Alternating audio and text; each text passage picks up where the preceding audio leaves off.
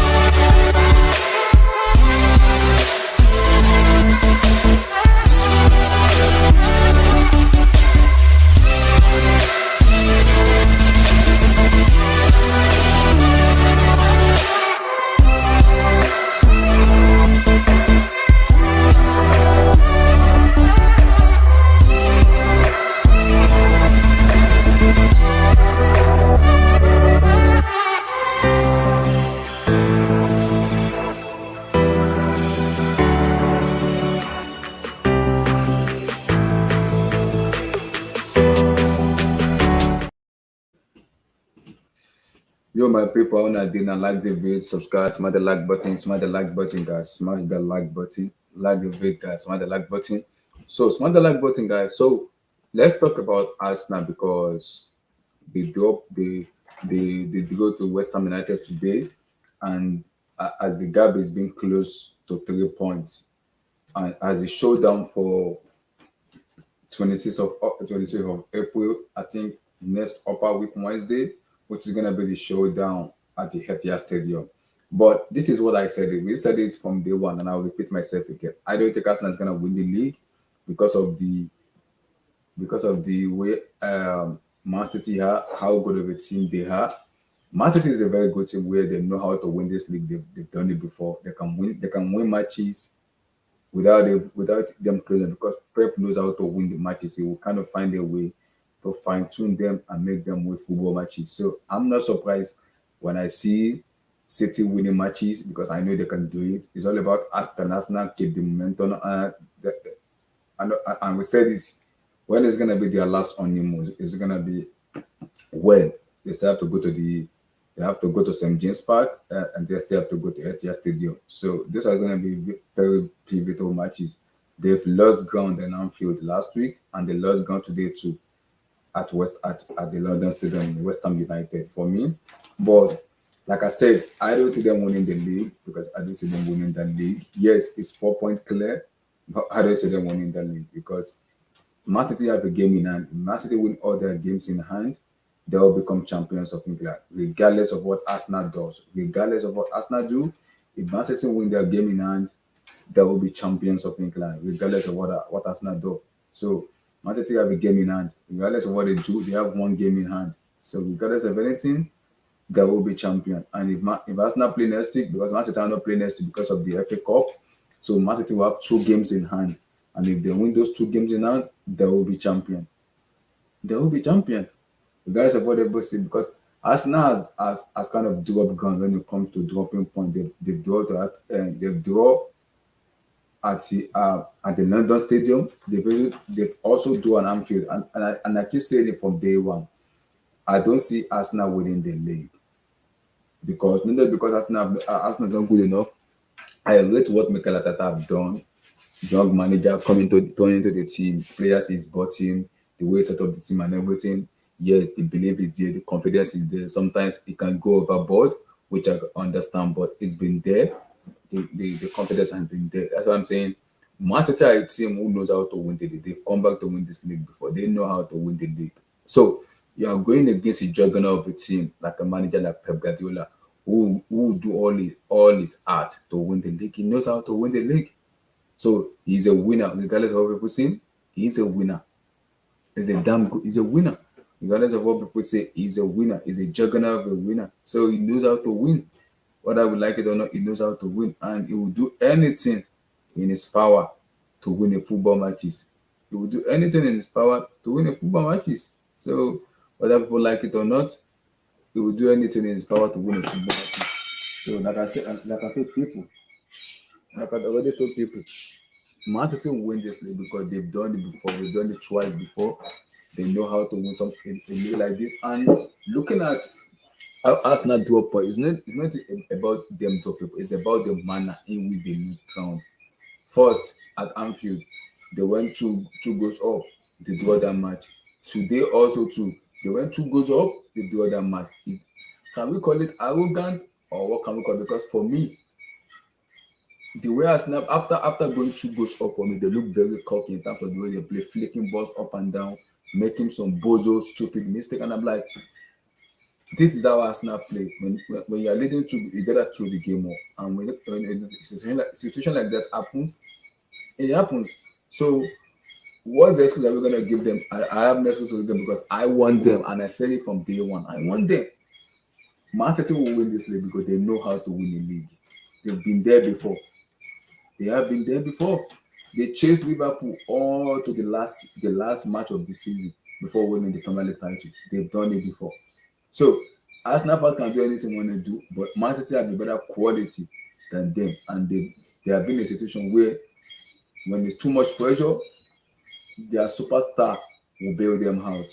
So they know how to. Haaland is there, KDB is there, Mahrez, there's Grealish, there's Rodri. So many of them are there where they have been very outstanding this season, very outstanding this season, and they've scored some very worthy goals, some brilliant, exceptional goals, which in some situations those kind of goals hardly come. But for a midfielder to be scoring Golazo, Grealish stepping up, Mahrez to KDB stepping up, Haaland scoring goals for fun. So I said it for the people. Man City will score goals. They will score goals. They know how to win a football match. It's Man City. They know how to win a football match. Whether you like it or not, they know how to win a football match. Either you start believing right now or you lose your belief. It is Man City. They know how to win the league. And they've done it not once, not twice before. They've done it 3 times in a row. They've done it 3 times in a row. So they know how to win the league. They've been there before. So Arsenal fans have done whatever they can do, but they know how to win it, and they have a better goal difference. So, regardless of what people say about this and that, Man City will potentially be the champion, and we've been saying it from day one. Pressure, pressure, pressure, pressure. Can Arsenal go to Anfield and win? Can they go to the London Stadium and win? Can they go to Etihad and win? Can they go to St. James Park and win? I don't think they can do because of the English narrative about them is they can beat Man City at the Etihad. I don't say they beat Man City at the Etihad. Yes, it's football, but Man City knows in their heart that you draw a point in the Etihad, it's game over. You gotta win that match, and that is gonna be the message from Pep. I do not want complacency. Go into that match and win it. I don't care how we're gonna play. All I want is win. I demand 3 points from you guys. Nothing more. Nothing more for me than 3 points. So Pep is gonna demand a lot from his players because he knows the importance of the match. So I don't know if Arsenal gonna come out with 6 points, with 7 point clear, or are they gonna be 4 point clear? Because if they come out 7 point clear. If they win their matches, there's gonna be 4 point clear. Arsenal sit top of the table, great, but they have a game in hand. City has a game in hand. So from 7 point clear, 4 minus 3. So because if they go, they're gonna go 47. If Manchester win, Manchester go 73. So 74 now. So 77, Manchester go 73. So it's 4 points clear. And if Manchester win all their remaining matches, they go top of the table. So that's it. They go top of the table. So as this they go top of the table, whether people like it or not, that's the league title here. Arsenal win it's gonna be 1 point if they draw. So Arsenal needs to stop being complacent. I know sometimes they are at home, some and everything, but the way they play for me though, the way they play, they look a little bit when they play football, they look a little bit scared and worried. Sometimes when they play, because when you're leading 2 goals down and you can't convert your chances and you're a bit complacent, you are being too cocky, so it does not make any sense to me. It doesn't. It doesn't, man. It doesn't.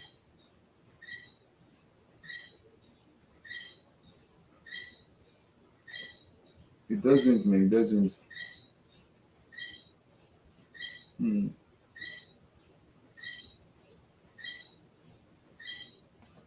Mm-hmm.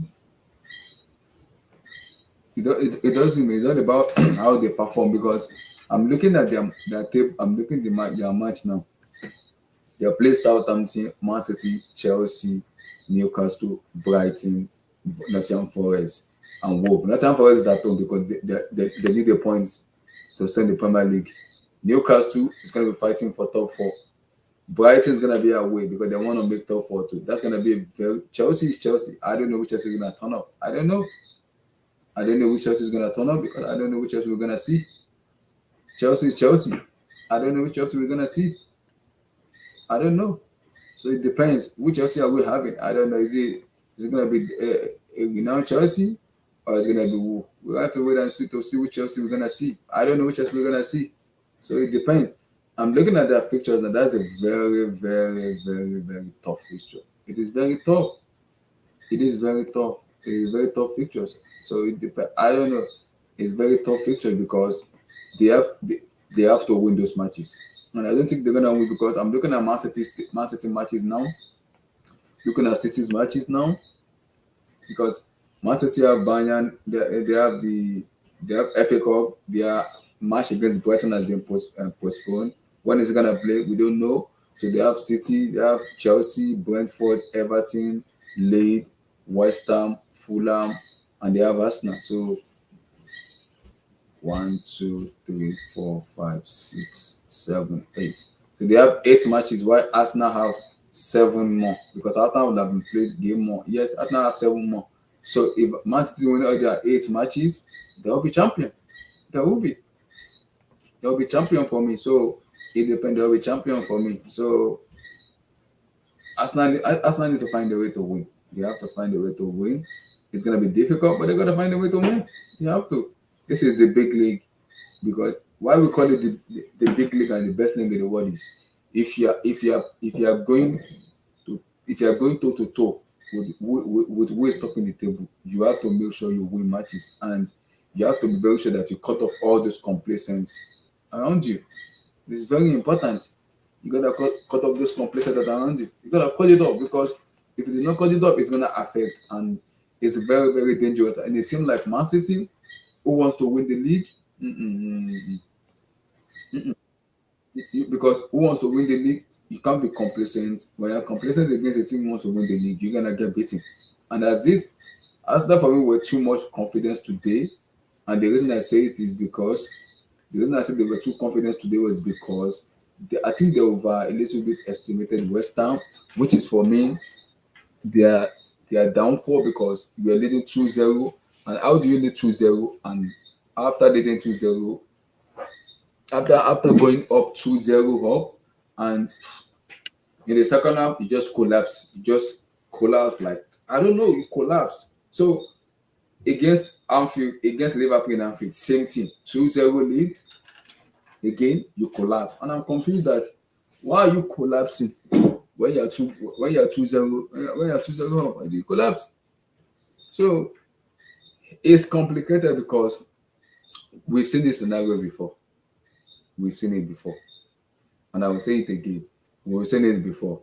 I'm looking at the fixture with Arsenal. Arsenal for me will draw much point than Man City because Man City will scrape away to win. They'll find a way to win. They have so many qualities on the bench. I don't think Arsenal have enough quality to compare to Man City because Man City have enough quality on the bench that can bring in and win matches for them. They have game changer in terms of Foden has not been there, he's been injured. He can come into play when he's ready. They have so many of them. They have so many game changer for me where you know if you bring them in, they're gonna win your matches. So Arsenal doesn't have a game changer in them, which for me might be their downfall. Because if you're gonna win the league, you're gonna have a good bench, you're gonna have a lot of game changer around in front of around you. That when you bring them in, they're gonna perform for you. I don't think Nketiah is a game. Yeah, he's been playing very well, but game changer, I don't think it's a game changer. That's what I'm saying. When you wanna win football matches, you gotta have game changers around you. When you have game changers around you, those people will win you matches. The ML Smith Ross, when last has they played in Ketia, that's it. Who again? Jorginho, okay. Champions League winner, that's it. Who else again? So I think they need squad, they need game changer.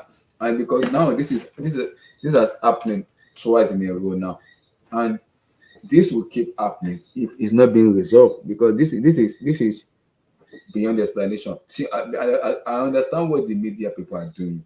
The media people are trying to they are trying to paint the ideal scenario in terms of okay, it happens, football like that happens, you can lose matches, you can blah blah blah blah blah. No. English media, don't paint any scenario for me because if they are good enough, they have to win.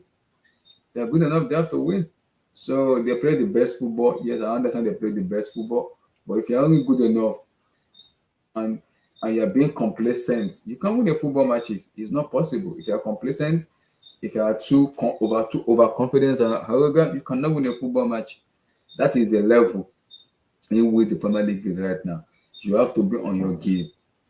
You have to be on your A game. Because if you're not on your A game, you're gonna get beaten, regardless of the situation. You're gonna get beaten. You will get beaten. Regardless of the situation, you will get beaten. Because it's Premier League. Premier League is a very brutal sport where if you are missing chances and you don't take your chances and you are playing a quality team, you're gonna get beaten. You will. You'll get beaten. So they know in their heart that they have to take their chance. Even if they win against Southampton, it's gonna be 7 points. If Man City with them, Man City is gonna cut the point down to 3 and to 4 points. It goes that way. And even if because Man City have 2 games in hand. So it can become to 4 points, and Man City winning their matches, they will be champion. They will be. They will be champion. Whether people like it or not, they will be champion. And that delicately poised he is. They will be champion. That's how delicately poised he is. So yeah, after Arsenal has done, they have done very well when it comes to football. They've done very, very well. I kind of appreciate what Arteta has done because he's done very well. He's done very, very well in terms of putting the team together. But like I said, if you want to win the Premier League match, sometimes you need to have a bench. That is number one, and you have to go to some stadium like Anfield, Etihad, St James Park, and win football matches there. Because if you don't win, you're gonna be in trouble, regardless of how well you've done at home. If you do not win the football matches in some certain stadium like Anfield, the London Stadium, the Etihad and Co, if you don't win football matches in that stadium, how do you want to win football matches? How? Because you gotta win football matches in those tough stadiums. You gotta go there and win. You're gonna show them that no, we're your boss. We can win football matches here. And if you don't do it, there is nothing. I repeat, there's nothing that can be done if you do not win football matches. It is very, very, very, very important to go to some certain stadium and win. So you're gonna go to some stadium and just win the football matches there because it is very pivotal and it is very, very important. So going to some stadium is very guys like the beat. So going to some stadium like Anfield, Etihad, the London Stadium. It is very important to go into that stadium and win football. And if you don't win matches, you can't become a champion. You cannot become champion. Like we've said it before, pressure, pressure, pressure, pressure, pressure. It will mount. And when you get to a stage, you're gonna collapse if you are not mental fortitude or mentally strong enough. You're gonna collapse, and it will affect. So you have to be ready when being called upon in terms of winning the football matches. Going to a starting stadium and win. You're gonna go there and win. I'm looking at their schedule now. It's gonna be tough for them because after Southampton, City, Chelsea, Brighton, Newcastle, it's gonna be very, very tough. It will be a tough schedule for them. In which if they drop point again, they should just kiss the Premier League table. Bye bye. Because Man City will keep winning. Manchester City will win matches. They will win matches. And if Man City keep winning matches and Arsenal keep dropping points, it's game over. It is game over. It is. It is game over. So they have to know they have to win matches. It is. They are SSB. They are quiet, man. They were down. They were quiet. I don't know. They were overconfident, and I keep warning them, SSB, and I keep telling them, you cannot win a football matches if you cannot win in Anfield, if you cannot win in those big stadiums. Arsenal dropping point like last season at the end. Yeah, like we know this scenario before, SSB. We've seen it. We've seen this script before. This has been played. Not the first time. It's been played before, where Arsenal capitulates towards the end of the season. Last season, when they were supposed to get into the Champions League table, they capitulate. So, am I surprised? No, I'm not surprised. I'm not surprised because Arsenal capitulated when they were supposed to make the Champions League. They didn't make it. They capitulated. So I'm not surprised. But the way the English media are putting this stuff, putting so much like Arsenal darling, I'm like, yes, I know Arsenal darling stuff, but you are playing with a team that is called Manchester City. They know how to win this league because they've been there before. They know, been there before. So they know how to win this league. Yes, Arsenal have done very, very well in terms of the way they set the pace they set. It's called pace setter. They set up the pace and they've done very well. They have done very well. In much way they set up the pace and everything, they've done very, very well the way they set up the pace. But the problem is, it's all about consistency. How do you keep your consistency?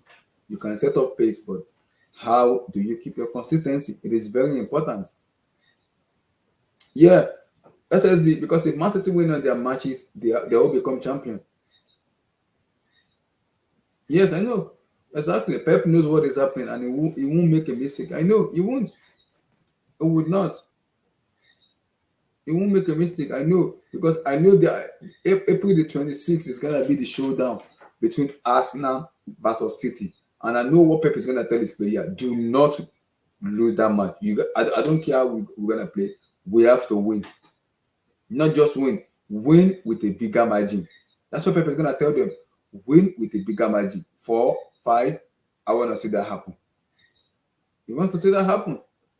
So it's going to be difficult because the next Arsenal match is against Southampton. Southampton are fighting for their life because they're in relegation battle and they want to come out of relegation. And when you're playing a team like Southampton, who is fighting relegation, it is very, very difficult.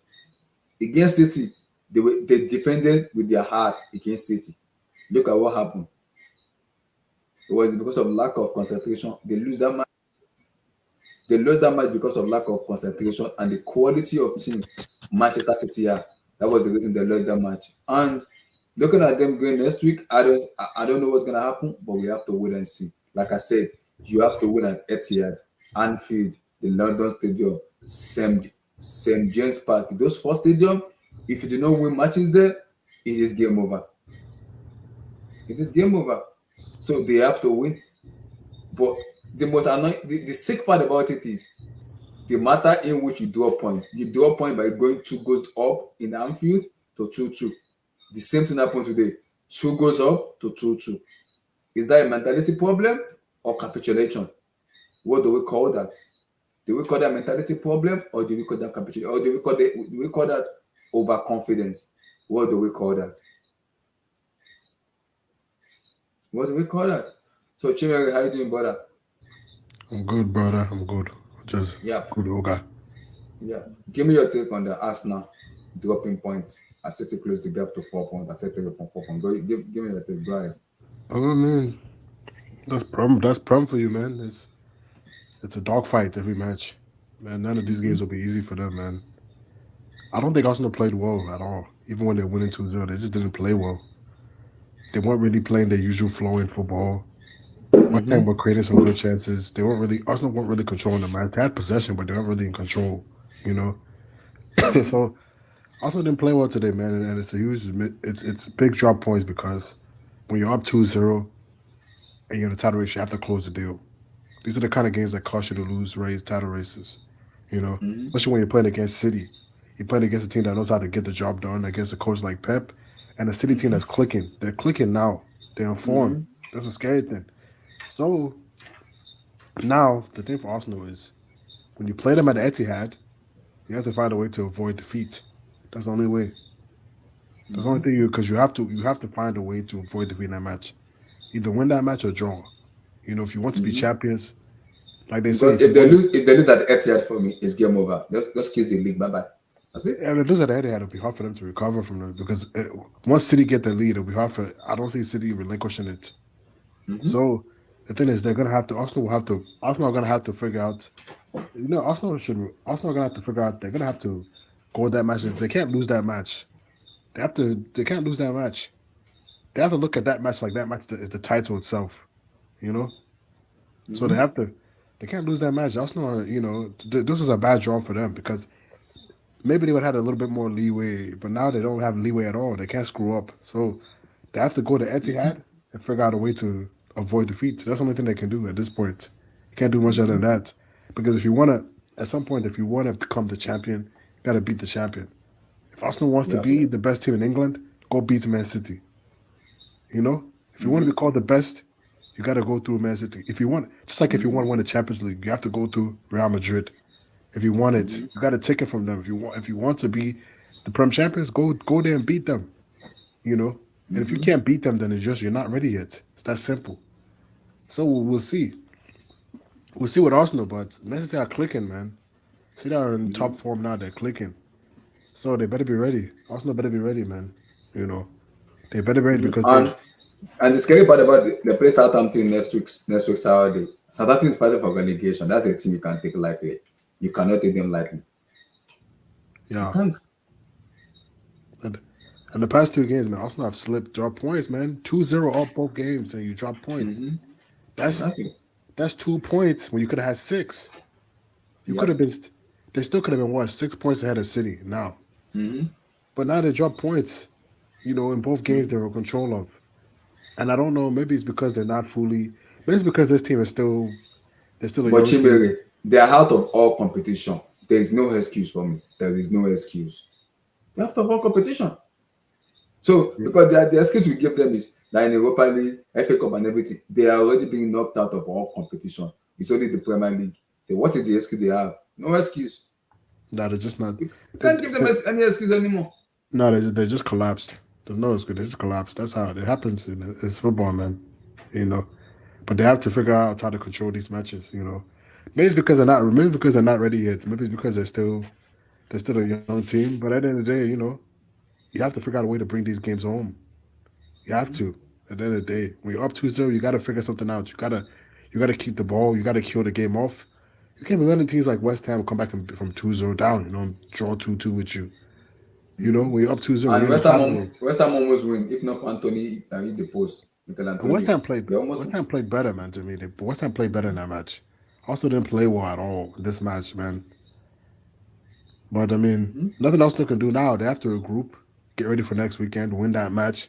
Then when you come to the Etihad, it's time for business. It's time for business. You have to figure out a way to win the match. It's time for business now. No more of this. We're a young team. If you win the match at the Etihad, it's almost guaranteed you'll be champions.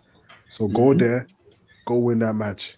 That's what they have Mm-hmm. to do. It's that simple. I thought, it's Wait, that is simple. it is it is it the players not stopping up, or is it Ateta making a wrong stop? Because it's been that I've been seeing that collapse recently, but maybe because they've been beating teams like Bournemouth, beating something like so many other teams, Nottingham Forest when they go, but Aston Villa winning matches.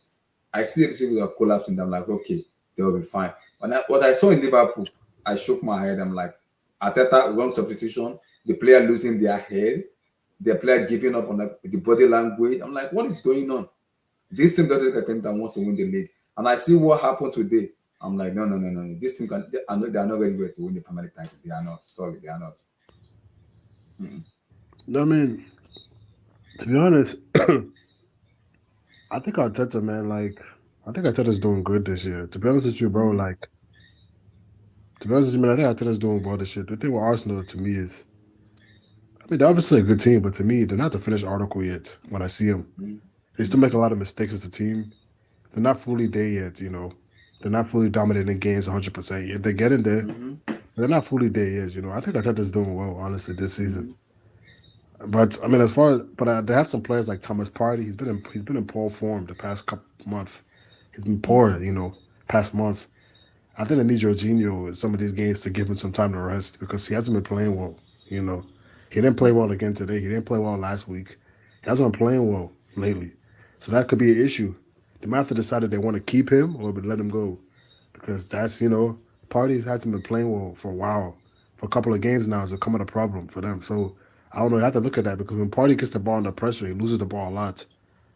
So I've been noticing that, and he hasn't been as sharp defensively as he usually is.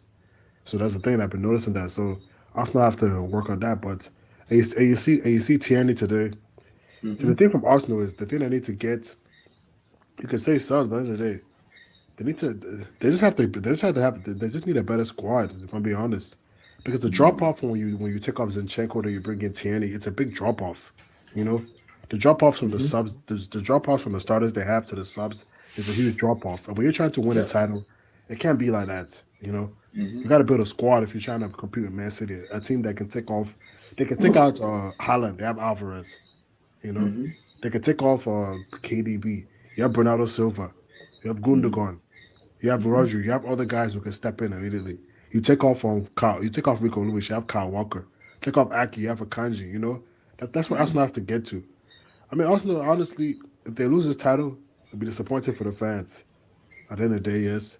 And I know Chelsea fans will be happy. You should be happy because those are your rivals Because at the end of the day. no, no, it's not about rival. We said it from day one. They are not going to win the league, and the reason is because one, you are playing the team about Man City. Man City might not be clicking in the beginning of the season, but Man City get to click when it's after February.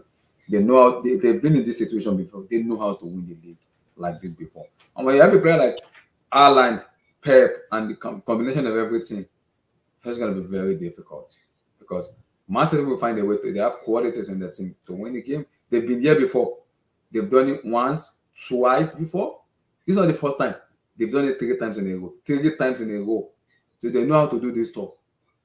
They know how to do this. And I understand the English narrative, blah, blah. And I keep asking myself, if Man City win their remaining 8 matches, they will be champions of England. Even if Arsenal, regardless of what Arsenal does in their next 7 matches, if Man City win their next 8 matches with outstanding, they will be champions of England. So what next? Yeah. What next? I mean, we'll see what happens. But Because for me, because I think Arsenal for me is their one, I'll call it they've been complacent, and sometimes it's overconfidence. That kind of zip into them because the way they play recently, I have been noticing them that players like Bukayo Saka out of form, Martinelli out of form. It's not been the Saka we know. He's been dropping off. Martinelli been dropping off. What is his name? Partey dropping off. Gabriel dropping off. I'm like, what is going on here? Because those players are dropping their level. If they go up a little bit level, they come down. The consistency has not been there. Maybe I don't know what Ateta tell them, the motivation he give them, but the level has been dropping off. Is it about motivation? Is it about complacent? What is going on exactly? No, I just think Arsenal are a young team. You know, Mm-hmm. they're just there's the young team. They're making mistakes. Mm-hmm. Just I think it's nothing more than that. The young team Mm-hmm. just making mistakes. Like they're still a work in progress. They're getting there, but they still have. They remember they lost in the Europa League to Yeah. Sporting. Mm-hmm. So they're a team that's still a work in progress. They're doing well in the league, but Arsenal isn't the finished article yet. They're not like Man City. City's the finished article. Yeah. City's a team that we know can play anybody anywhere and win the match. We're Yeah. not Arsenal aren't on that level yet. They're getting there, but they're Mm-hmm. not there yet as a squad. They're building something. So for them, maybe this came a year too early for them. But honestly, I just think at the end of the day, they're just a young team. They're the second youngest team in the Premier League, so it's just the age showing. That's it. I don't think it's any more than that. And their squad is still a little bit thin. The drop Mm-hmm. off in quality from the starters to the subs is a little bit. It's a big gap. So I think for Arsenal, it's just build. You have to get a better squad, get more depth, and I Mm-hmm. think with more experience, they'll improve. Mm-hmm. That's it. I don't really think I think they need it's too more much. winners in them, more winners. Yeah, they have Gabriel Jesus and Sinchenko, but they need more. They have Jorginho too, who knows how to win, and I think they need more to that in that aspect. Where, and I think sometimes Ateta needs to understand something. Well, yeah, see, sometimes it's not about possession. Sometimes you have to play you have to play. You have to have a plan B where possession doesn't kind of work for you. The plan B work. Mancity did it in the Emirates Stadium. What the Pep Guardiola does, he threw out his possession and he gave Arsenal the ball and he won the match 3-1 and he was like, go bye, see you tomorrow. Yeah, Sometimes you have to understand that if my plan is not working, I'm gonna go with my plan B.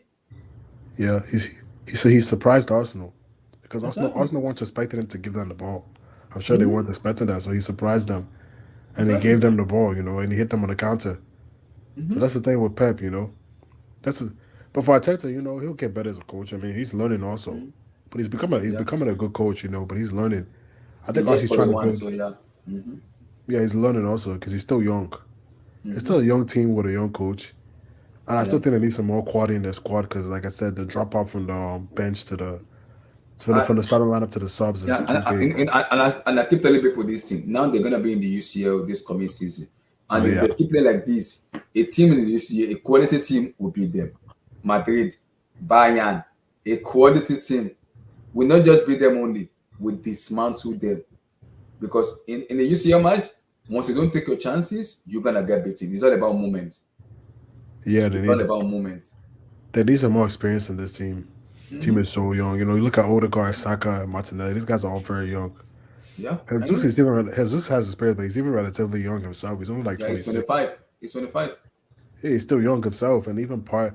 Party is the only It's experienced 29. ones like Shaka. Party. Those are only Hmm. like older ones. Jorginho, Jorginho is there. 21. Hmm. But so it's a young team. They haven't really been in this situation before. Hmm. The defense is also they have some injuries in defense. The defense has been weak. Since Saliba has been injured, it's been pretty weak. So you can get at them. But Even when for us, Saliba is there, you can be getting that because he's been dropping his form recently, though. But it's yeah, he's been very dropping his good, though. form. But he's dropping his form, yeah. But Arsenal. But for Arsenal, for Arsenal, I just think for them, it's just Hmm. you have to go to the Emirates. I mean, not the Emirates, the Etihad. You gotta try to win that match. At the end of the day, if you want to be the champ, you gotta beat the champ. You gotta Yep. go to the Emirates and figure out a way to win the match. I mean, the Etihad and figure out a way to win. You know, Yeah. I don't think they'll win, but yeah, that's what you have to do at this point. You know, and Hmm. then we'll know if you're ready. At least go there and Because get a draw. I know what Pep is gonna do in the Etihad. He's gonna just tell the player, I do win, but win big. That's what he's gonna tell them. Win, but win big.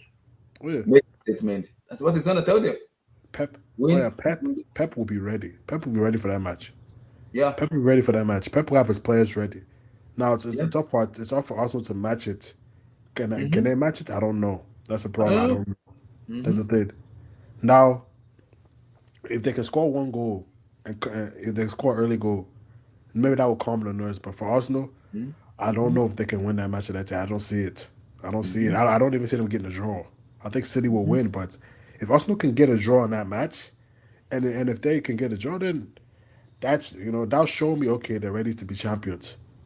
Because Hmm. when you go and get a draw like that in a tough environment, and on a team that's coming there to win the title, like that's the team that's coming there to win the title. Yeah. And that's you're playing them in your backyard. If you can get a draw there, okay, that'll show me okay, this is a serious team. Mhm. I will have to see because it will come down because at the end of the day, the Premier League title will come down to that match. That match will decide the Yeah. title. That's Mm-hmm. simple. The match will decide the title. Whoever, whatever result of that match will be, will decide the title. Mm-hmm. You know, According to people, regardless of what Arsenal does, if Manchester win the remaining matches with their outstanding matches, they will be champion. yeah. They will be. They'll be champion. But we'll So see that will anyway. do. Mhm. But We'll see. because this is it now. If Arsenal doesn't win the league now, can we call it a failure or an improvement Uh, or an opportunity missed? Because we know next season Liverpool will strengthen, Man City will buy players, Chelsea will be back, Newcastle will spend money. All those teams will spend money. Tottenham Hotspur will get a new coach, they will spend money. So if Arsenal doesn't win the league this year, I don't think they're gonna have another chance in winning that league anymore because it's I gonna be mean, very competitive. you could say the thing. I can't say it's a failure because Mm-hmm. for me, like when you give your best and you just don't get it done, it's not fair to me. But you can say disappointed because Yeah. at the end of the day, when you're winning, when you're on top for so long and then you don't win it, it's disappointed. You know, Mm-hmm. it's very disappointing when you're on top for so long, regardless of what the expectation was going into the season.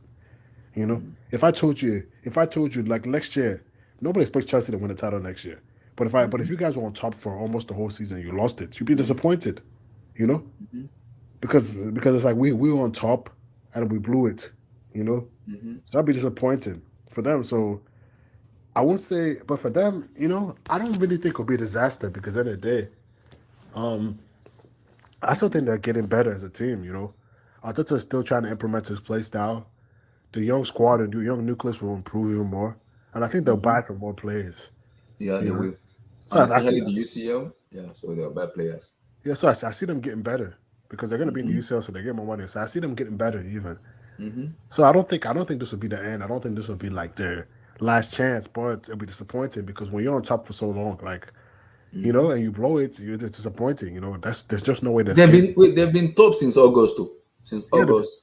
they've been top for the whole. They've been top for the whole season. Then when you lose it, it's disappointing. You can't. There's no way to sugarcoat it. Mm-hmm. There's no way to sugarcoat it. It's disappointing. Mm-hmm. Regardless of whether or not they're expected to win or compete at all, it doesn't matter. When you're on top for so long and you don't get it done, then it's a disappointment. And the Mm-hmm. players will be disappointed. The manager will be disappointed. You know, but they'll have to come back next year. And but I think they'll come back next year. I think the team will be better than it was this season. To be honest, next year. I agree. And I think they have a chance to win it again next year, but it'll be good. But they need to win it this year because you need to. This is what people don't understand. You need to win because what winning does is winning. Once you get that winning feeling, Mm-hmm. It in builds any sport you confidence. play, once you get that winning feeling, once you taste it, Mm-hmm. there's nothing else you want more again. Because No doubt. Mm-hmm. being number one is the best feeling in the world. Anything, Mm-hmm. when you get that feeling like I'm the champion, I'm number one. You don't. We want to get that and taste. That's what City tasted it, and they kept going and going and going. You know, And you have a manager like Pep, it's game over. yeah, it's game over. Look at Madrid. They want to see how they tasted it. They kept doing it again and again Mm-hmm. and again. You need to taste it. You see, that's why when you never win it, it's hard to just get that feeling. You know, Mm-hmm. that's why you see teams like PSG that said are struggling to win CL because they never tasted it. They've never had Yeah. that feeling. They don't know what the Mm-hmm. desire. They don't because they've never had that feeling. They don't know the winning Yeah. feeling. Arsenal Mm-hmm. needs to win that one. If even this Europa League, it was been good for them to win it because it doesn't matter whether it's Europa League. It's good to win those kind of things. It builds a winning mentality because Yeah. it's like a drug. You Mm-hmm. see, you see what Ten Hag says. Ten Hag says it doesn't matter what competition we have to win. Or Man United, we have to win every match. Doesn't matter Exactly. It whether doesn't it's matter. Epic Cup, Exactly. whether it's Carabao Cup. You have to win every match because Mm-hmm. winning. Because what that does is it builds a mentality that Yeah. whoever that once you start winning and winning, it gets in your mind that you have that winning feeling, and once you have that winning feeling, it doesn't go away. That's why City. That's why you see Pep. Pep has won how many Carabao Cups? 4 in a row because it doesn't matter. But Mm-hmm. City wants to win everything. That winning Yeah. mentality is there. So when they play Mm-hmm. against, so when they play against, when they're in the Premier League and the rubber meets the road, they know how to get it done because they had that winning mentality. They want it Mm-hmm. because they've tasted it, and they And don't they want have to the lose that experience. feeling. You know, And now they have a machine in the goal scoring Haaland. Lord have yeah. mercy. And then once Haaland is hungry. because he hasn't tasted it. But once he gets it, once Haaland gets that taste of it, he'll become even better. Yep. Which is the scary thing. He'll Yep. become even better once he gets that taste of it. So for Yep. Arsenal, yeah, you could say they're still processing, they're still developing. That's cool, that's true. But they have to win because winning will make them even better for next year. Yeah. It'll Yep. make them even better.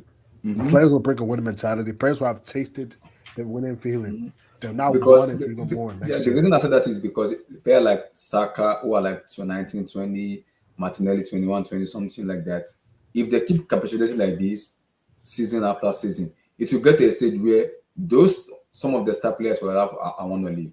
I want to go to a club that kind of have that winning DNA, taste trophy, be successful. Because you can stay in the club, but if the situation is every season we capitulate, every season we capitulate, every season we capitulate, how long can this keep going? And everything has to change. Yeah, because they haven't tasted it yet. They haven't tasted that winning mentality yet. They Exactly. have to taste it. They got to taste it. City have tasted it. City know what it takes to win. They have that winning feeling inside them. They have that hunger because they know what it takes. They know how it feels to be number one, and they never want to lose it. They never want to lose it.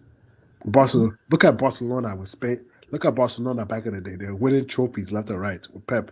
Then they took that to international. They took that to the international success.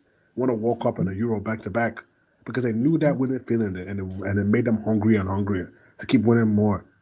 Look at Germany. Look at Thomas Muller. All these guys. How many trophies has Muller won? And it's good. Look how hungry he is still because they have that winning mentality. Those are teams that know how to win consistently, know how to win Champions League, know how to win trophies. For Arsenal, you got to win. Winning builds winning. It doesn't matter what trophy, whether it's Europa League, whether it's Carabao Cup, you got to carry something every single year at least. Every Because season, I agree. every single season, because your players need to know that winning mentality. They need to know how it feels to win. Because once you get that winning mentality, it'll keep going more and more. It becomes a drug. You don't want to lose it. You know.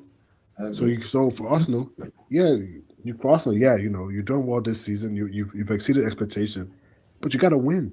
You got to Yeah. win.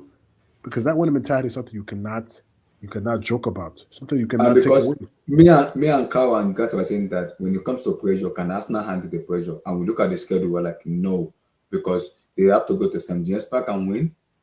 Hostile atmosphere, Anfield, hostile atmosphere, Etihad. Those are the stadium where I'm a little bit skeptical. Can they do it? No, because this Arsenal team look very fragile. Firstly, when they concede, they look fragile. Even when they score, they still don't look confident because somebody is gonna make mistake in the back. Somebody is gonna do a bozo moment who's gonna just give the ball away and make mistake. So you can see that in there because it happens against Bournemouth, it happened against Aston Villa, Nottingham Forest. We can see I saw that call out. I'm like, the way Arsenal play like this, they should be very careful when they play a big team that is very clinical.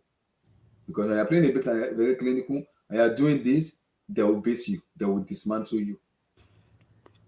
They will Yeah, they'll dismantle you. beat them because when you're playing against a team like a Real Madrid who knows how to win, who have that hunger to keep winning, they'll dismantle you because they know how to win. You see how they did Liverpool because they know what it takes to win. They have that hunger inside of them. That even when they're down, they don't stress because they've been there Yeah. before. All last year in the Champions League, they're losing. They're losing every time they came back. So what is being down 2-0 to them, to Real Madrid? They're calm. Yeah. They are professionals. For Arsenal, I agree. you got the only way you can build that mentality is by winning. You got to By win. winning. Got to win. There's no, that Europa League loss. Ever since that loss, people say, "Oh, that loss wasn't a big deal." They've dropped some points since that Europa League thing. You got to win. Not only does winning build a mentality, but it shows other teams that you're being business. That you're not. It shows other teams that you mean business. Because if Sporting could come to your building and knock you out, then why should other teams who come to Arsenal be fearful? I feel so. I'm saying you have to. That's what I'm saying. City people will look at City. They say, "Oh, City beats everybody they play." They'll go to Burnley. They beat them 6-0. They play these dudes. They'll smack them in every competition. Some people will come to City and say, "Oh, we know that's a team we can't joke around with. Also, get embarrassed here." You know. So that's what I'm saying. The only way Arsenal can build that mentality is whatever competition they're in. You don't you got to win every single one. You got to win. Yeah. So this Premier League, you got to win it. You got to win it Mm-hmm. because the players need to know how what it means to win. You got to Mm-hmm. have a winning mentality. The reason I said it will be very difficult is yes, Arsenal will spend money next season because of the UCL and everything. City will spend money. Liverpool is gonna come back with club. Chelsea will be back with a new manager, new style of play, new players in, outgoing, incoming. Tottenham Hotspur will get a new manager. We don't know what Kane's situation is, but they will buy players. I'm giving you four teams now. Newcastle, if they make the Champions League or the Europa League, will buy player, will spend money. Those are like 4 5 teams now. I'm like, okay, Brighton is there. If they make Europa League, a new manager, deserve his thing. I'm not sure. Somebody coming, they can build from there. They will spend money. So this is Arsenal chance for them to even challenge or win because next season is going to be very, very, very tough winning that league. It will be tough because everybody will be back. Everybody has money now. They want to spend. They want to have money. They want to spend now. Next season will be tough, man. Because like you said, Chelsea will get a new United, manager. Chelsea, Us- Liverpool, Tottenham. City will regroup because I feel like Exactly. City are losing. I think Gundogan is leaving City, but City will Gundogan get and Bernardo Silva, they will get that. I'm hearing they want to go for Bellingham, so they will get Bellingham they'll or get somebody like players. that. They'll get players. Mm-hmm. But Newcastle will get better. Mm-hmm. Even Liverpool is coming back. Liverpool is coming back. Tottenham will have a new coach, but I don't know how good they'll be. It depends on Kane. It depends on the Exactly. Kane thing. Liverpool might be back, but I don't. It depends. Even if United, they'll buy players. Exactly. And Ten Hag will have another year. There in the league. So as I'm saying, so Arsenal is not going to be easy next year because every team is. So and I'm saying, so for them, we have a chance at this. You gotta grab it. Gotta grab Mm-hmm. it. Gotta grab it. You gotta win. And you gotta win. So what I'm saying is for them, the only thing you can do at this point is you gotta go to Man City, regardless of how unlikely it is, and win the match. You gotta go there with the mentality to win the match. That's a champion mentality. Does Fergie go to was Fergie going to matches for United going? Was he saying let's draw this match? No, he's No, going there. Let's win the match. but people doesn't blame. We don't need to blame the manager because the players sometimes take the blame. Sometimes they lose their head. That's not what the manager tell them. They capitulate. Sometimes it's annoying because I've seen Pep barrage his player at halftime, barrage them in post match conference. Talk a lot of them. Make them understand you are playing for Manchester City, and if you don't up your level, you're out of my team. And I think Arsenal players need that from Arteta, where barrage them and tell them you are playing for Arsenal. If you do not do exactly what I want you to do, you are out of the team. And I don't think Arteta is in that level yet where he can do it. Maybe it's too a little bit soft with the play. I'm like, let me just calm down, a little bit soft with them, understand them. Maybe because I've seen Pep talk to the players and berate them. And what Pep got, he got a positive reaction from the players. Yeah, man. I just think Arsenal. They still need to improve their squad, man. Like I said, their squad just is like the drop off. Like I said, from the starting lineup to the bench, it's big. They just got to improve their squad. Mm-hmm. I think they'll buy players in the summer, like I said. But at the end of the day, Mm-hmm. just because you buy players doesn't mean that other teams Mm-hmm. won't be buying. Also, Look, no, looking at the picture now, as the rival fans, what most are you worried about? If you're looking at that, okay, Arsenal fans, so you should be worried about this team and this team. What? Southampton, I think they'll manage that one. I think they'll win. Even though Southampton will park the bus, I think they'll manage that one. Mm-hmm. City, you should be fair for a City. Chelsea, I'm sorry, but with Lampard, I don't see Chelsea Mm-hmm. doing anything. Yeah, That I one. know. But Newcastle going to Newcastle. St James Park, that's difficult. Because Newcastle will be dying for top four. Because Yeah, Newcastle on a top four race, they'll be yeah. dying for top four. Brighton, it's not easy. Won't be They have two easy. games in hand. And they win those 2 games, they'll be in top 4. Brighton won't be easy, man. So those are 3 tough matches. They'll beat Nottingham for. Nottingham Forest fighting to stay in the Premier League. I think they'll beat Nottingham because Nottingham they're not really good. I think they'll beat Nottingham. Wolves at home, I think they'll manage it. So the 3 matches I think they should be fearful of are City, or Newcastle, and Brighton. Those are the tough ones. City is the toughest, of course, because that's the one. That's one that might decide the title. But even if they beat City, you still got to play Newcastle away, and Newcastle will be dying for top 4. St James Yeah. Park with that atmosphere, it'll be difficult. Yeah. It'll be difficult. the intensity, which Newcastle will come in that match with intensity. They'll be pressing from the first minute in that match. Yep. So we'll also be ready to cope with that intensity. That's the thing. We have to see. Because it's very pivotal. It is very pivotal. Looking at it, City has a better goal difference, and they've been in this situation before. So let me read the chat. So Tayo said United flicked their way to top 3. Relax.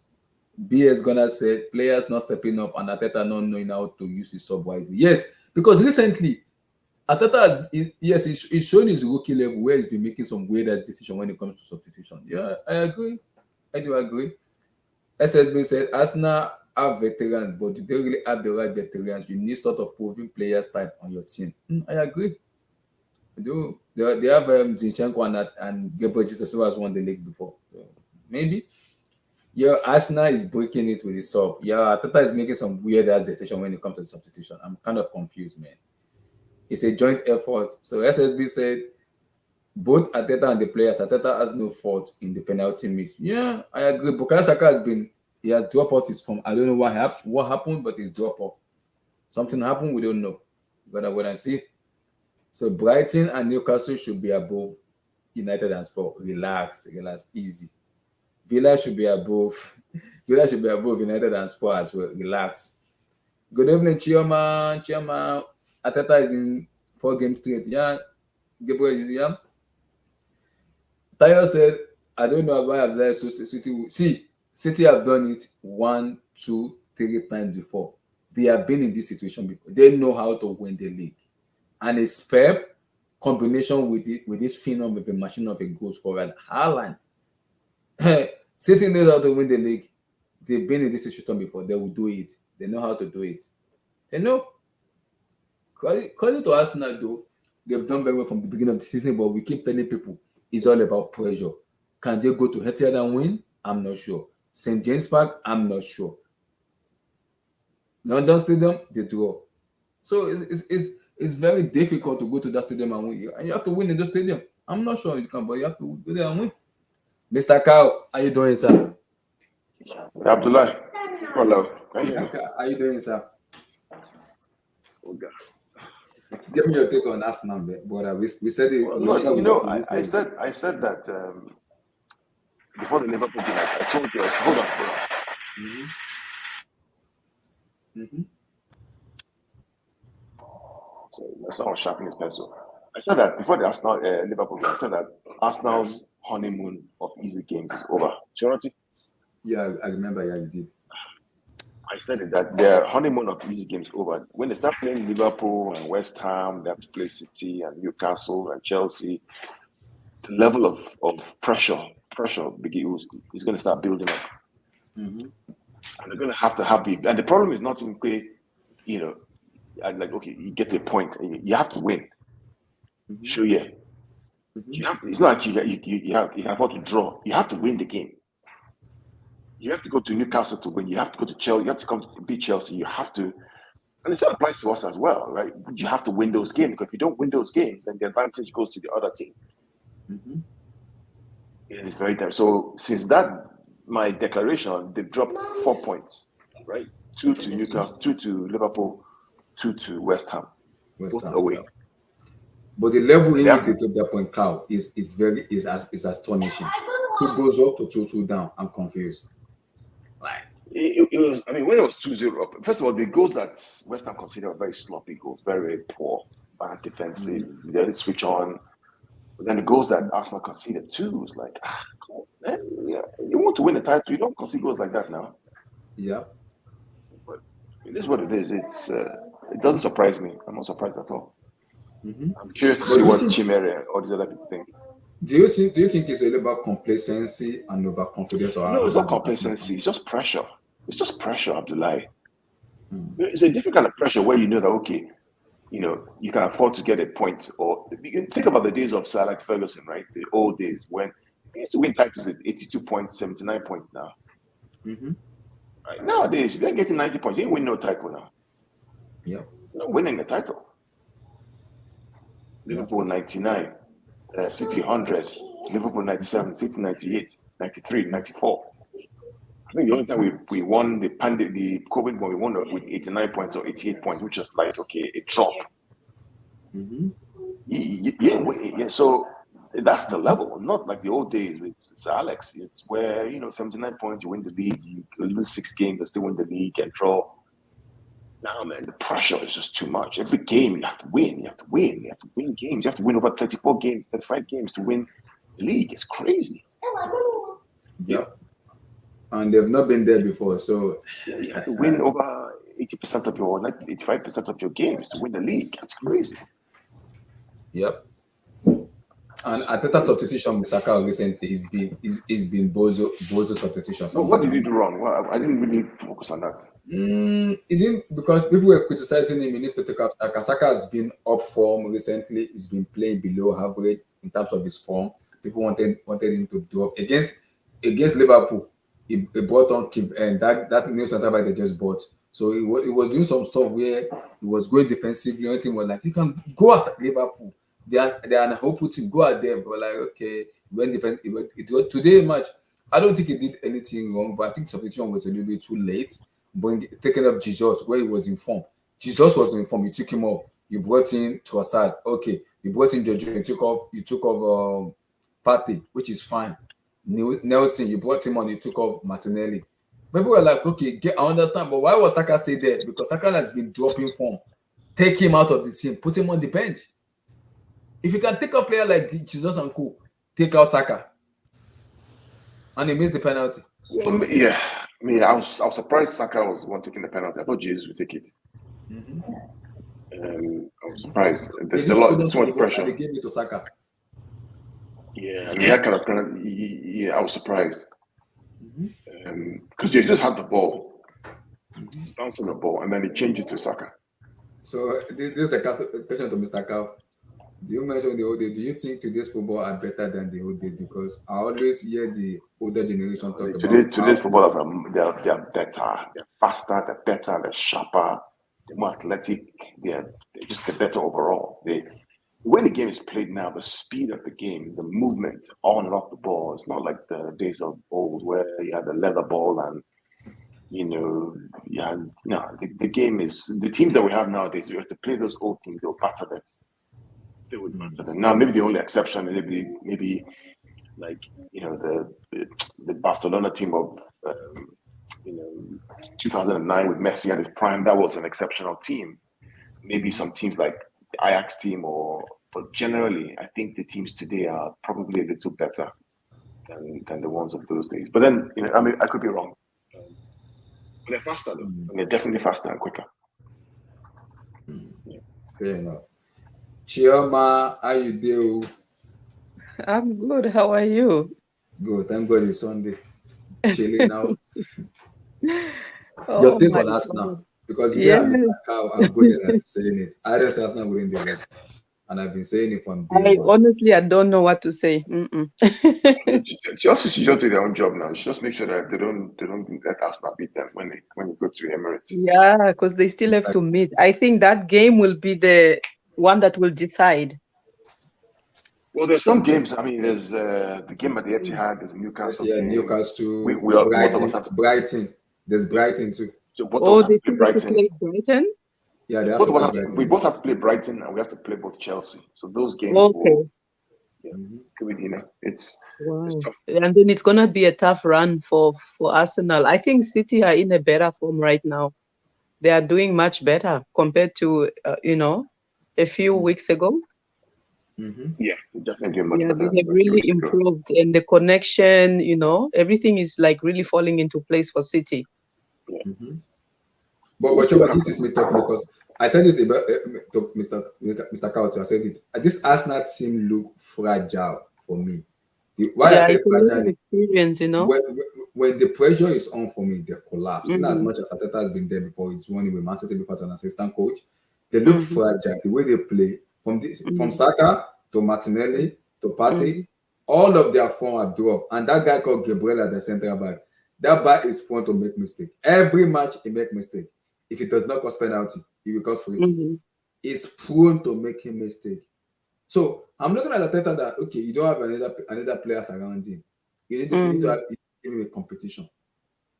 And sometimes what Pep does to the player, like sometimes like he did it to his player, barrage them, talk to them. If you're not gonna play for my team anymore, get out of here. He did it to Cancelo. Yeah. The players. Yeah. So Yeah, Pep is tough though. Pep is he looks like very tough on the players, right? He's not he doesn't take things lightly. Yeah, compared to Arteta. Arteta is still new, right? He's learning. He's a student, right? Remember, student versus the professor. but not because I also expect him to do the same to this Arsenal team, making them understand. He did, but right now it's the pressure. He did that at the beginning. Throughout this whole season, he has been doing that. But just now, this is the very, very sensitive time now. These last games, if you are not mentally prepared, no. Ask Liverpool. Liverpool can tell you they wait all the way to the last match before they Lord have mercy. Yeah. It's Pep and Mancity. It is, and see, the most annoying part about the Arsenal fans they are very, very cocky and arrogant and overconfident. And I want them. We're gonna beat City. We're gonna beat this. We are too good enough. We are the best team in England. Blah blah blah. Relax. Just calm down. Calm down. Mancity is not good. Mancity are not trash.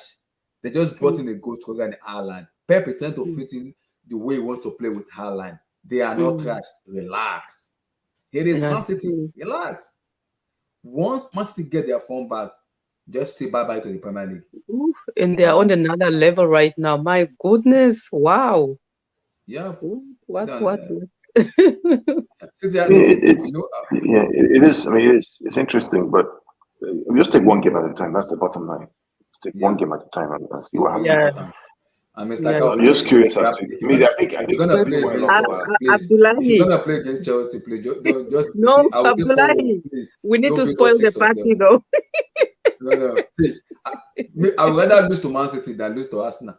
I know. We need to do something, We'll do something against Arsenal. I don't know. If you're going to spoil the party, Gemma, you're going to spoil the party and spoil the party for both people. Be equal.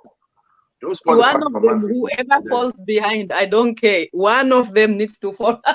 Okay. My point is that if you're going to spoil the party, say then make sure that you win against both teams.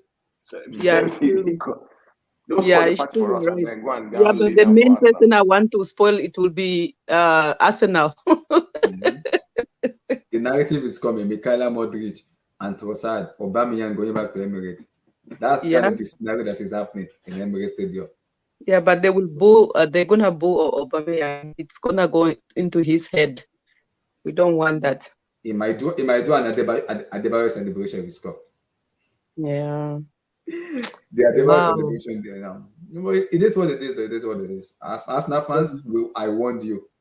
We warned you. So you are playing against a team like Man City. You gotta go to a stadium where you have to win. Yeah, it's true. Today, for me today, there were 2 goals up, and the way Arsenal were, I'm like, this Arsenal team doesn't look like a team that wants to win. When I saw those 2 goals, I was like, these guys, they're playing well. I thought, I was like, already 2 goals. I was so shocked. I thought they were going to beat West Ham today. I even thought maybe 6-5 goals today. But then I don't know what I went to do. I came back like 15 minutes before the game ended. I'm like, what? 2-2? I was shocked. Exactly. I'm like, because for me, like what Carl said, pressure. But I still think Arsenal they were overconfident and sometimes maybe complacent also kind of creep into them. Like what Partey was doing, flipping ball over Declan Rice, putting his team into pressure. What did you do? What are you caring about what he did? What did he do exactly? He was trying to flip the ball above Declan Rice, and Declan just pressure him and get the ball from him, and the pass. That's how he got the goal, right? That was the first goal. That was the penalty, and the second one was the penalty was from Gabriel. The second one was a defensive capitulation. Immediately, Saka missed the penalty. They go all the way down. Gareth Bale scored, and it was game over.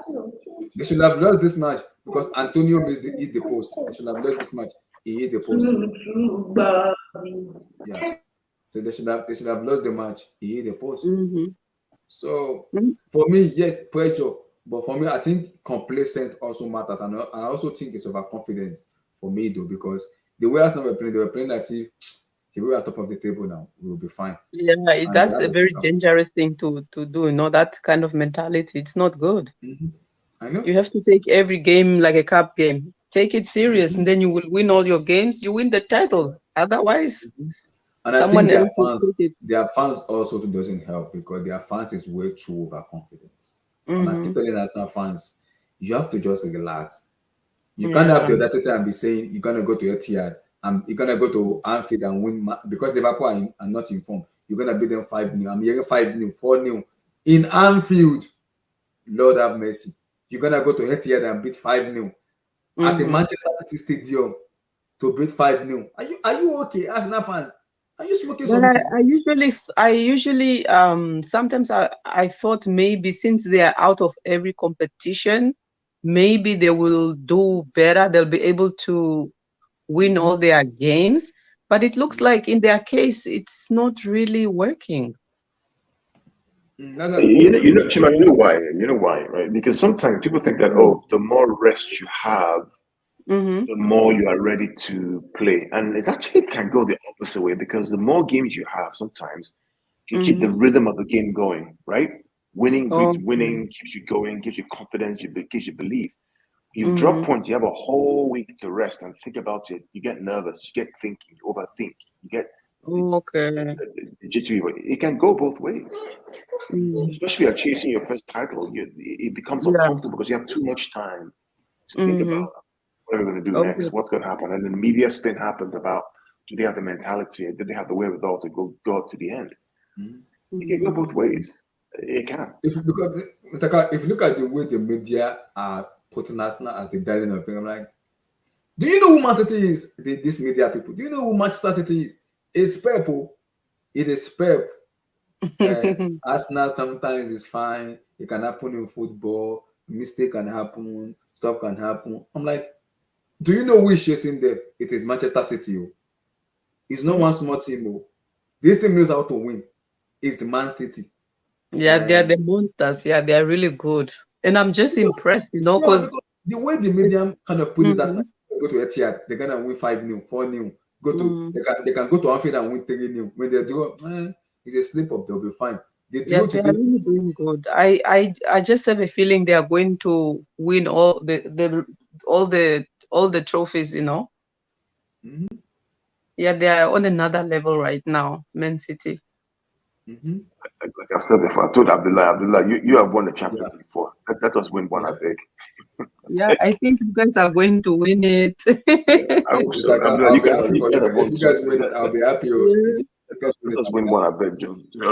At least if you just have that feeling, Mr. Carr, if you win it, everybody can hear word. Everybody in world football cannot hear word. We cannot start battling PSG. We can rest. I swear we can rest too. So we can start battling PSG. Everybody can just say, okay, now Man City.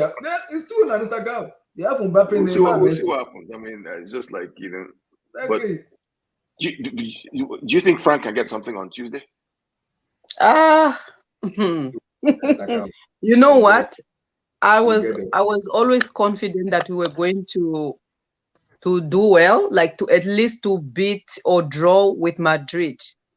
But the fact that they brought in Lampard, I gave up. We're gonna get there. I prefer not to. The fact that they brought in Frank Lampard, I don't know. I just gave up. I'm like, okay, what are we doing? Because I was confused. I was like, what is this? So I've given up. I've given up. Oh, no comment. Relax, easy. Okay, now let's talk. Yeah, but before I was so confident. I felt it. I was like, oh, maybe we can at least draw by the time we go and meet Madrid. That was now, before they when they announced that they were going to. It's 2-0. That time when they let go of Potter, I thought maybe they were going to bring in someone else. But Lampard, oh no. That's once when they brought in Lampard, that's when I'm like, okay, I don't see us doing anything anymore. That's it. Yeah, it's game over. Right of the Yeah. season. If they would have brought in someone better, you know, those coaches who are known to come and save your season, then maybe, yeah. Lampard. Oh. And So especially the I don't know fan what base. people are thinking, you know. Chioma, I'm so happy right now. The fan base are quiet. We're losing matches. I'm the happiest guy on earth right now. I can have peace of mind. It's losing matches. I'm happy. The fan base can open up theirs and say, okay, I think this man is not good enough. This man is not good enough. This man is, because then because if he does any little things, they made up like, give him the permanent job. Excuse me, give who the permanent? I don't know. They have messed up big time, you know. They really messed up. They did, man. Can you imagine? Yesterday, I went back to the drawing board. I went back to the table, and I was counting from the Southampton, Leicester, and the other team. I think it's not Nottingham Forest. If they win all their games, and I was like, Chelsea, we are just at 39 points. We need at least to get 45 or 46, I think. If those other guys they start winning all their games. Crystal We are Palace in are trouble. 3 points below. If they win their next match, they go above us. We go to 12. Yes, and Crystal Palace is just 3 points away. And I was like, what is this? I don't know, you know. Oh my God. It's beyond explanation. It is beyond. Really, I don't know who advised these people. Who sit with these people? Who sit with them? Who advises them? Who are the brains behind them? It is complicated. It is very complicated. Because there was a fight in Stamford every year for the past 3-4 seasons. There's always something with Chelsea. We you know, always there's always something. I don't know why. I know. Such a stressful club, you know. And this is what the new ownership needs to understand. You buy a club of Chelsea hierarchy. Chelsea is a winning club. They want to keep winning season after season. And if Chelsea doesn't win season after season, a lot of questions are going to be hacked. A lot of questions will be hacked. Oh, we are the laughing stock, you know. Everybody is laughing at us. Even in my own household, you know. I can't even talk. We call it soccer here. I can't even talk anymore. When they bought in Potter, I gave up this. I was like, okay, it's finished. It's finished. And now they not even finished everything. They bought in Lampard. I was like, okay, now you guys are not serious. You guys are not okay at all. You guys are not serious at all. We are in trouble. Not serious at all. So let's talk about the potential Chelsea new manager, because I listened to Fabrizio's tweet, YouTube store. So 3 manager potentially it might be one though. He said in the next few weeks or months we'll know the new manager. But according to what Fabrizio is saying, he said Junior Nagelsman will be the new manager of Chelsea. He's the strong candidate to be the new manager of Chelsea. I want us to look at the points and the cons. He said Enrique is second, and the Sporting Lisbon manager Amorin is third. But it is between Enrique and Nagelsman, but Nagelsman is the outright favorite to become the new Chelsea manager.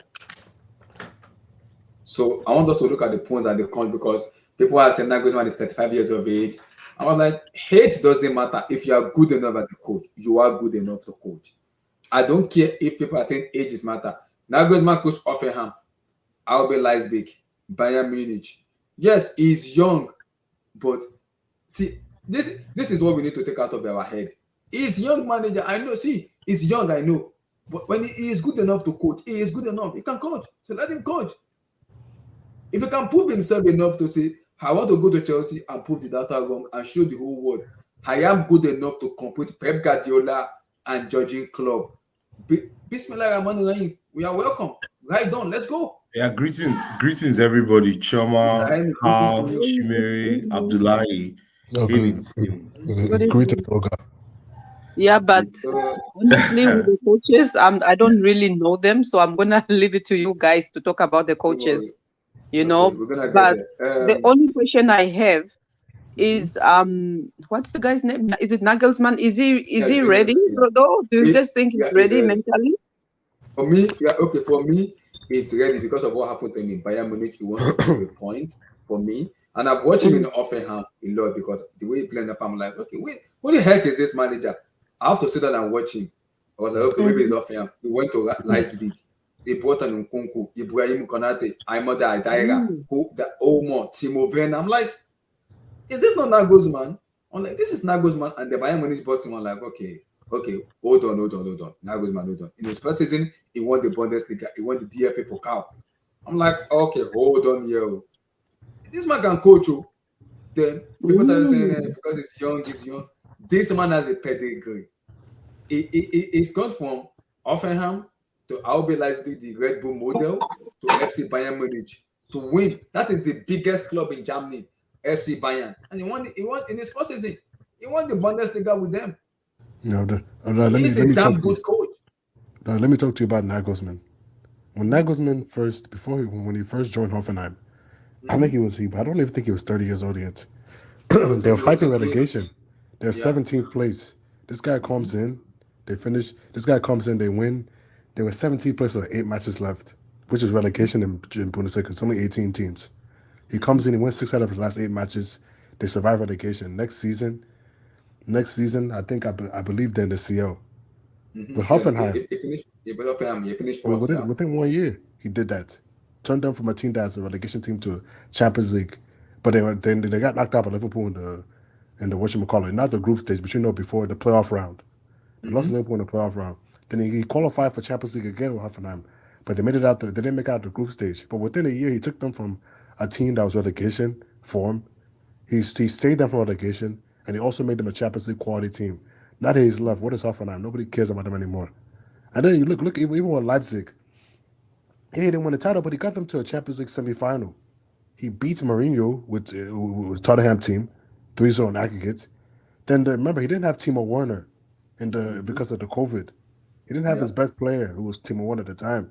And they beat Atletico Madrid, Diego Simeone, and in the COVID season. They lost to a PSG team. That PSG team was clearly better than them. It wasn't a fight. And then he gets the Bayern job. Okay, he gets the Bayern job. They win Bundesliga. But you look at they win Bundesliga. You see, okay, the Villarreal loss was bad. Yeah, the Villarreal loss was bad. But I don't know if that's on Huff. I don't know if that's on Nagelsmann or just the team in general. But it was a bad loss. But then you look at this year. They scored 112 goals in all comps. They've only lost 3 matches in all comps. They won every single match in the CL. Every one. They didn't draw one. They won every one. They beat Barcelona 5-0 aggregate. Beat Inter 4-0 aggregate. Beat PSG 3-0 aggregate. So and you look at this Bayern team. What people don't understand about this Bayern team is they have so many flaws. They have good players, but they don't have a DM on that team. They don't have a striker. And look how much this guy was calling for the flaws on that team. Now you see with Tuchel there, it's not easy. This team isn't that. It's not just a team. It's not a super team. People think it is. There's so many flaws in that team people don't see. Now look with Tuchel, it's not easy. What this guy Nagelsmann was doing this season, because even with Tuchel, they're struggling. Even worse, because they lost to Freiburg in the cup. They're out. They lost to Hoffenheim. Who they draw? They drew to Hoffenheim. Was it just this week? They drew to Hoffenheim this last game. And if not for Dortmund dropping points, Dortmund would be top of the league right now.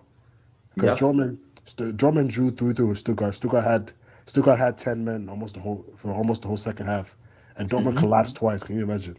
So if not for that, Dortmund would be winning the league now. So I think Nagelsmann has shown, man, he's a good coach. At the end of the day, if a coach can take a team from 17th place, get them to a Champions League within a year, that's coaching.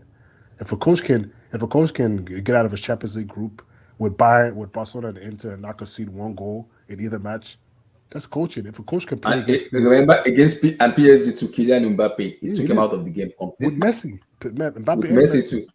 And Messi. Neymar played the first leg. They didn't concede a goal. They beat them 3-0. They controlled them, and then Bayern. I'm telling you, I'm gonna say one thing about Bayern, man. If this guy, man, if this Tuchel thing doesn't work out, man, they have to sack that whole board. Because you cannot. How can you be foolish you sack a coach? You know how the coach is playing. You sack him before you play Man City. What are you doing? Like that's just stupidity. You sack him before you're playing Man City. That's stupidity. It's arrogance. It's arrogance. Yeah. It's Do you guys think he was let go because of the performance, or because it sounds like the way you summarize it, It sounds like he had a good record. He had a 71.5 winning percentage. 71.5. He was doing good. Even look at the CL. All the teams they played the CL, and they were crushing everybody they played. Everybody, yeah. Played PSG, beat them handily. It was comfortable for them. You know, Mbappe, who everybody says is the next coming coach. Then I didn't see Took Mbappe out in the second leg. It took him completely out. I'm like, whoa. I didn't see him in that second leg at all. You didn't see Messi at all. And then you just say he's sacked. You know. So what I see from Nagelsman is like, well, from what he's shown, his history is he can improve players. He's a young coach, so that means he's a young coach, which means he's been willing to be there for a while. He's a young coach. He's a tactician. The only downside, though, this is the one downside to him I don't like. This one he's similar to Potter in a way. Like Potter, he likes to switch formations a lot and tactics. And I don't know if that's the thing for Chelsea now. I think they need a coach that has a structured, clear way he wants to play. Nagelsman has a way he wants to play, like build up, attack, attack through the full. You know what I'm saying? He knows how he wants to play. But I'm saying he doesn't. He'll switch it up. He'll switch up formation, tactics if he has to. But you know, Enrique. You know, like Enrique has a clear way he wants to play. He wants to play a consistent way. You know, and he knows how he wants to play. Just give me. I like how you bring this up because I've been thinking about it in every conversation. Because this Chelsea team right now, this core of this team is not built for Enrique. It is built for Julian Nagelsmann. Everybody in that team, and we have the young players right now, is built for Nagelsmann because Nagelsmann knows how to improve players, put them in a better position, and make this because players need to understand. You need coaching, you need direction, point. Those are what Enrique will do on Nagelsmann. But I believe Nagelsmann, this team right now, is built for a manager like Julian Nagelsmann. We're gonna tell you, I want you to be this. I know you have the pace, and when you have to use your pace, I will let you know. You gotta do this. It's like direction. Point them where they have to do. That's a Julian Nagelsmann for you. This team is not built for Enrique because if you're gonna bring in Enrique, we have to flush a lot of players, and you have to bring. And Enrique system takes time, and Enrique's manager way is like Pep is very ruthless. He does not care. Same with Nagelsmann, but Nagelsmann has worked with this RB Leipzig model. And in our boardroom, Vivel and Paul Sterling have worked with RB Leipzig before. They know Nagelsmann very well, especially Vivel. So whatever is gonna happen is just people because if you look at when when Pep Guardiola took on Mancity, Saka, what's that name of that sporting director that was working with Pep Guardiola when in Barcelona? Is it Tizi Picarestin? He was working with him in Barcelona before. So Pep knows him. They have this connection together where you can okay, what do you have for me today? How do we work this out? They know him. Same thing with when Chelsea, when Abramovich bought Chelsea, it was Peter Kenyon. So he brought in Mourinho. It was 38 or 39 then. He brought in Peter Kenyon. So he has Peter Kenyon there. Now Nagelsmann is there. There's Vivian and Paul Sterling, who he worked with before in RB Leipzig. So those are easy for Nagelsmann to translate what he wants to do with the team. Young team, the director of football are there with you, who can support you, who can help you, idolize the style of play, the way you want to play. Okay. So you have those situations where it is a perfect easy for Nagelsmann. I wish you guys still had. If Nagelsmann was a coach, man, I wish you guys still had what's this guy, Warner, man, because he could get the best out of him.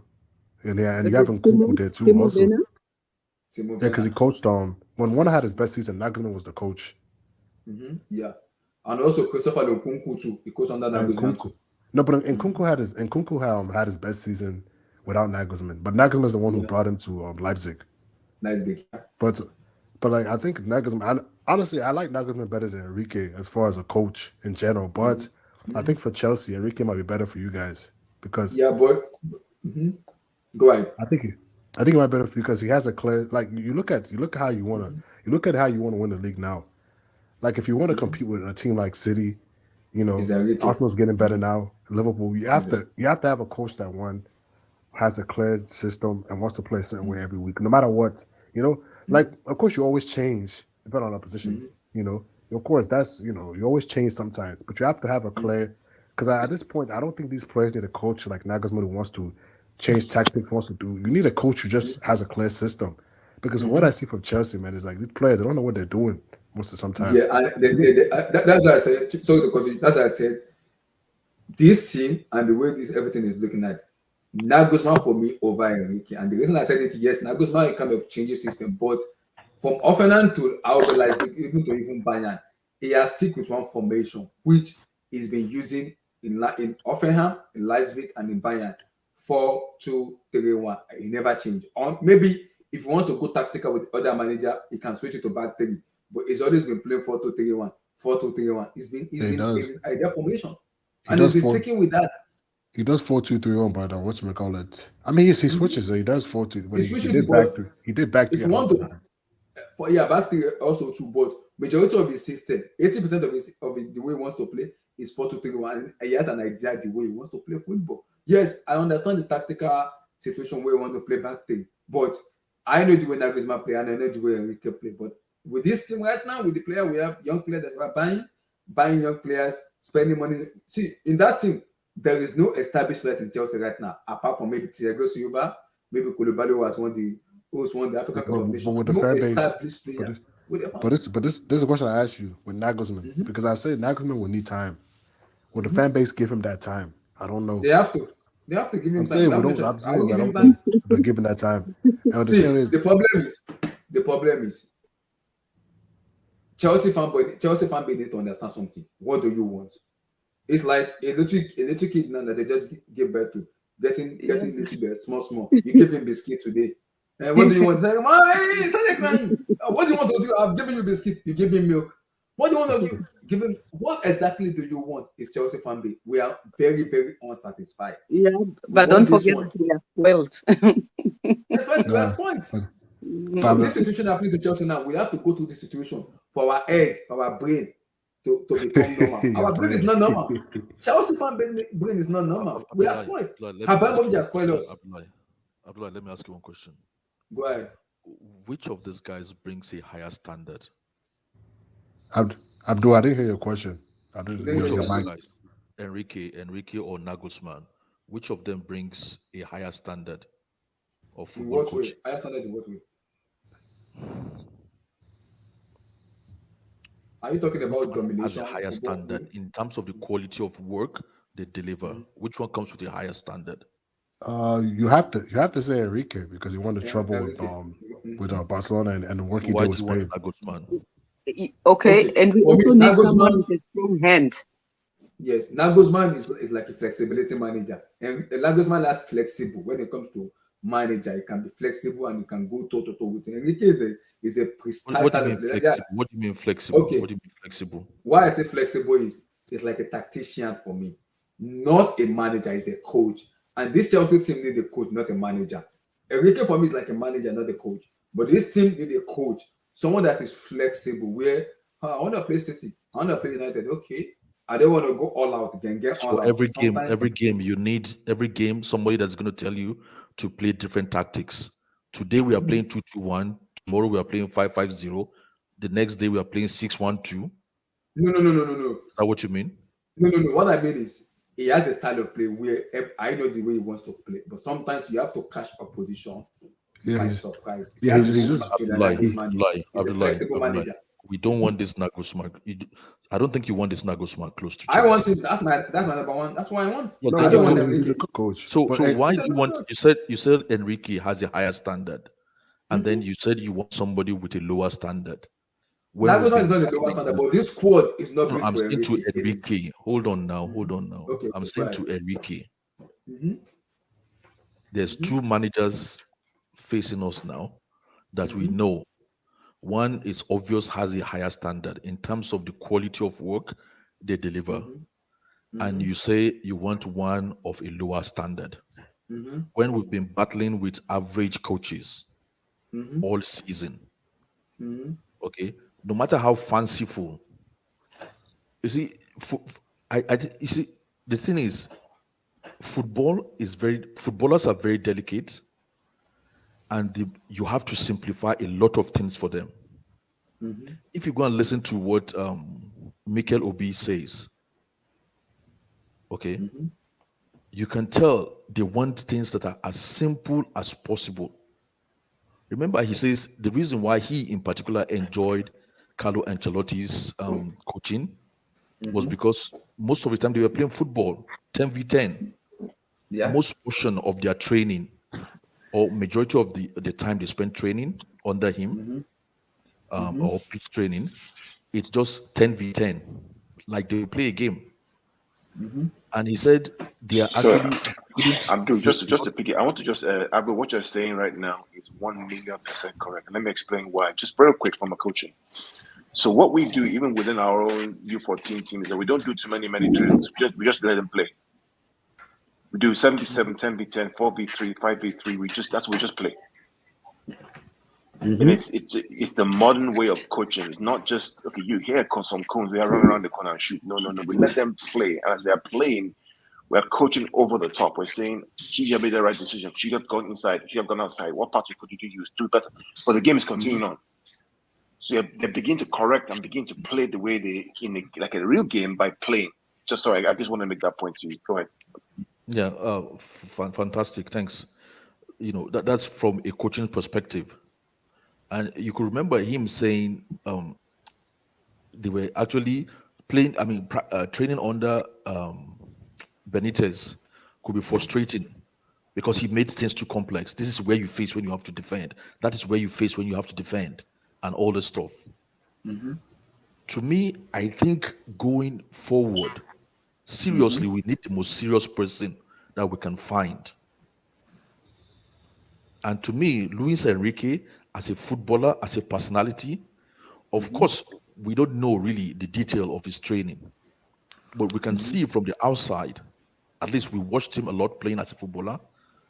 We know a bit about his personality, and we know a little bit of his training method, i.e., they say his training comes with a lot of intensity.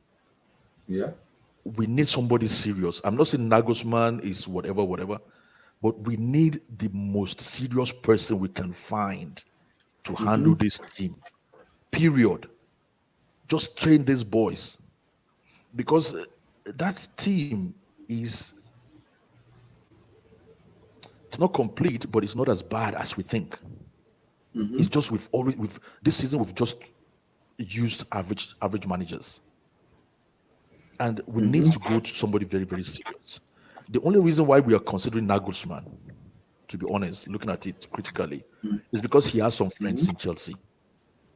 Yeah, And he me, I'm does. tired Yeah, of yeah, friends. the body. My friend knows some friend that knows some friend. I don't, My Abdul, neighbor I don't knows think some it's neighbor. I think it's connection, because I use Pep Guardiola as an example. Taking Begaristan in Barcelona, they played together. He was the director of football when he was in Barcelona. He was the same person he had in Manchester City. Peter Kenyon, Jose Mourinho. Those are the scenario I'm using with Nagelsmann, with Vivek and Paul See, Stanley, all those, who he all had in those. RB Leipzig. So, because sometimes as a manager, you need someone you can trust in the boardroom, where you know you have who knows the way he wants to play, and who can also tell you, okay, you this player, this. Klopp as an example, when Michael Edwards came in, There's an he echo wanted to coming buy from Michael. somewhere. I don't know. Can you Wait, hear wait. it? July. There's an echo Yeah, I can coming from hear you. somewhere. Echo is No, coming from somewhere. Is it from me? somebody's phone is echoing. I think maybe. Okay. Because I use Liverpool as an example now. Michael Edwards came in. He wanted Julian Brandt, Marco Ruiz. Edwards said, no, I'm going to give you Mohamed Salah and Sadio Mane. That is the director of football who is working hand in hand with the club. So Nagelsmann has friends. He has people he can trust and he can rely on in Vivek and Paul Stanley. Those are the people that worked with him when he was in RB Leipzig. Those are people that know him day in and day out. So those are people you can trust. Enrique doesn't have people there where you can trust, because majority of the boardroom are not on board with Enrique. They don't want him. They are not on board with him. They prefer Nagelsmann, because those are the people they trust and they can rely on. Like, okay, we know you the way you want to play. Here's the floor. Go ahead. See. The thing is, Abdullah, we have to be very careful with football structure, because you don't know who is answerable to who. What is wrong with getting the most serious coach, putting him there, say, do your job, we'll support you 100%. The reason why people are having problem is everything that is successful in life, it attracts all kinds of humans. Let the coach do his or our own job. Just back the coach, full stop. Why do they need somebody in the in the boardroom, or somebody that is not in the boardroom? Vote. I They 100% agree. I they agree with it. need I a agree. what do you call it? A scouting team.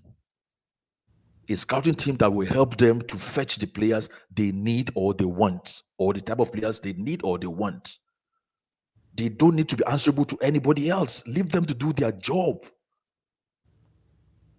You see, but the thing is, they sort of like they always bring all these things. That is why me personally, I believe during Roman Abramovich time, we actually underachieved because there was too much interference.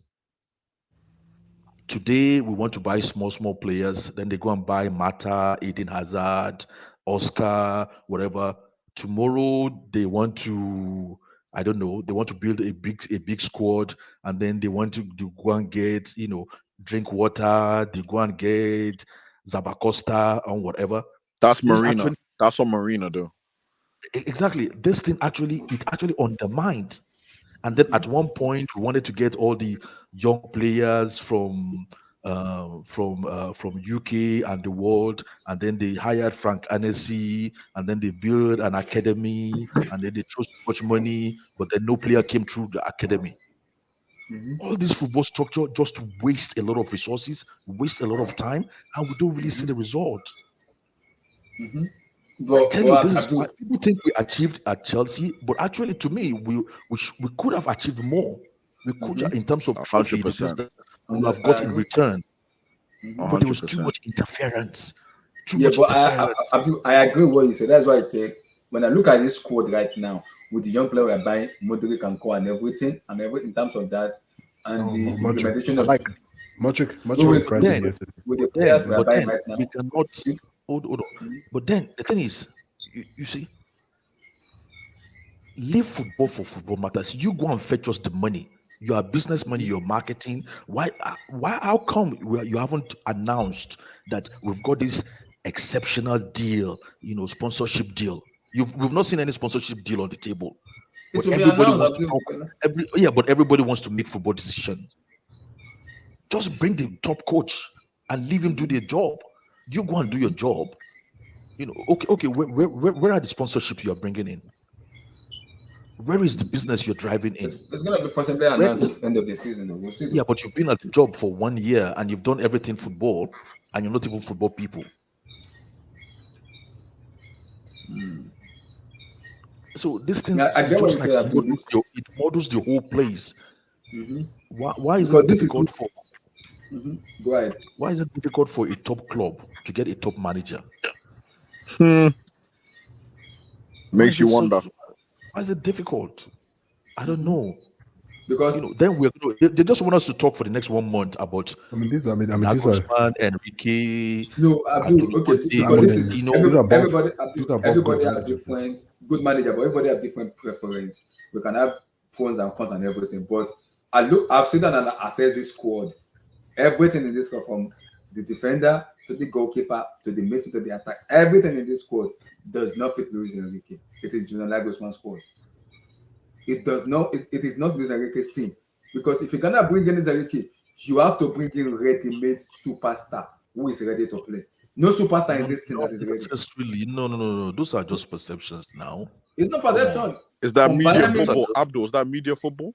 Is that media football craze, man? This Abdul, is what this guy. Abdul, This is wait, what wait, that wait, guy wait, is. Abdul. But Felix is not a good player because of Simone. Well, does he still have Simone? god! Oh my god! It's all this perception. It's good to enjoy it, but there's serious football for us to talk about. Why don't we talk about the hair color of some guy? You can't really say he needs superstars per se. And more, if you're a talking big about club, you don't have ready-made superstars. What do you have then? You still need superstars. You might not need them, like 11 of them, but you need superstars. And some of these guys are actually superstars, believe it or Yeah, not. but Enzo is a superstar in Argentina. But people kind of consider that Modric is a superstar in Ukraine. Come on, man. Meet your mic. Mason Mount is a superstar to some extent. Meet your mic. because this is me now. Koulibaly is a superstar in Africa. He's not. No, he's not. No, he's not. See, for me, if Enrique comes in, I have no qualms. I'll go with either or two. But my preference is Julian Nagelsmann for me. My preference is Nagelsmann for me because we talk about this. We cannot use Spain national team as a sample size because of what Enrique did in the World Cup. But I've seen what Enrique, apart from the MSN era, he hasn't coached any big team apart from But the national team. he did well for You know, Spain in the but Euro. Abdullah, Yeah, actually, but I think your theory might actually be a bit faulty there. I'm not saying what you're aspect? wrong, but I'm thinking there's a fault with your theory, Okay. right? Because if you look at the team, we are just measuring using the current sample of players we have now. Yep. Okay, and if you look at this our team and relate it to the kind of league we have, which is a physical league, we actually don't have a physical player. We don't have physical players. Yeah, that's true. Okay, so we cannot dominate with physical football. So what we need actually is possession-based football. This team, if you want to coach them to the highest level, you have to base their football on possession football. Top German coaches don't play possession football. It's game football. So how do you want to train this same group of players for game football when they don't have they are not physically built like that? Their profile is different. Their profile Get them is in the weight actually room. Get them in the weight room. their what you want all of them to have hamstring injury. Possession football, the highest you can coach this group of players we have is with possession football. If you bring any German coach into this particular team, if you don't change the composition, you just use the same sets of players, you're going to kill all of them. You want all these players to be doing game pressing, to be playing physical football. I don't think Nagelsmann plays. Yo, I don't this think guy, I get your point. That's what I've just said now. That's what I've just said now. Yo, It's just like Abdul, somebody man. saying they want to train you for Olympic what do you call it? High jump. You're maybe like 6 foot. You never win anything. No matter the team, Wait, Abdullah, I have a question. Okay, go ahead. you understand what I'm so- saying? It's the profile of players we have. Sorry, Chimbe, go ahead. Go ahead. Abdullah, so as a Chelsea fan, is your goal is to win the league, right? Yeah. I think if you want to win the league, if you look at the you look at whatchamacallit, if you look at the way teams have won the league, you look at City, Liverpool, the way to win nowadays in football is controlling the game, either through pressing or possession, and having a clear, defined style of play. Now, Nagelsmann is a good coach. I'm not taking away from him. I think Nagelsmann fits like a PSG better, honestly, than Chelsea.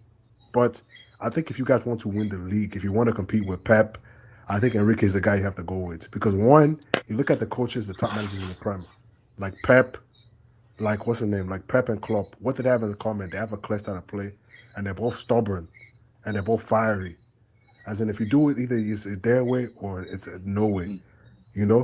Enrique is more fiery than Nagelsmann. Nagelsmann is not fiery like that. Like Enrique is more fiery. He is. It might be Yeah, it's young, not but like Enrique. Enrique is just his way or no way. That's what you have. That's what you need if you wanna get to top. You need a coach that has to be his way or no way. You need like a Pep. Pep came into City. Joe Hart was a fan favorite. He said, "You can't play the way I want to play. You got to dip." Simple. Enrique will come in. Look at what Enrique did to De Gea. De Gea was Spanish goalkeeper, and he came in and he said, "You can't play the way I want to play. You got to go. I don't care who you are." That's what you need as a coach. You need coaches who are gonna call the shots. Coaches are gonna be stubborn, because if you want to be successful at the top level, especially in the Prem, coaches have to have full power. It can't be give a coach this and coach has to decide what goes, what comes and goes. No transfer comes in without the coach. No player does anything without the coach. That's how it happens. You look at what's his name? You look at Klopp. If Klopp will tell you to play striker for Liverpool, you have to work your socks off, or else you can't be a striker for my team. So, Enrique wants to play where he wants to play, and if you don't fit it, he'll kick you out. Nagelsmann is more a tactician. Nagelsmann, to me, I look at it this way. I'm not comparing them like as far as like how good they are to my comparison. I'm just saying as far as the way they coach. Nagelsmann to me is more of a Tuchel. Enrique is more of a Pep. So I'm saying if you want to win the league, would you want a Tuchel or would you want a Pep? I'll go with Pep for win the league. So I think Enrique is the guy you guys should go with. If I'm being honest. Now, Yeah, I'm just okay for me. Okay, I get you. Go ahead. like I know Nagelsman. I know you think you're looking at the squad, young squad, but I think at the end of the day, man, like at the end of the day, this squad needs a coach where it's gonna be every week to week. You know what the ideas on the pitch are, and he's not gonna have Chelsea playing, crazy possession football his first season. It's gonna take time. You'll see flashes of it the first year, like you did with Pep and Man City. But eventually, when he gets the players he wants, you see a consistent week to week style of play. And I think that's the way you have to go if you want to compete with Man City. You want to compete with even Arsenal will get better. You want to compete with Liverpool. You want to compete with these teams. You have to have a clear way of playing. The players have to know, when we walk into the pitch, we're gonna play our way. It's like a machine. City wherever they play, they know how they're gonna play. The players know each other on the pitch. There's no second guessing. Even Arsenal are now picking up where they know how they want to play every week. Napoli, and teams like that. I think that's what you need in a manager. Yeah, I get what I get what you say, but go ahead. No, I was just saying Nagelsman to me, like, he's good, but the thing with him, the thing I don't like with this Chelsea team and his mix is, one, Abdul made a good point with the gegenpressing style, and two, he changes formations. He likes to experiment, which I don't think the Chelsea team needs right now. Maybe in the future, I agree. Maybe in the future it will work, but not now. Not now, because it's just they need to go back to basics. It's just which I said, which is why I chose Nagelsmann, because this team right now cannot play back. It's not a back 14. Enrique is a back 14. So if you want to play a back 14, you have to flush from the goalkeeper, everybody that needs to be flush them out to play a back 4. And you can't flush, Abdullah. You can't flush. How much? You spent almost £1 billion. You can't flush anybody out. See, Mr. Carey. Flush to where? How are you going to flush them out? Who's going to buy them? If you want to eBay, FedEx, or Amazon them out. No, you can't. And let's be realistic, man. You can't sell. You put guys on 7-year contracts. How are you going to flush them out? No, I'm talking about Kepa and Cole. Just going to play like that. How are you going to flush him out? You spent how much on him? £90 million on him? 72 million. Flush him out to where? Who's going to buy him? And make the loss? Somebody else to buy. We're gonna take a help. No, nobody's gonna buy. You take the hit, and then what? That your numbers. I mean, the problem here is that, unfortunately, your owner Todd Bowley doesn't understand how football works. Yep. I remember when we talked about. Let's take for example, what's his name? They just gave a new contract. What's his name? One player, Enzo Fernandez. One more, yeah. They just gave the guy another year contract, right? They added one more year to his contract to 2032. Yeah. Right? So that's a 9-year contract. Yeah, 9-year contract. Right? 9-year contract. A 9-year contract. You know why they did that? Because clearly they know that without Champions League, they have to rebalance the books, right? Spread the amortization over 9 years so they can afford to make the books. That's what they're doing. What is Todd Bowley doing? The question comes to this, and I talked about this with the whole Lampard appointment, is that the decision-making process that these guys are going through is not worthy of Chelsea Football Club. I'm sorry. How do you go and hire Frank Lampard? I saw the stat today. In the last 17 games, let me pull it up for you. Let me. I said to you. You said it to me. Mr. Cow. Let me pull out. Mr. Cow, please. And the reason I'm talking about it is because I believe that I'm not a Chelsea fan, right? But there's some kind of sleepwalk. There's kind of sleepwalk. Pull it up, okay? Frank Lampard, in the last 17 games, Frank has won 1 game in 17, drawn 2, lost 14, scored 11 goals, conceded 33. His win rate Jesus is Lord. Hey. How does a board hire this guy? God damn, I could do better than this guy, oh. Oh, what are we talking about here?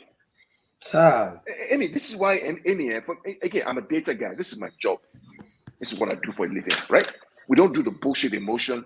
We look at the data. Because what we recommend to clients, if you make a mistake, it changes world events. I guarantee you. I'll give it an This guy said Roman's data is outdated. They are coming with modern data analysis. Now, I'm serious. How do you see this data and make the decision to hire this guy? Okay. In the last 17 games, this is what This is what this guy has done. For what? So what is the decision-making process that you put in place to fire Tuchel, to bring on Harry Potter, fire him, before the Madrid game, bring on this guy who's not won one game in 3 yet, against Wolves, against Brighton, and against Madrid. Yeah. So if he doesn't win against Madrid, Carl, and he doesn't win his next game against, this guy might not win up to 2 games before the end of the season. The problem now becomes, how did the players get motivation to play for this guy? Emi, did you see my tweet on Twitter? Emi. No, what did you say? Tell me now. Sorry. Based Based on what Kyle just said now, this is the main reason why I don't want this Nagelsmann guy. I don't want them to bring their friends, their buddies that they call on phone and they yak and be like, ha ha ha ha ha. I want someone that would be like, that will give them the hard truth. Give them the hard truth. Someone, not this wins. I don't even trust any of them that they even have any footballing brain, because based on this data this guy put out right now, why will someone look at this and be like, oh, I think Lampard is the guy that's gonna give us the win over Real Madrid? I mean, I don't trust any of the analysis. Both Winston Lee or nah. I want someone foreign that will come in and actually put them in their place.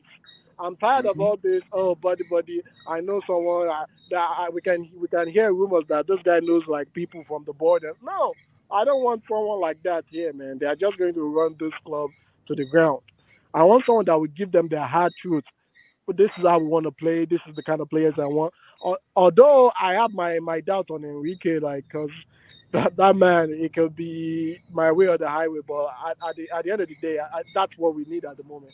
That's what we need at the moment. That's what you need. If you ask me as a neutral, right, which manager would I be most afraid of Chelsea getting, because I know they'll be successful? It's Luis Enrique. Oh, Carl, don't do that. Carl. Oh my God. Let me explain to you, right? I want Luis Enrique to take over from Pep when he leaves. That's who I want. Right? So if Chelsea get him, number one, is off the market for me. Number two, I know now Chelsea have a serious manager who knows how to win. Nagelsmann is a nice guy. I get it. He's a great guy. He's an up-and-coming guy. He's great. But Nagelsmann will get eaten up by the Premier League. You know how these people behave in England? They like this pedigree of, oh, what have you won? What have you done? Mm-hmm. Yeah, you went to Bundesliga. What's there? But Enrique has won the Champions League. He's managed Messi, Neymar, and Mbappe. What's the name? What's that boy's name? Neymar, Messi, Suarez. Yeah. He managed Iniesta and Xavi. Mm-hmm. He knows how to win. It was Spain's manager. Mm-hmm. Yes, he has his flaws. He has a hard head. He likes to play a certain way. But ultimately, give him a good set of players, he would do well. I don't know, man. I just pray your owners get the right decision in place, because you have to get it right. You have to get it right. You have to get it right. I saw a clip of at Stamford Bridge. One fan was shouting at Boli in the stand. Yeah, exactly. I saw it too. Yeah. What are you doing to my club, guy? Literally. Get it right. Letting him know that we are fan base. You gotta let us know what the heck is going on here. This is bullshit. Chelsea is a winning club. You're gonna make us win. Why we come? You gotta go for Enrique. In my opinion, you gotta go for Enrique. It has to be Enrique. Ruben Amorin, okay, nice guy. He's a good guy. Sporting, good. But the problem is that the dressing room has to respect the manager. When he walks in and he speaks, everybody be quiet. Yeah. I remember one year we played the Premier League, Pep, on that Amazon documentary. We went for FA Cup and we're down 1-0. The manager walks in, everybody shut up, sit down, don't talk. If you are one guy who's not winning, who does not pedigree, what's this guy talking about now? What have you won? Come tell us, shut up. We won Champions League before you came down. What are you talking about?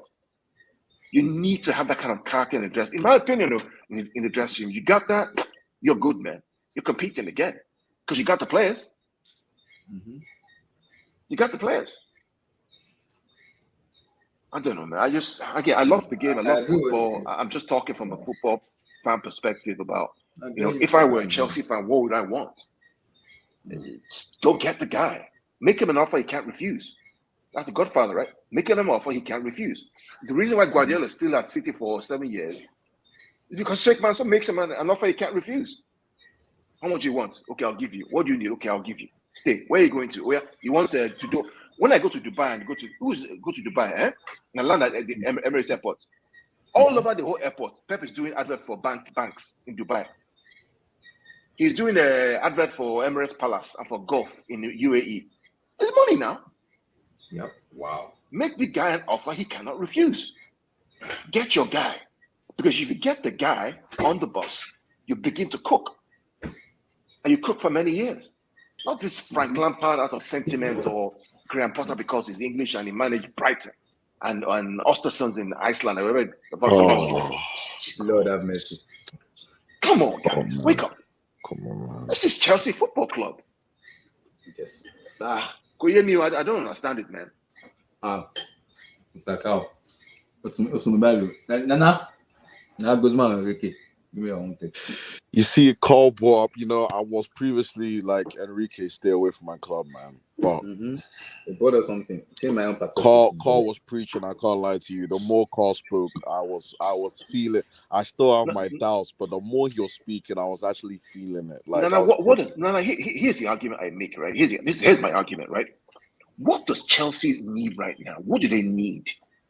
You need a character. You need a swagger, a guy who steps in the dressing room, who commands the respect of the players, and who takes nonsense, nothing from the management. On the you don't need a Nagelsman. Nice the media. He won't care about the media. Don't care about the media. A guy who walks in, Pep knows, okay, Enrique has battled me before. Okay, I respect him. We're from the same school. We know, we're all Barcelona boys. We know what's going on. Yeah. That's what you need, man. I agree. Not Nagelsman from Germany, high pressing, nice guy. I get it, but come on, man, come on. In my opinion, let him go to Spurs. Let him go to Spurs or whatever. And the problem that you're facing right now is that if Ancelotti goes to Brazil, Enrique may go to Real Madrid. Yeah. Make it an offer he can't refuse. I'm sorry. I want to ask the panel this question. Is there anyone on this panel that wants Nagelsman over Enrique? I just want to hear their point. It's only me. I did, but it's only me. But since Mr. Kawas was talking now, it's still my own perspective. But I did, but after Carl, the more and more Carl speaking, man. Child. I'm telling you, because I wasn't sold on this Enrique guy at all. Here's what should give you comfort, Nana, right? Is that if you ask 90% of City fans, the sensible ones, there are many ones that are not sensible, right? Who would you have after Guardiola? There's only one man they will tell you about. Enrique. It's Enrique. It's not Nagelsman. Somebody said Brendan Rodgers. I almost slapped the guy. It's not Nagelsman. It's not. Maybe if we lose Enrique, maybe we'll go for De Zerbi. But then what has he won? It's like it's Enrique. So why not get him? And he's been saying it. He wants to coach the Premier League. He wants to test himself there. Call your preacher. My thing is, do you think the track record's a bit fugazi? Do you think it's a bit skeptical, or of course every coach has their flaws, right? No one's perfect. I get that, but you ignore the track record? He's won La Liga. He's won the Champions League. He took Spain, I guess, far. Or maybe the last World Cup he didn't work out too well because he didn't have a striker. He plays beautiful football. I mean, really nice football. I'm scratching my head. The thing is with the thing that I have to be careful about personally is that the standards are so low right now. But Nana, let me ask you a question before you go ahead. Yeah. Nana, let me ask you a question. Did you not see the World Cup? I did. It was the Spanish coach. I did, and I wasn't impressed. That's why I'm a bit skeptical. No, you weren't impressed because Morocco knocked them out. I wasn't impressed because the thing was, right, especially after the first game. Was the first game Costa Rica? I think Yes, Costa Rica. when they blamed Costa Rica, I forgot the scoreline when they blamed them. 7-0. Yeah, they look nice, right? But even Carl at the time was saying, yeah, it looks nice, but they were playing nice football, but really and truly, like when it came to the nitty gritty, these guys weren't scoring, and I get it. It's So foul. what I'm trying to say to you It's is foul, that's the but template. Nana, what I'm trying to say to you is that's the template. It's going to be a passing possession football with high intensity. Depends on the players. Remember, a national team, you can't really buy or sell anybody. You have to yeah, work with you whoever can't, you you have. can't. Yeah, Okay, so it will be to a higher standard He was with playing a with club like Daniel Chelsea. Mo and Ferran Torres and all these players that can't even get into their team's lineup. That's the players. that's Exactly, true. but That's true. that So, is that is so we have template to for you consider there. that. I And I think believe this go ahead, sorry. no, I get it. I understand. It's just no. You're right. I I mean, think Nana, you guys. what's the option? What are the options? I think you guys have convinced me. No, because I was sold on I was sold on Nagelsmann purely because Enrique his track record was a bit shaky, but the way you The guys problem have with Nagelsmann is his problem with Nagelsmann. Nagelsmann is a nice project manager. that's Takes the him issue. time to build and all that stuff. It is a great guy. I like that. He's a great manager, right? Young, great manager. But I think for what you need an impact guy right now to kind of switch things around as quickly as Yeah, possible 100%, to build the confidence to build. Because if Nagelsmann comes in and is losing games again, all of a sudden Yeah. pressure's on him. I know Yeah. the media spin happens. I agree. See, Carl is spot on. It's what He's Chelsea preaching, needs. man. He is preaching. Yeah, 100%. Chelsea cannot afford to have a wrong coach. They can't even try it. The thing with Nagelsmann is, like Carl said, Nagelsmann is a pure tactician. This current team has already had too many tacticians come through the door. They've seen Tuchel. They've seen Potter. Potter to me is not a bad tactician. His problem is his management. In short, there's a lot of things with Potter. Potter is a hot mess. He's not elite level, right? But you see this Nagelsmann guy. Nagelsmann is actually he will beat you in a one-off game. The problem is this our current team. What is this noise? Abdullahi's washing machine, man. Continue. Oh my days! Every Sunday, Abdullahi, man. Abdullahi. Making that the best. Washing machine to home, though. What's it that Google? I'll buy a new one. See, last year. Don't worry. This guy, Emmy, this is the guy that wants to buy me a new mic. He doesn't have it. He has an old washing machine. Don't DM me. Abdul, don't DM me. Don't DM me. Don't DM me. He wants to buy me a new mic. Don't DM me. Don't DM me. Don't DM me. Anyway, this current Chelsea team is rock bottom. They cannot have another person come into this door and say, "Oh, we are trying to build or trust the process." No, that's what Nagelsmann is. Nagelsmann is someone that you give a team and say, "Okay, over a period of time, we want to win the league." This current Chelsea team needs someone that will work. Even if Luis Enrique coaches this team for 2 years, it will change the mentality of this current team. At least they'll taste 1 or 2 cups, right? Or something. This team needs to taste victory or get consistent in winning games again. That's the only thing this team reaches its potential. Remember, 70% of the Chelsea team is all potential. Chelsea did not buy ready-made players, right? Yeah. Potential. For that to actually materialize, you need someone to guide them from being potential to being, actual superstars, right? And that's Luis Enrique. Even if he does it for 2 years and then Nagelsmann comes after 2 years, Nagelsmann cannot come now. He will be a disaster. He will start losing games. He might lose. He might not get the momentum he needs. The reaction. No, it's a reaction. No, reaction. See, everything we're talking about is to get these players to react in a certain way to be able to now shoot on goal with confidence and know they'll score. That's what we need. We don't. I mean, put it this way: if this guy had come in before the Madrid game, Enrique, had been about, we would have seen some changes already. I believe that game you won't lose that game. Yes. Yes. Even a loss, there would have been an idea. That was one of the worst. No, you won't lose that game. At least you will use these next 9 games, right? Or 11 games. You didn't lose that game to because you have analyze his quality. team. If you watch that game again, that Madrid game away, you didn't lose that game because you didn't have the quality. You lost that game because the players' heads were not there. Yeah.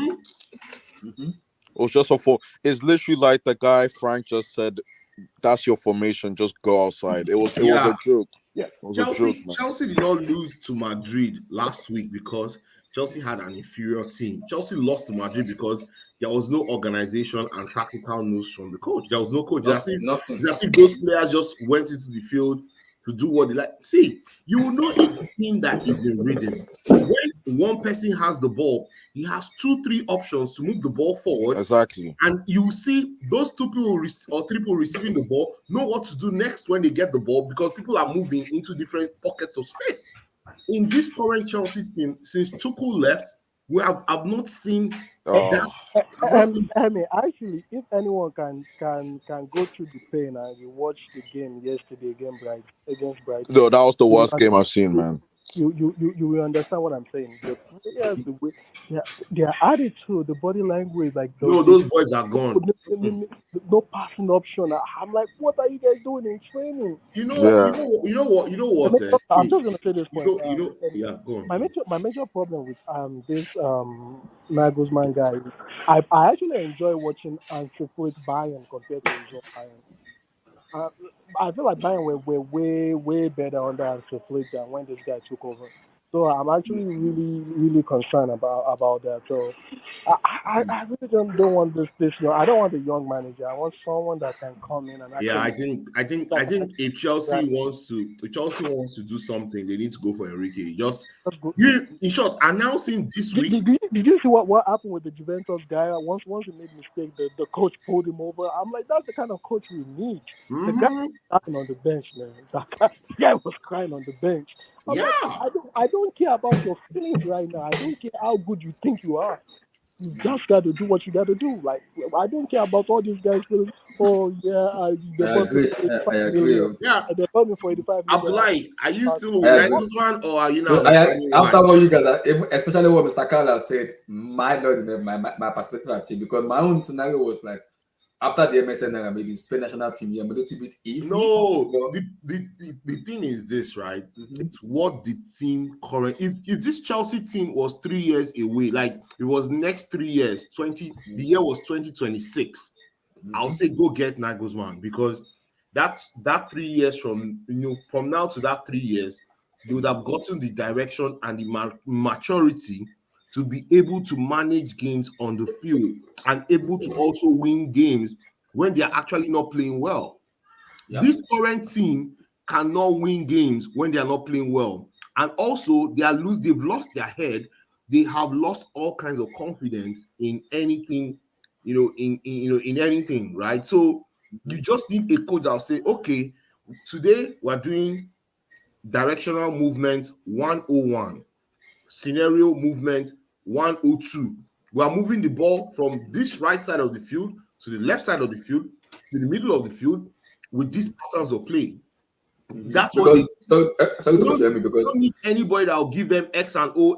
No, X and O with this team, you keep losing. And this is where I have to come as boldly here because Enrique has come out publicly and said that he wants to coach in the Premier League. He wants to test himself and he's ready to coach.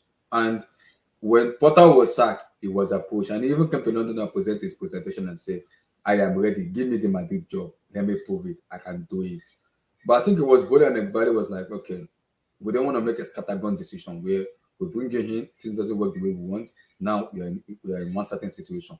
That is why I said the people in the boardroom, I'm a little bit skeptical with them too. What are they doing exactly? Because if you're gonna bring in Enrique, bring him in early.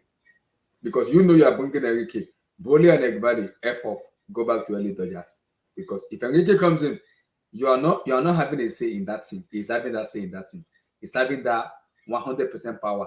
When Enrique says this, this Chelsea player we have right now, all of them, from Felix, Madrid, and everything, they need the badge. You know what is called a badge in Africa? They need the 30 slap.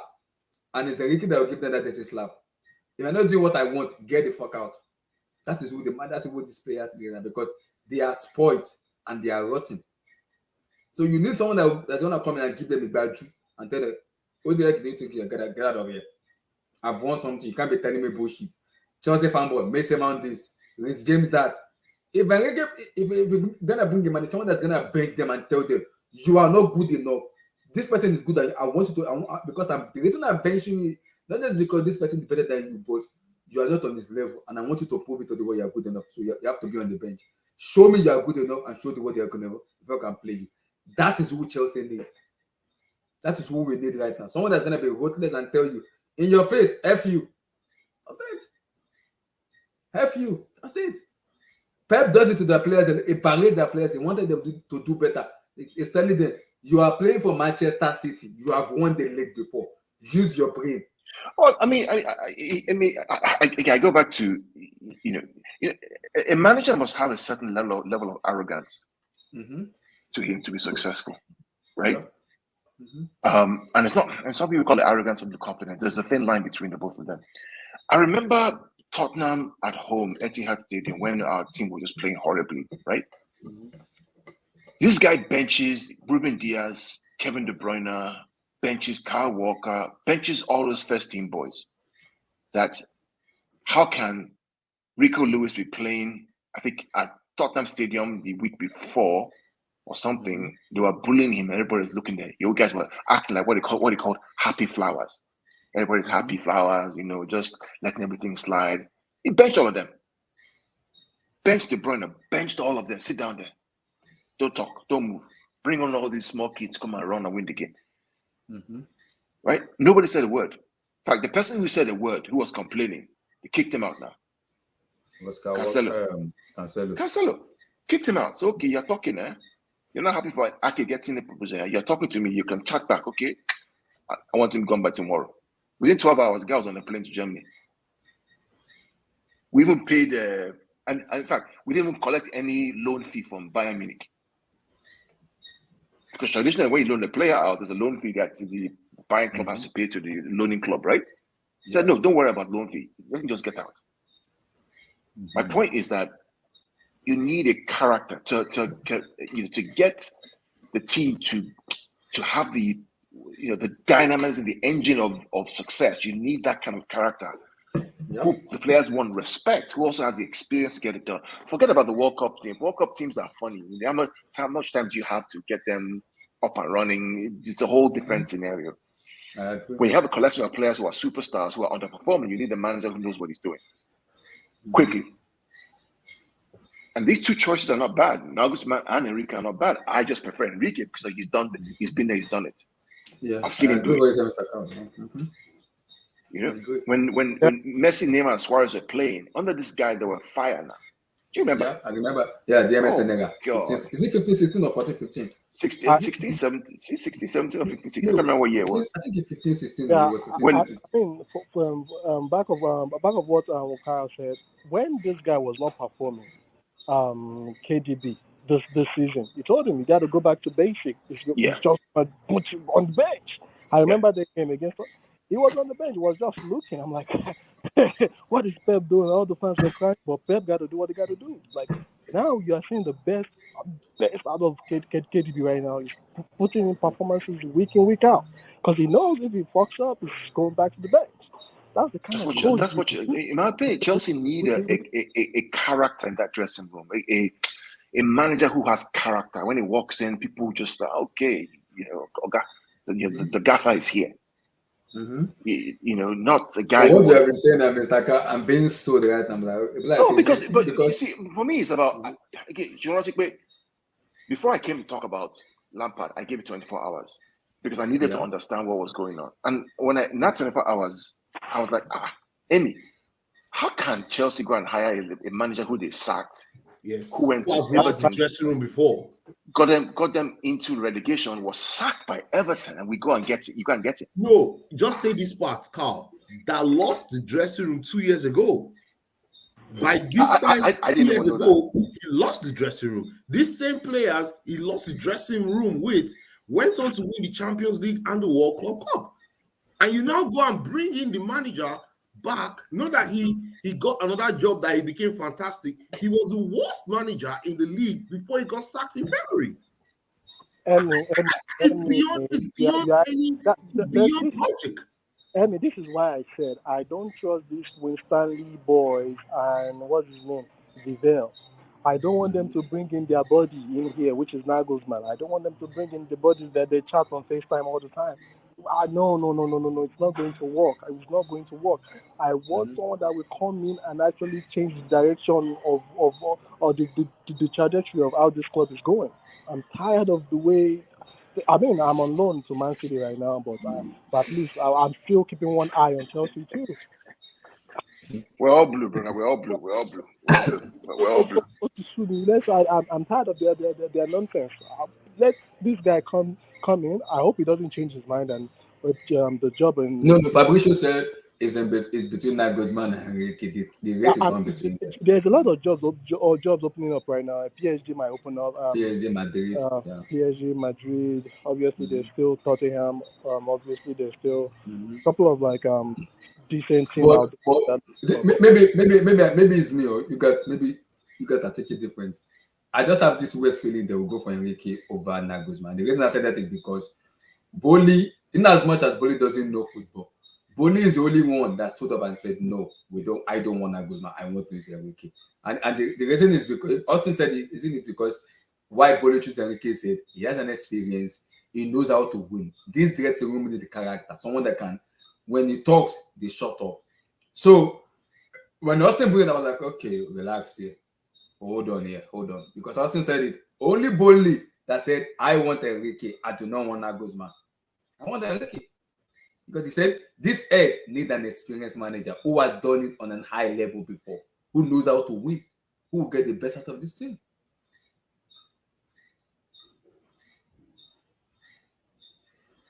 So it's complicated, but for me, based on what you guys are saying, look like I will go for Enrique. No, Enrique is to me clever, and Enrique comes from the same school of with Pep Guardiola.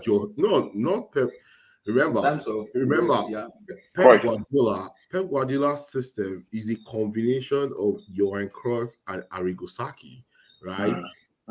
He's not just a Johan Cruyff guy. He actually modernized, he kind of revolutionized those two systems, right? And created his own and variates it every year, right? It's those two systems. Remember, those two systems of football changed football in the 80s and in the 90s, right? Although Johan Cruyff only won one Champions League with Barcelona, I think that was 91? 92. But they played fantastically, right? Oh yeah.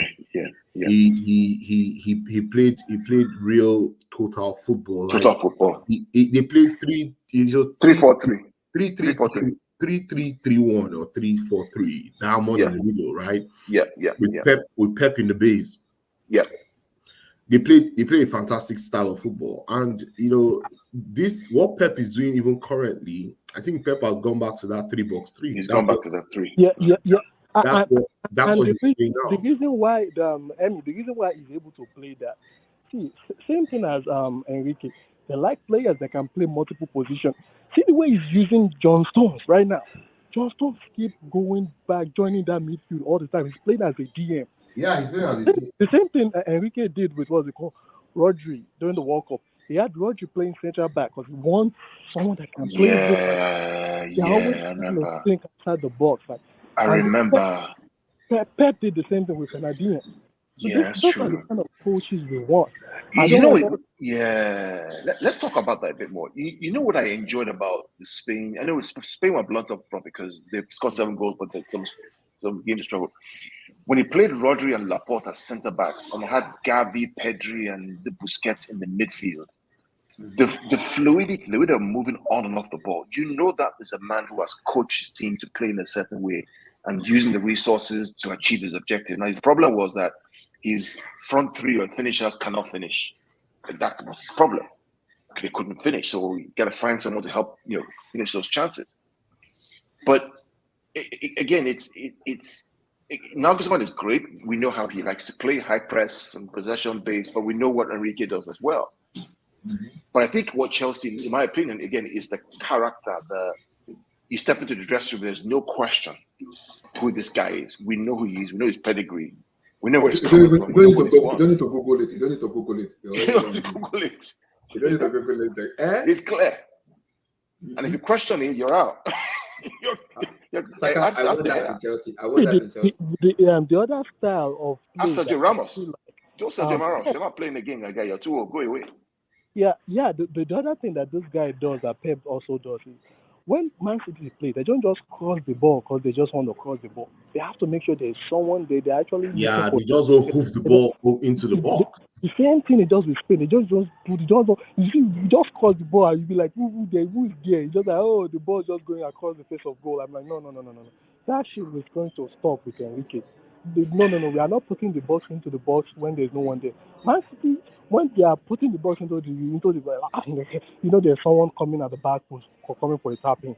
That's why it seems like, why is it so easy? They will overload that wing and just put the decent crossing and boom, Haaland is just tapping everything in. Like all these. I don't know if you guys can hear, but I will try to. I'm not gonna show the video. I'll play it on my phone because YouTube will kill me with copyright. YouTube have been on a lot of people's house when it comes to copyright. Lord have mercy on us. YouTube, what will we do? Please, now pardon us. Now I shall know what. Please, pardon us, because there's a lot of what is called copyright stuff. But I'm gonna just play the audio. Let me know if you guys hear it. Can you? No conversation with you guys hear it? At this stage. At the moment, yes. Who is this? About McAllister, I will clarify something more about that. And about you are cutting. What's going on with the Dutch midfielder at Bayern and Premier League interest? Let's jump. Oh, really? Yeah, that's Fabrizio.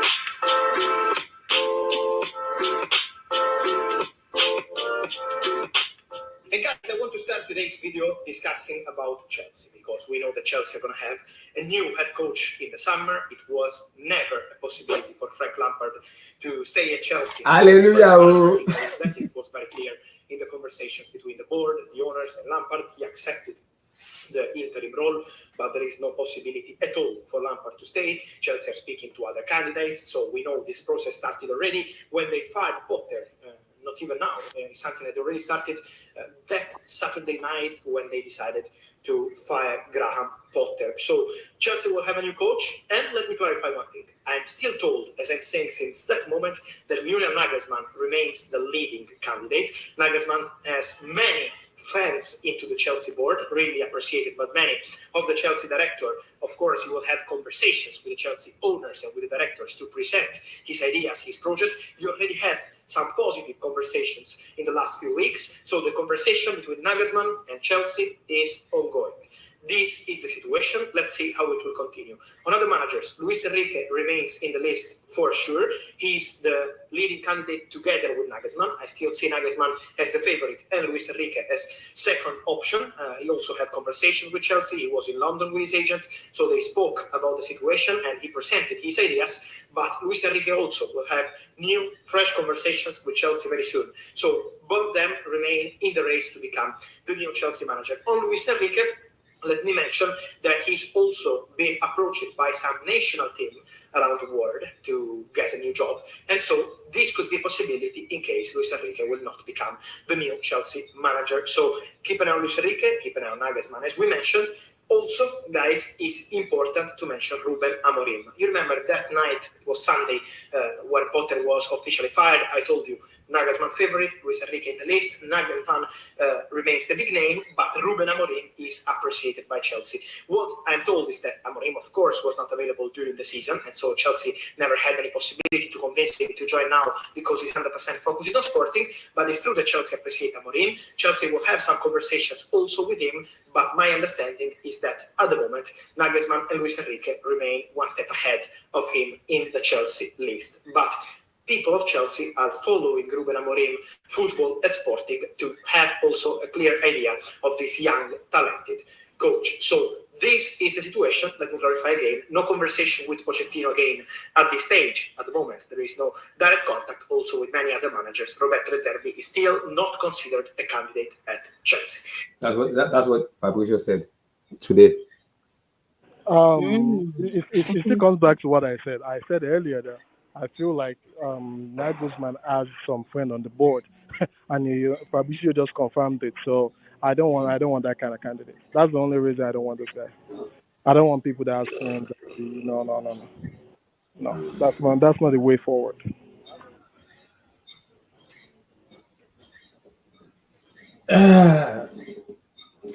It's tough though, but either of them, I'm cool with one of them. But like what you guys have been saying, Takawa and Emi and guys have said, I'll go for Enrique more now than Nagelsmann for me. But Enrique has been saying it. Nagelsmann first, Enrique second choice. How will Enrique feel when he heard is a second choice to somebody?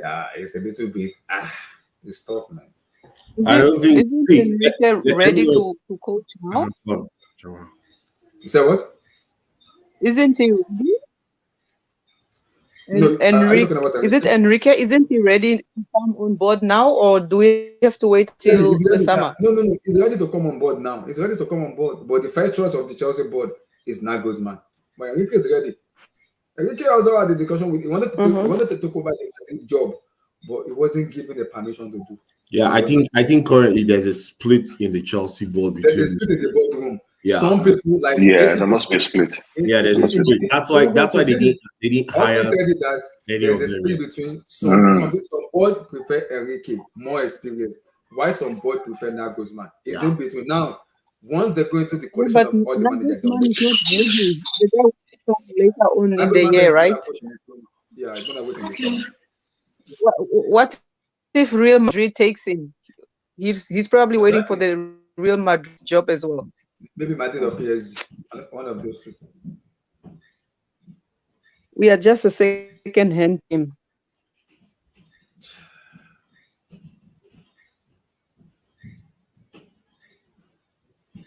It's tough, man. It's tough. Like what you guys are saying, I prefer Enrique more because this team doesn't need babysitting, man. This team needs beating. They need a street badge and this street beating. So I don't want them to start pampering anybody. No. So no more pampering. No more pampering. No. Football is more than pampering, man. You need to make them understand the club they are playing for. You need to make them understand. Play for this club. You gotta play your heart out. Show how good a player you are. And I'm tired and sick of this proper Chelsea fans. Mason Mondays, Gallagher, blah blah. No. If you're not good enough to play, remain on the bench. Very simple. Very simple.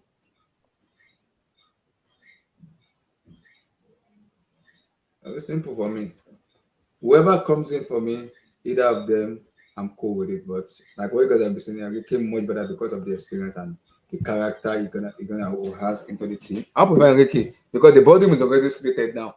Some boardroom want Enrique, why someone not Nagelsmann? Who's gonna win the race? I don't know. I don't know who's gonna win the race. We don't know. Because if the Madrid job became open and the PSG became open. But the thing is this, I read something today that Enrique is disappointed with Chelsea because they went ahead to get Frank Lampard. I don't understand. If he's ready, why didn't they just take Enrique? I don't get it. Because now the team is suffering, like. Exactly. That's my issue, man. That's my issue right now, man. Because the board is splitted. It's splitted between Enrique and Milton. Milton, welcome, Mo. Yo, what's up, man? What's up, man? How you guys doing, man? I'm alright, man. I'm alright. Talking about the manager in charge, Enrique or Nagelsmann? Oh, Enrique, man. Enrique for sure. Go with experience. He'd be a good coach for Chelsea, especially in the league too.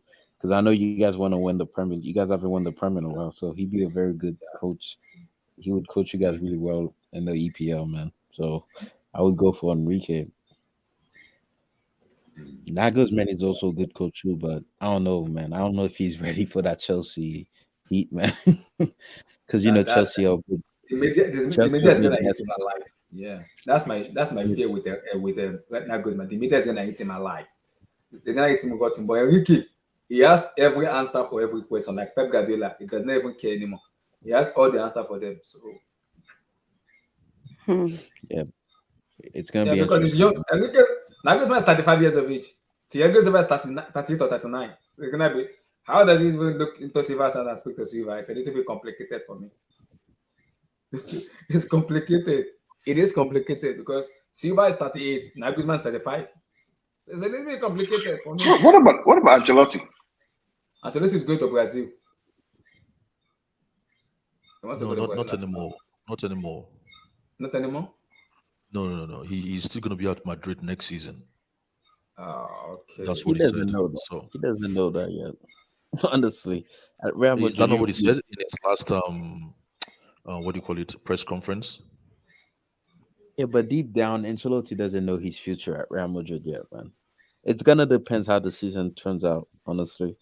But I do feel like he's gonna leave at the end of the season, the way it's going. Because if we don't win the Champions League, I think he's gone this summer.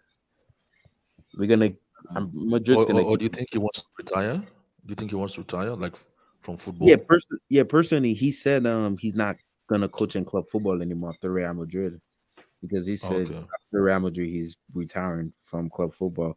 So I don't know if he wants to take. I mean, the Brazil, if he's retiring from like club football, I mean, the Brazil job would do him well. I mean, you would only see the players like once every 3 months, 4 months or so. So Yeah, yeah, but he's gonna have the media abusing him every day.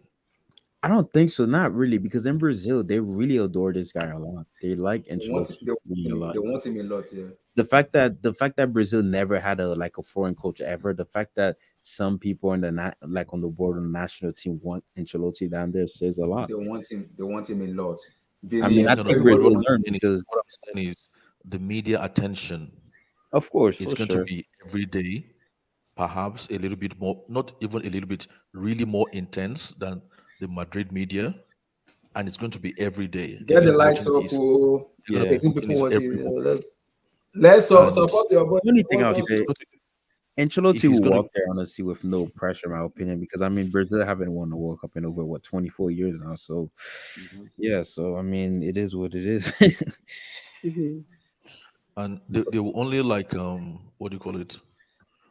If they praise him, they will really praise him.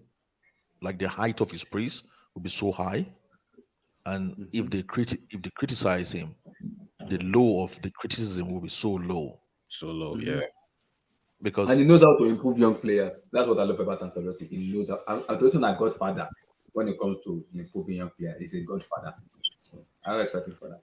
Abdullah, I don't know, man. I don't know about this year preaching about young players, man. Old Ancelotti people knows don't how to play. improve players. Abdulo, The hey, old na people in godfather. football, the old people play professional football. It's all about young people, young men. I understand what you're saying, but Mhm. you got to be good for a start. I mean, I'm impressed. I'm the first person to be impressed with the job he did with Vinny Jr. Vinny That Junior, yeah. guy is amazing. I mean, I look forward to watching that guy now. Mhm. But up to the last season, Vinny Jr. was rubbish. He couldn't pull anything off. He was playing Anytime under they the give him game the then. mistake, anytime they give him the ball, he loses the ball. And I'm thinking this guy will not last more than 6 months in Real Madrid. But Ancelotti just like stuck with him and just left him there and kept improving him. You know, Mhm. I don't know. Well, I kind of know, but I don't know at the same time.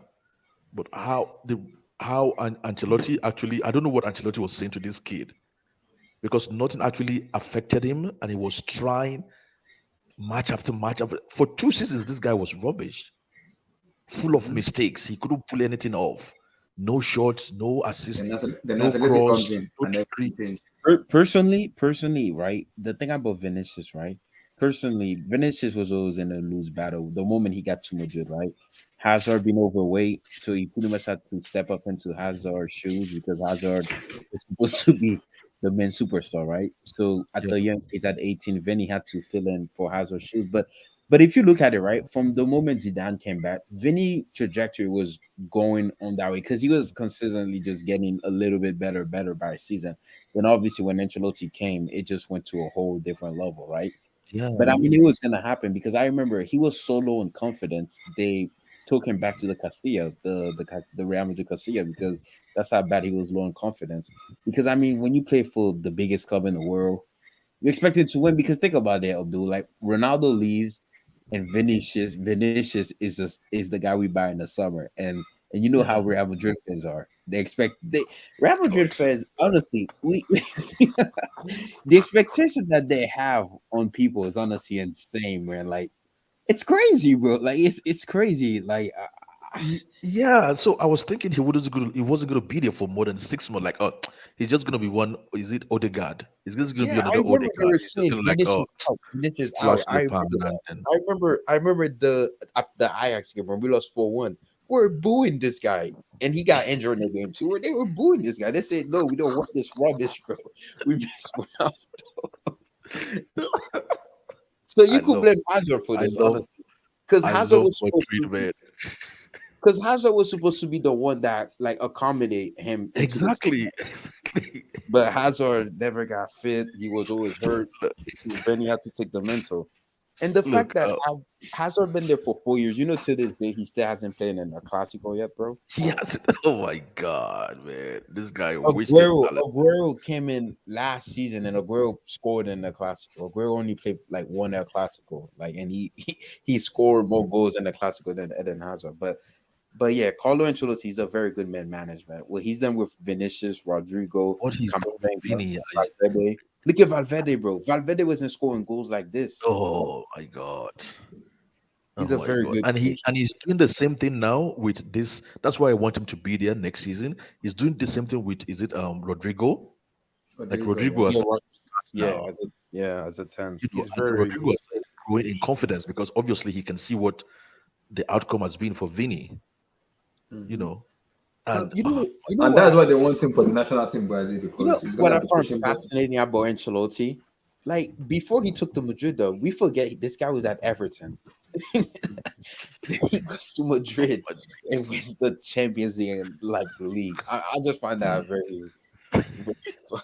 It's just I don't know. They're just like Unai Emery. He does really well with like Aston Villa, Villarreal, Sevilla, but when he gets like a big job, like it just doesn't suit him. I mean, I guess you could say it's the opposite for Ancelotti. I mean, he's always been at big clubs, right? PSG, AC Milan, Bayern, Chelsea, Madrid. Like he's always been that type of coach, right? He could walk into any dressing room, he's gonna have the respect of everyone, and that's the thing about him. I've never heard any expert or anybody say anything bad about him. Like he's just a good man Man coach. manager, yeah. Yeah, Fair enough. Fair enough.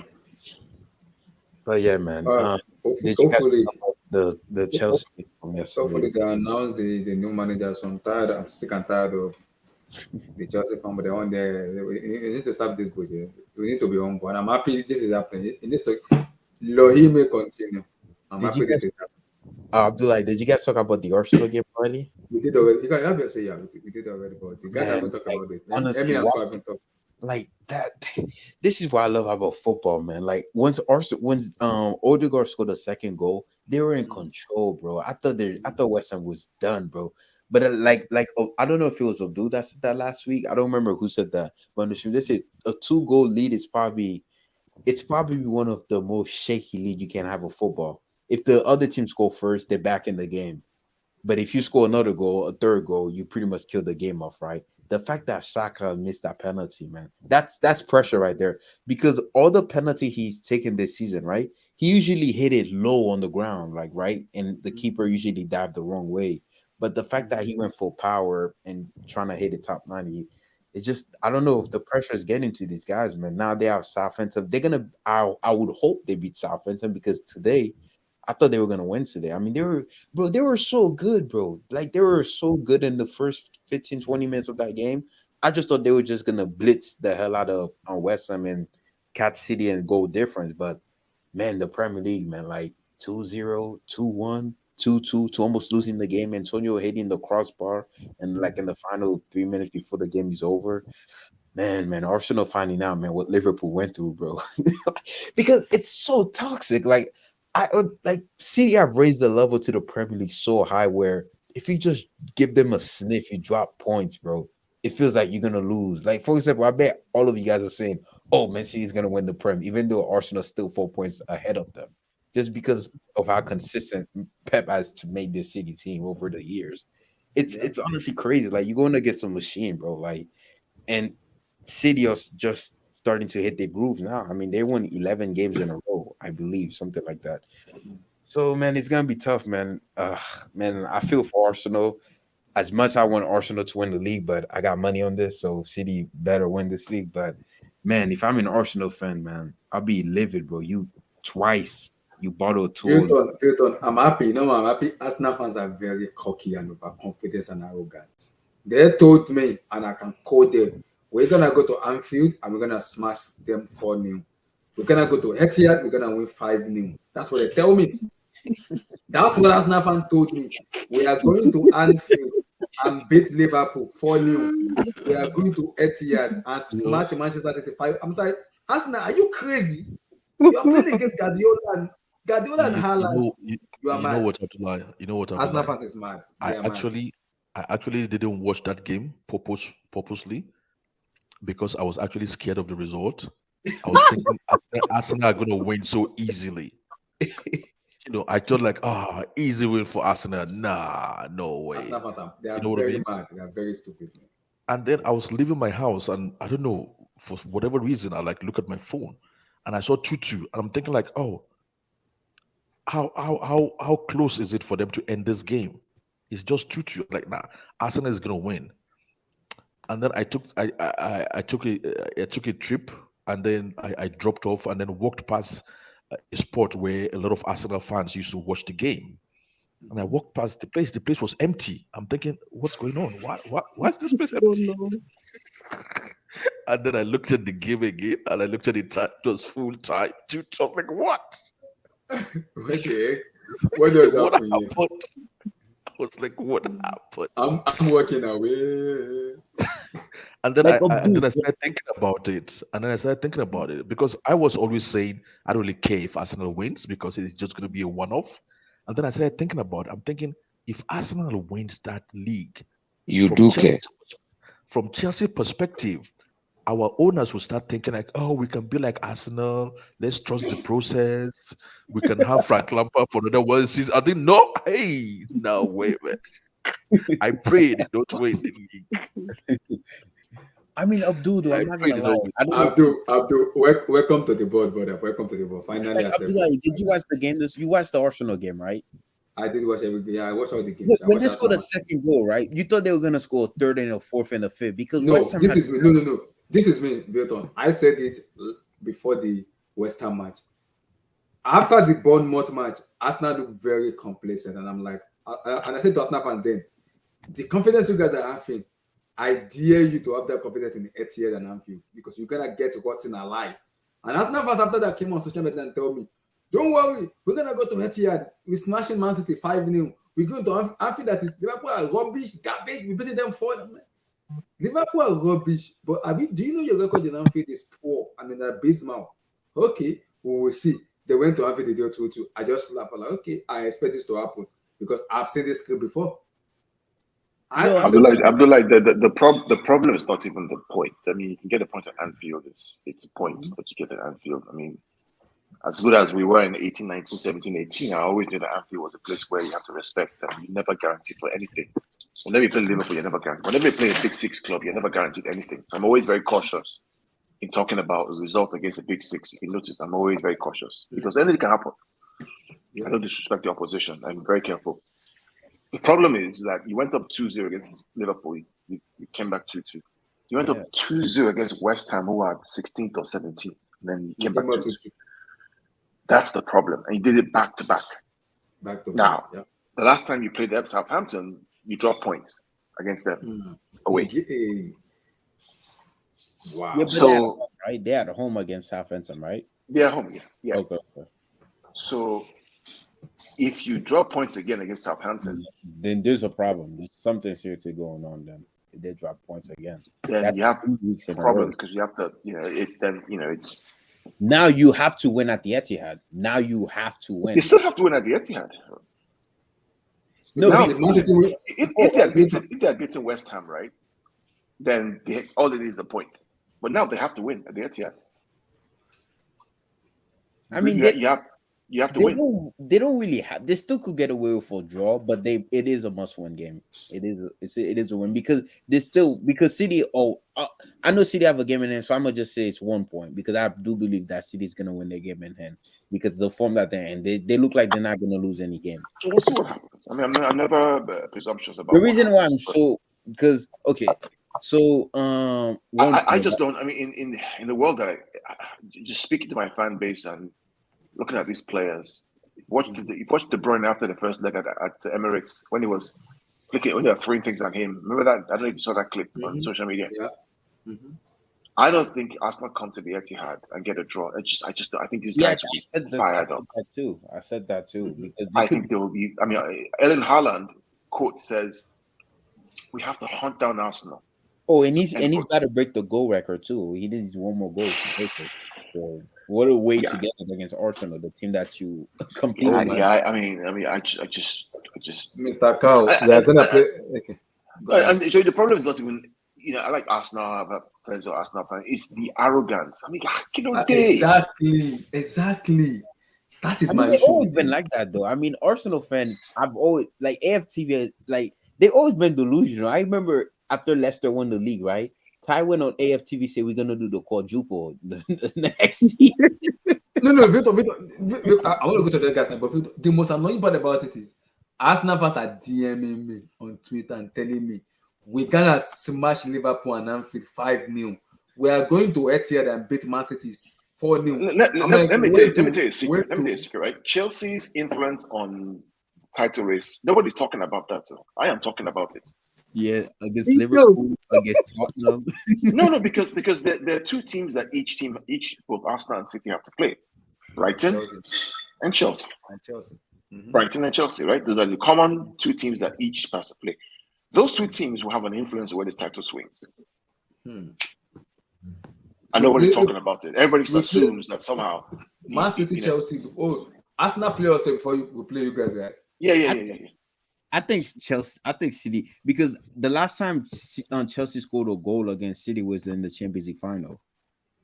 That's the past, right? I mean, That's the past. That's no. I'm just saying that Jerry. I've just been destroying Chelsea every time you have. No, that's the past. I mean, it's again when it comes to high pressure situations with 3 games to go. That's high pressure. Last season, I remember. But I believe for me, we're gonna have more impact in Emirates than in Etihad because I don't know. See, my own is that if you beat us, you have to beat them. Exactly. That's true. Though. Just make sure it's equal. Just make sure it's balanced. So you guys can be So that's why you guys can be on the same show. They are beating Mancity and Arsenal, so it's good. I don't know, man. I just take one game at a time, really. It's just the arrogance. You are not used to cooking Ghana because before the season we were a joke. Now Arsenal, though a table have thought. No, see, BS Gunners.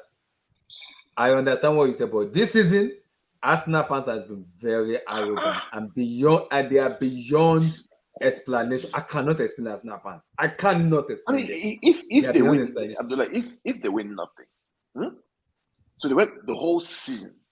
No Europa League, no FA Cup, no Carabao Cup, no Premier League. You play sexy football, and that was it. Mm-hmm. Oh, you have Champions League. You have top 4. Question is to be asked. Man, so if Arsenal win the league, man, would you guys say this is a failure season or a disappointing season? Depends on your perspective.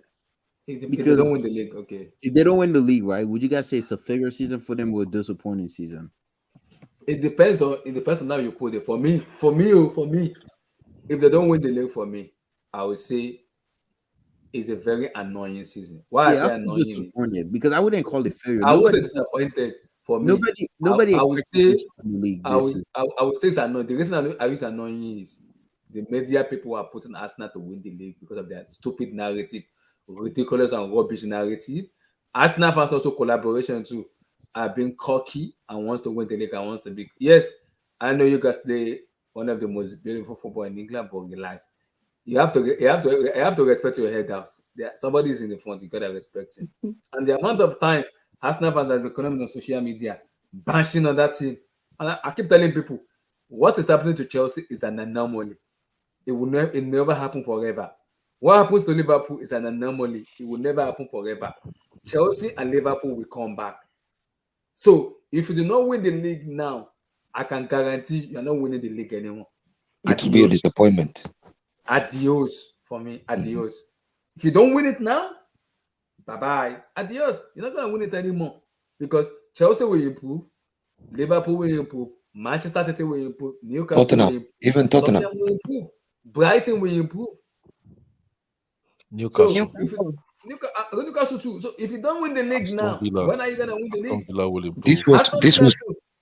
This was the most unpredictable season for the last 6-7 years in the Premier League. And if they don't make use of it now, then I don't know.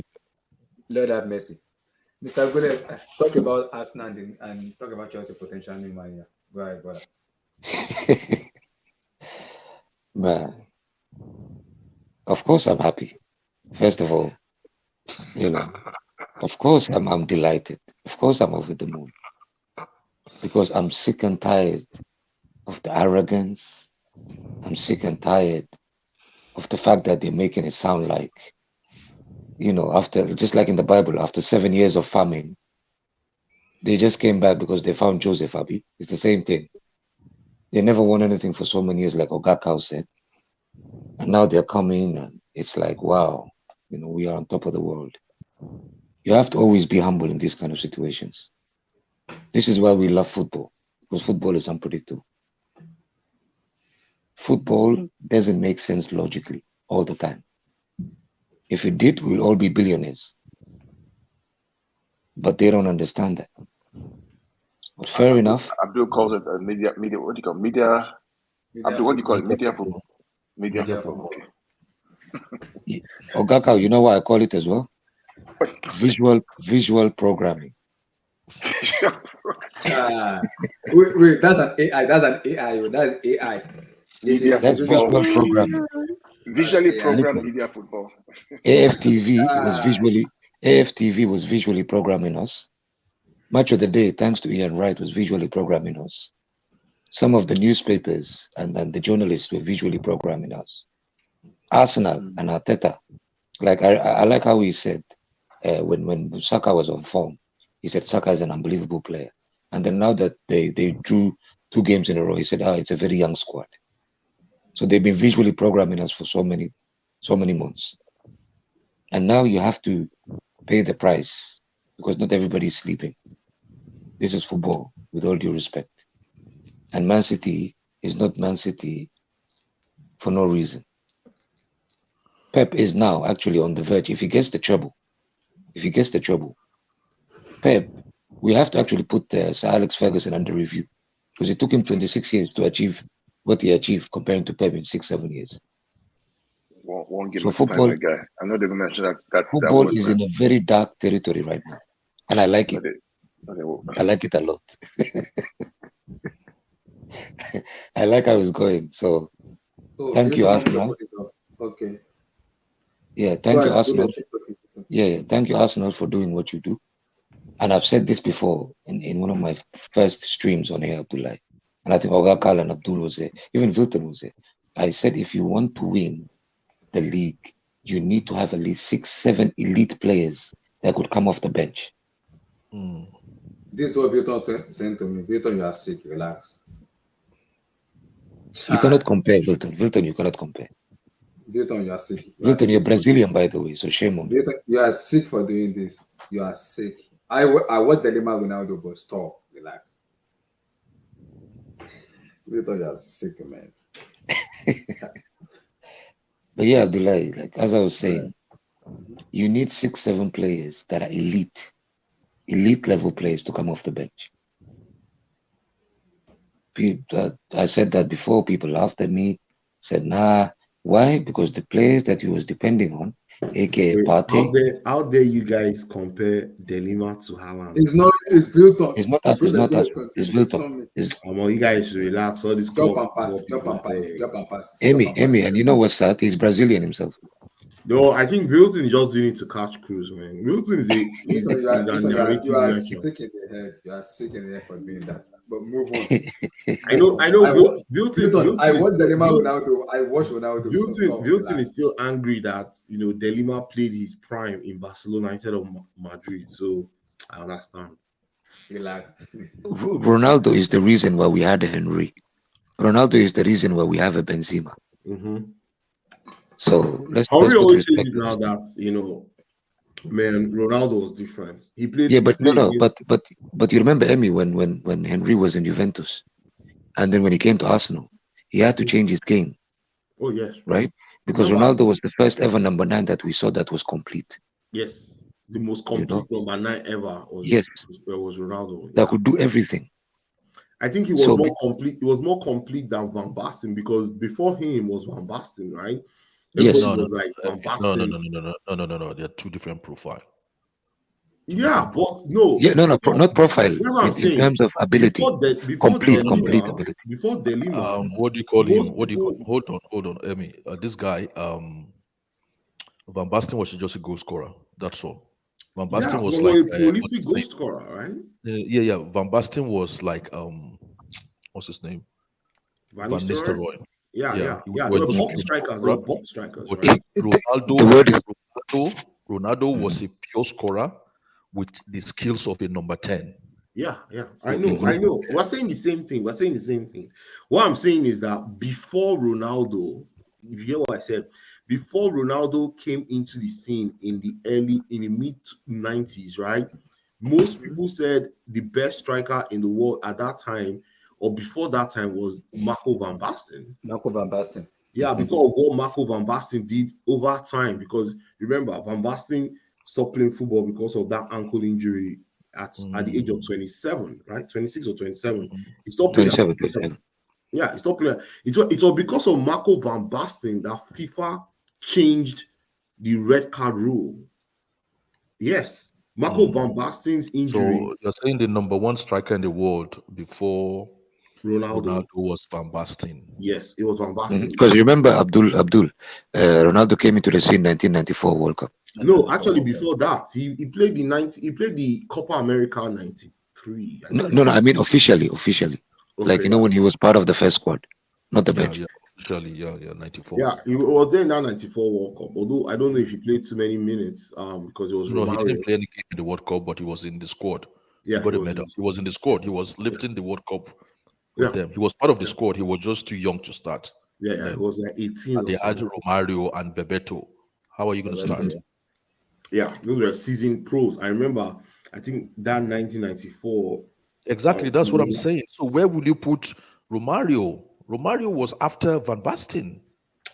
No, but Romario was not as lethal as Van Basten, bro. Oof, boy, he was. Van lethal, Basten man. was Van Did you miss him? Basten Did you blew miss out. Romario in Barcelona? Van Basten was so good. He blew out Europe. No. We are back not to back to comparing back. them now. We're not comparing them. We're not comparing grades. Let's We're go just back saying to topic, guys. timeline that this guy was at the pinnacle, and then after this guy it was this guy, and after this guy it was this guy. yeah. So what I'm saying is like you are misplacing them. I After don't know if I'll ever. Continue with Arsenal I don't know if I'll and put other guys. Romario high. Milton, you are sick for sending me that. Don't worry, continue. Yeah, Abdullah. Before I continue, let me just add to. But where would you put Badger? I just say my own take on this Arsenal flop. Let Bullet finish, or you talk, Okay. Bullet. Yeah, just before I finish, I just wanted to add to what Emi and Abdul just said. If Haaland played at those times, he would fit in like a hand in a glove, literally. Because the same way he's a striker now, just a pure striker, that's the kind of strikers we had back in the day. But Ronaldo completely changed that game. So you can't compare. That's day and night. You can't compare Haaland to Ronaldo. I'm sorry. But yeah, with Arsenal, 'Cause Arsenal, Arsenal played at those times. He would fit in like a hand in a glove, literally. Because the same way he's a striker now, just a pure striker, that's the kind of strikers we had back in the day. But Ronaldo completely changed that game. So you can't compare. That's day and night. You can't compare Haaland to Ronaldo. I'm sorry. But yeah, with Arsenal, Like I was saying, if you don't have 7 or 6 elite players that you bring in from the bench, because look, when you needed Partey the most, he disappointed. When you needed Zaka the most, he disappointed. And guys, let's not forget, this was the same time, I think last season, when they were fighting for top four and they were on top because they won like 6, 7 games in a row. And top four Yeah, was in their pocket. yeah. And then they start losing to, was it Crystal Palace? And then Newcastle and another team. I think Everton, I'm not sure. No, Tottenham. Crystal Palace, Tottenham, and then Newcastle. And then it start going downhill, literally. Right? So it's something that you can tell. What was they missing? What was the common denominator? It was the fact that they never had 5 to 6 elite players off the bench. And this is the reason why this is going to haunt them. Because the pressure, thanks to the fact that they got close in 2006 and they never won it, now that they didn't win it for this many years, and the pressure was building up thanks to the visual programming of the media, this pressure is going to be too much for these kids to take. And for me, I am very happy. So thank you, Arsenal. May long it may continue. But is it not a joke, Gulad, that I know it can still happen? So if I say this, I'll probably have to swallow my word if it happens. But isn't it funny that Partey and Zaka will win the league? Can you This imagine shows you, Partey and you're right. Zaka midfield pair that won the Individually, league? individually they should not have to. But this shows you that a system is very important for a team. Oh yeah, that's true. Individually, they would not because they don't have that brilliance. In these kind of games, is the games where you need people like Partey and Zaka. Because Odegaard was trying to do everything today. He was trying to do everything. Yeah, I wanted to talk about that game. See, I've not even talked about. You see, Arsenal, this pressure is too much for them. Those kids have never been under this pressure. And the last 7 or last 8 games of the season, they always alternate the two or the three, or whoever the number of teams that are competing for the league. They alternate their schedule. So this week you play first, the other team will play second, or the next day. The next week you'll play, the other team will play first, you'll play the next.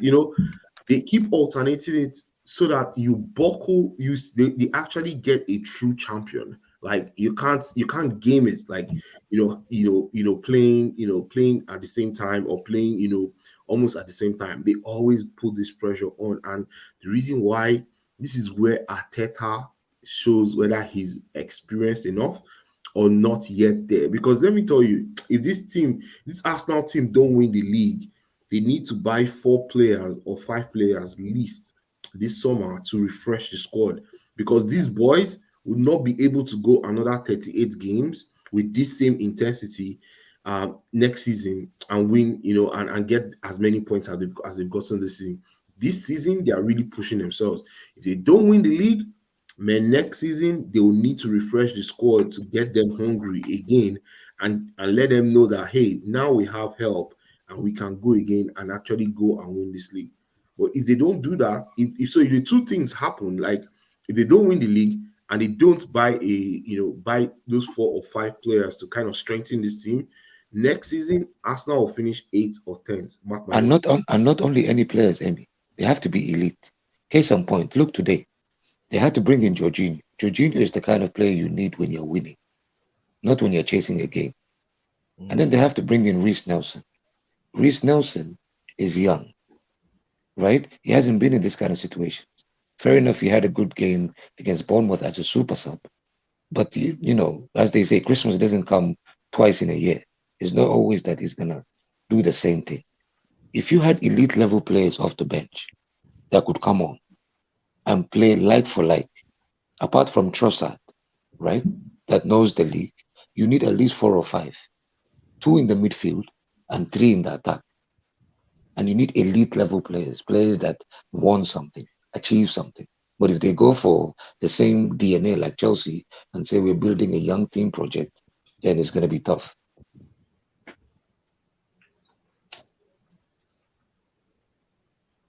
I don't know how they're going to do next season, but I know that either they win or they don't win the league this season, They are not It going will to never win. happen again.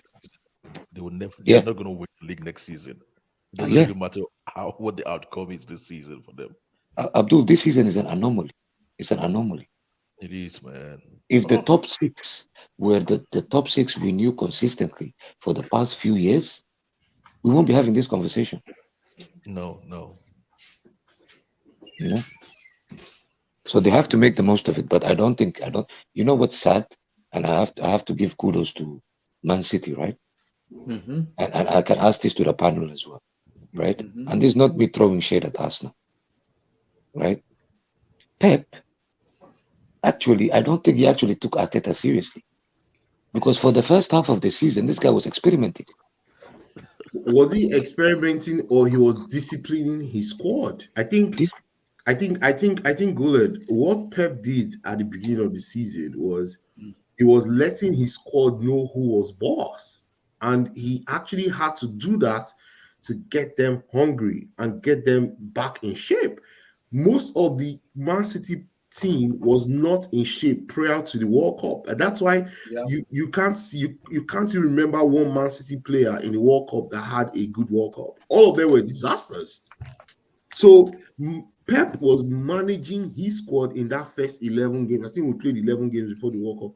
That first 11 games, I think he lost 2 or 3 games. I remember. And that's now we're causing then. They were Yes, flying high. Arsenal won all their games. But Man you know City why I said exposed them. And let no? me You're tell right. you, Guled, at the You're end right. of Yeah. the day, us here sitting down here will say, "Oh, the guy was experimenting at the first." No, he was not. One, he had to adjust his system to fit in a striker for the first time in his 6 years stint in Man City. Two, he had to tell most of his senior players that either they get into form or they get on the bench. He had to he had to sink that into their head. If he kept on playing them and just saying, "Oh, I'm trying to," he told himself, "Hey, I'm bigger than this. Do you understand? I'm bigger than this. I'll manage this my own way." That's the difference between a team that has a very strong leadership like Pep in him versus other teams like Chelsea, all these other teams that are all over the place. Pep is in charge of Man City 100%. He doesn't take nonsense from anybody, either the owners or the players. The players know who is boss. He is the boss. He's the biggest personality in their dressing room. Nobody tells him anything different. And that's how you should go. And that's why they're successful. At the beginning of this season, there were a lot of doubts. A lot of players were like trying to talk back at him or trying to question him. That's why Man City was all over. And Carl is here. Carl will answer whether what I'm saying is right or wrong. But I don't stay. I'm not a Man City, but I can tell you there was a power play at the club between the players and Pep at the beginning of this season, and he won because guess what? He's turned it around. Now they're challenging for the title. Carl. I mean, the example of that, is Joao Cancelo. Yeah. Because think about this, right? We didn't have a left back. And this guy is sending this guy out to Bayern Munich without a loan fee. He already sold, and he already sold Zinchenko. That was a message. Yes. And you know what Pep said? Pep must have told the board, because the board would have asked him in January, "Oh, do you need a replacement?" He said, "No, I don't need a replacement." You know why he did that? He sent a message to the squad and said, "You know what? We're not buying anybody. You guys are all we have, and you guys are the people that are going to challenge Arsenal for this title. It is your title to lose. You guys were already, I think, by the beginning of I think the season resumed on Boxing Day. I think you guys were 6 or 8 points behind or whatever. I think you were about 8 points behind Arsenal because Arsenal was clean. Arsenal had 10 wins and 1 draw before the World Cup. I think on 31 points. Yeah, something like that. Yeah. Yeah, 31 points before the World Cup. They were clean. Everybody else was struggling. And guess what? That's why I respect. That's why when people say you want a Nagelsman to come in and win, see, Nagelsman cannot command that authority like what Pep did in Man City this season. See, if Man City wins the league this season, it only solidifies and galvanizes that Pep is in charge of that football club, 100%. And that's But Emmy, Pep is an anomaly, as you said. We cannot. We are. We're gonna talk about Chelsea, but it's day and night. Because the reason why I was saying he was experimenting is the fact that okay, you've got a striker already, right? But let's not forget that this team, you have drilled your philosophy into them. I'm talking about 80 to 70% of the players, excluding the ones that came in, even though they're not much. Probably they're 10%, right? So I was thinking if you go back to the muscle memory of the players and you go back to the philosophy they know, right? They could pick up points at any moment in time. But somehow he kept on experimenting with a few different formations to the point now that even John Stones is playing as a midfielder, defensive midfielder. He drifts into the midfield. So with all these experiments, all that Arsenal did was they stuck to one system that Arteta drilled into his team, and they did what they did. But when Pep sat down and said, "Nah, this is not happening. I'm sorry. I'm Pep Guardiola." Look what happens. 11 games in a row. Even with the tweaking. You know what's good? So you know what scared me most? We are like, oh my god. I took off my cap. I'm like, Pep. I clapped for Pep. I was like, my God in heaven. It's the Emirates Stadium. When Pep went to Emirates and he told us now, fuck you. Take possession of football. I want to play counter-attacking football. I'm like, Pep, are you joking? That one really surprised. I studied Mr. that. Cloud, I mean, I opened up my cap. I was like, I like the, are you I like kidding me? I like the tactical side of things. Yeah. I studied that game. Really studied that game. What I found out was that Arsenal were trying to play man to man. Because when they came to the Etihad for the FA Cup, they played man to man, and they had a lot of joy. Right? Basically, we couldn't get out of our own half because they played man to man. They win the ball out high, and they would now try and press. We got a goal through Ake, through up 1-0. The reason that happened was because the goalkeeper we had in goal was not Ederson, it was Ortega. Ortega, yeah. And Ortega's build-up play is not as good as Ederson. So now fast forward to the Emirates Stadium, where Arsenal now tried to do the same thing again. They tried to go man for man. And so what Guardiola said was going to do was, okay, we're going to go man to man. I'm going to use Ederson and Bernardo Silva at left back. I'm going to use Bernardo to overload the central midfield to make that 4 in the middle. But I'm also going to use Ederson as the last man to do the build-up play and go long. So think about the very first goal that was scored, right? Yeah, Ederson has the ball. It was police ball. Right, it was police ball, right? He pumps the ball, police ball, all the way to the left, forces the error from the Arsenal defender. Guys, De Bruyne is there, bang. Right? The second and third goal, what they now do is, okay, we're going to figure out where Arsenal are weak on the left side. We know Zinchenko is our boy. We know his weaknesses. Right? Just like Liverpool did. We know that Zinchenko was weak. So we're going to overload Zinchenko's side and force the errors on that side to get the 2 goals, which is what they did. Both goals came from the left side to score a goal. Yeah. Even though the team had that 6% possession, Arsenal had more of the ball. The idea was to make sure they have the ball and you counter-attack them to go score a goal because you're away. Case in point, Ogaka. From that game, the way Pep evolved with his tactics was completely proven against Thomas Tuchel. Because Thomas Tuchel was not expecting the way Pep's team was set up. We had less possession. He was expecting the same way of play as the final. And then Tuchel was so confused, he was asking advice from Muller, with all honesty. I'm sorry, I'm laughing. No, it's okay, it's okay. It was funny as well. We all laughed. But it's true. Because Tuchel was like, what's going on here? John Stones in midfield? What's going on? Let's be fair. That thing confused me at first when I watched that thing. I was confused. But I went back to study it again. And I'm like, God. So I'm like, so what this guy did was he played Stones. So it's based on who has the ball. So when City have the ball, Stones becomes a midfielder. When City don't have the ball, Stones becomes a defender, a centre back. Right? A centre back, yeah. every time. Because And then when yeah, Stones absolutely. doesn't have the ball, but we have the ball in the back in the defensive third, then Edison becomes a fourth centre back. Mm-hmm.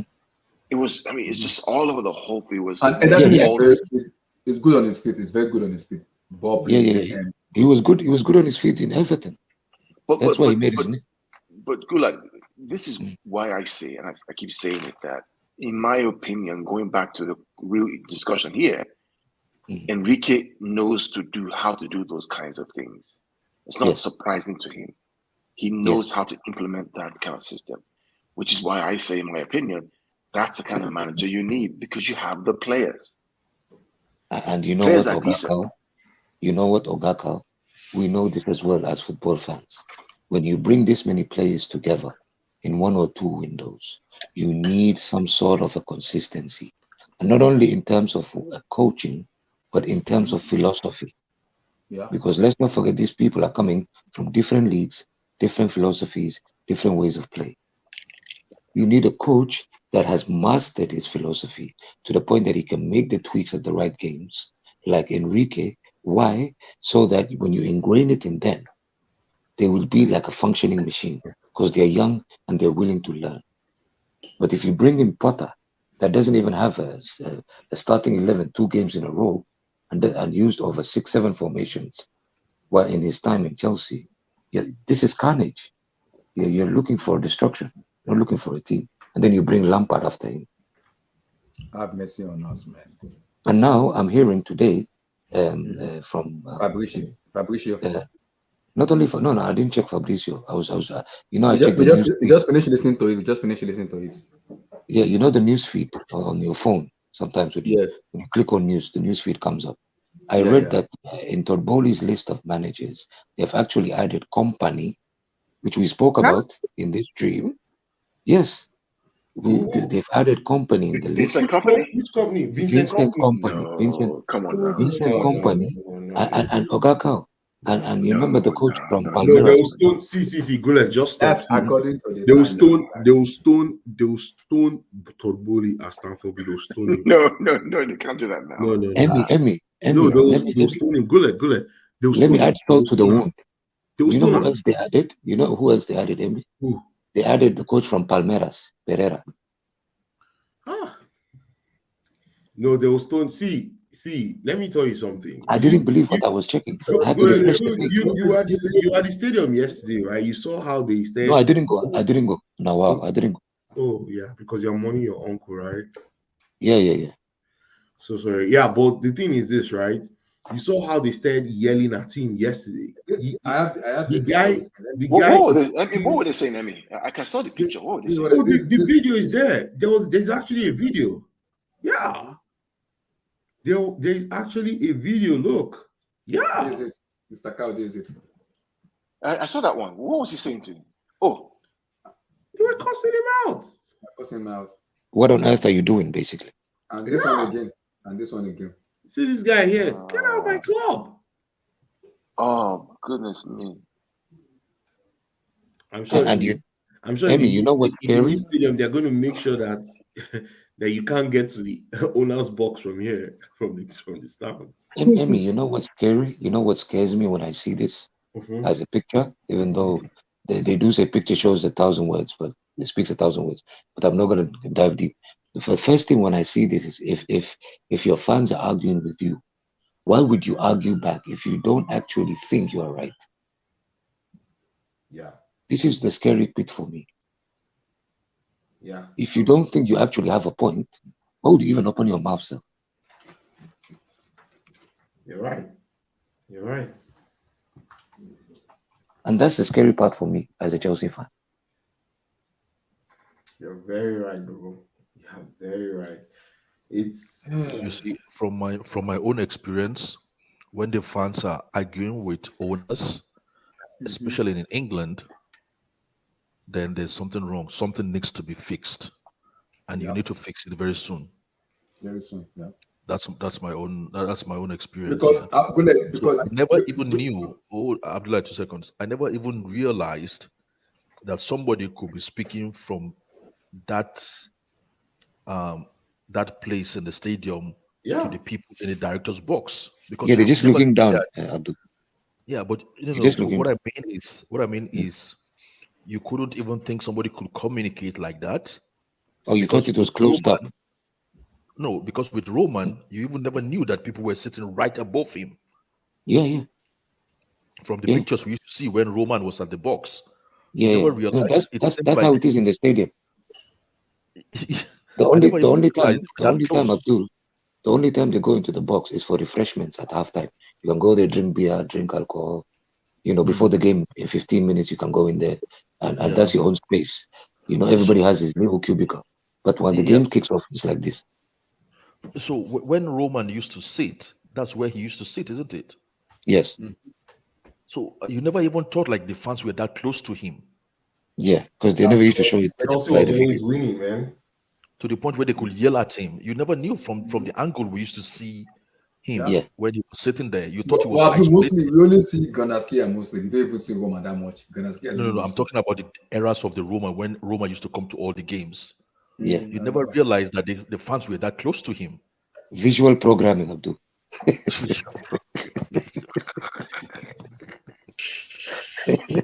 No comment. No comment. Oh, but this guy has a problem. This God needs to sort himself out. Remember, look, you guys need to like stop listening to all this media football. If you want the latest, just come to Blue Studio.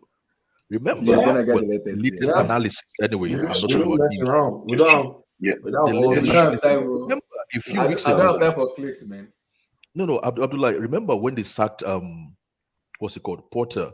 We said it on this stream that before they even started the interview process, we said it on this stream. From what we have, that these guys are going to interview everybody under the sun. Under the sun. We said it on this stream. Yeah. Look, I'm starting to get scared of this stream the way we are talking. Like people like MI5, CIA might start listening in because we say this. If it's James and Todd Boy, I start listening to the stream now. No, Exactly. Probably listen to it, yeah. We said they are going to listen. They are going to interview everybody that is available and unavailable under the sun, and then they already have who they want in mind, and then they're going to come out and say. There was a word I used on HH Hangout. That Arsenal, the first time Lampard came in, when I was pissed off, I said use brain. So somebody was that talking on HH Hangout one day was like, I remember when Abdullah said in that Lampard era, use brain. If Todd Boehly does it, I started laughing. It's very scary, Abdul. I was on the stream that day. I was on the stream. I just started laughing. I could not No, it say happened. just Abdullah, it happened many times. Look at the last game against Real Madrid.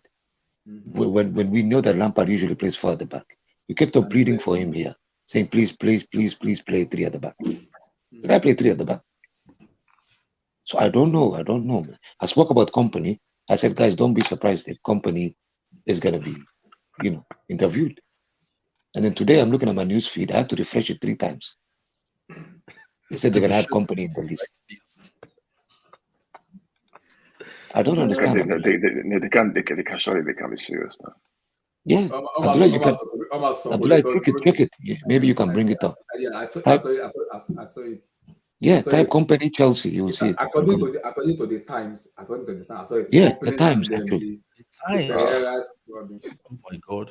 No. According to the Times. No, we are finished. But Body are finished. I mean, Company is my legend, but he's not ready for that kind of stress, man. At all. Ogaka, when I said it, Abdullah shut me down. He said, Guled, you are mad. I said to him, brother, don't be surprised. We are dealing with a dictator here. And then now, this is what's happening. But the fact that they go at him a lot at Stamford Bridge, they were having a go at him. I was like, Chelsea fans have been a go at Bully. This is something different I've never seen on that bad movie too. This is real different. I'm like, I think it's just a frustration of what's going on. Yeah, I know it's a frustration because Chelsea fans are making Bully on. Yeah, they are telling Bully, this is CFC. This is not LA Dodgers. Yeah, this is Chelsea. They know what they're supposed to do. They know what's doing. I mean, it's not, what 12th? There was 11th or 12th? I mean, where if Crystal Palace win on this Saturday, if they win this Saturday, they'll go above us. Ogaka, we are on top of the league on page 2 of the league.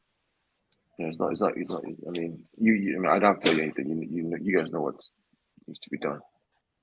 No, but Ogaka, let's be honest. The funny part, biggest- Lampard is not the manager now. They can't even criticize him. That is what is annoying me. The fan base cannot do it because of the love they have for Lampard. And that I hate that. I hate But it. he himself, then why did he take the job? It's ego, Ogaka. He himself, you know the situation, you know what's going on. You know you're not ready. You know you're not ready now. You yourself, you know, say you're not ready yet now. Ogaka, there's 3 things I've noticed with that. But arrogant is killing Lampard for me. You know you're not ready. Let's be clear now. You know, it's not you now, guy. No, but there's three things that messed us up, Ogaka. The first thing that messed us up is the fact that they made Chelsea takeover from Roman Abramovich. They made it a political move. Because why the hell would Todd Bowley and Egbali come out and say, as soon as they took over Chelsea, that they're going to do everything completely different to Roman Abramovich? Like, who the fuck cares if you're going to do something different? It's not politics. Fair enough, there is a war in Ukraine, but that's political move. That's a political issue between Abramovich and Putin. Yeah. Why would you change it and bring it into football and promise the English people that you're going to do everything completely different? Yeah. As if it was a warlord that was doing money laundering in Chelsea. What kind of nonsense is this? It's arrogance. Sometimes it's American arrogance. We know And then ourselves he's very like, well. and then he has the audacity to say, they do stuff. It's annoying, man. It's very sick and annoying. I mean, we know ourselves now. American arrogance, are we? Emmy. Hi. Abdullahi. We know. I've been saying it too. Billionaire people, they guess come for their head. Let me not lie. You see, that just tells you that Roman Abramovich was always the center of Chelsea. He was the reason why Chelsea won all those medals, won all those trophies, and the reason why those quality players actually chose Chelsea over teams like Madrid. People don't forget, Michael Essien chose Chelsea over Real Madrid. Fact. Madrid tabled the same amount of money to Michael Olas, the Lyon owner, for Michael Essien. And guess what? Roman came and said, you know what? I think it was Mourinho said, I want Michael Essien to replace Makaleli. Boom. Chelsea got Michael Essien. No, if he had stayed one more season at Olympic Lyon, he would have gone to Madrid afterwards. Remember, he had to go on strike. Essien had to go on strike. Yeah, he did. Yeah, he had to. But he didn't trust what Olympic Lyon were saying to him. Yeah. You know, the same thing happened with Daniel Alves. He wanted to come to Chelsea, and he even went on strike. But the owners said no. And then after one season, he went to Barcelona. It's true. So I think that would have happened to Essien, but Essien just said like no, he wanted it to come to. Like that transfer took the entire summer, and guess what? He ended up coming to Chelsea. Those days, Chelsea was competing with anybody.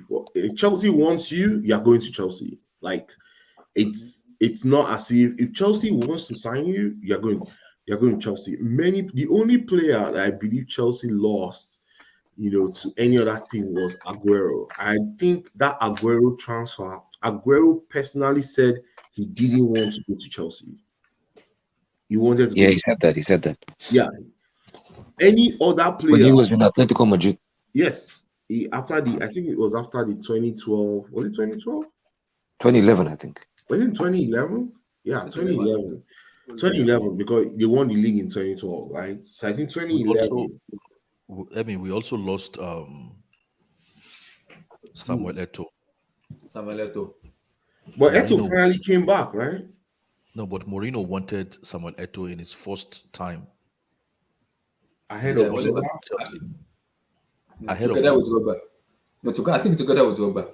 No, together with Drogba. He couldn't get Anelka. That's when he went to get Malouda. Oh. Yeah, together with Drogba. He wanted Samuel Eto'o together with Drogba. He wanted Samuel Eto'o together with Drogba. Because he wanted to play the pair of them together as a double number. Double nine. No. Sorry. I think he wanted him ahead of Shevchenko. Either Shevchenko Sorry, my fault. Sorry. either Shevchenko or that season he got Maluda. But I knew Chelsea wanted. He got Maluda. He got Maluda in his Guys, last keep season, talking. right? I want to go play Tarabia. I'll join Yeah, back. he didn't even trade. He didn't trade Maluda. I think Maluda joined after that 2006 World Cup, right? No, Maluda joined 2007. So, So and so and after the he World Cup in the summer, Maluda went back to Lyon. yeah.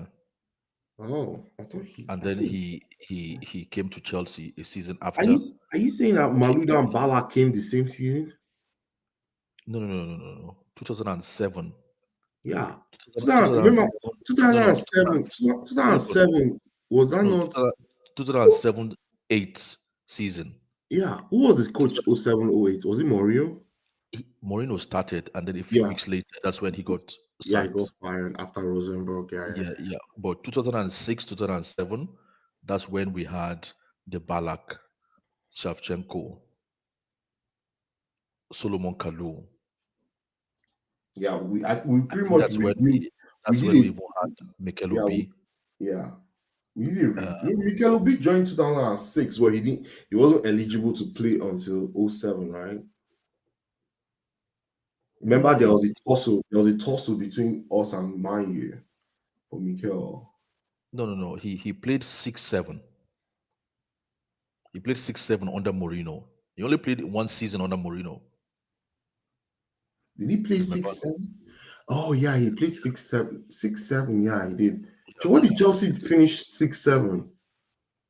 Second, right? Behind United. Yeah, behind United. It was so painful, man. I was working with some Man United fans. Oh my god. They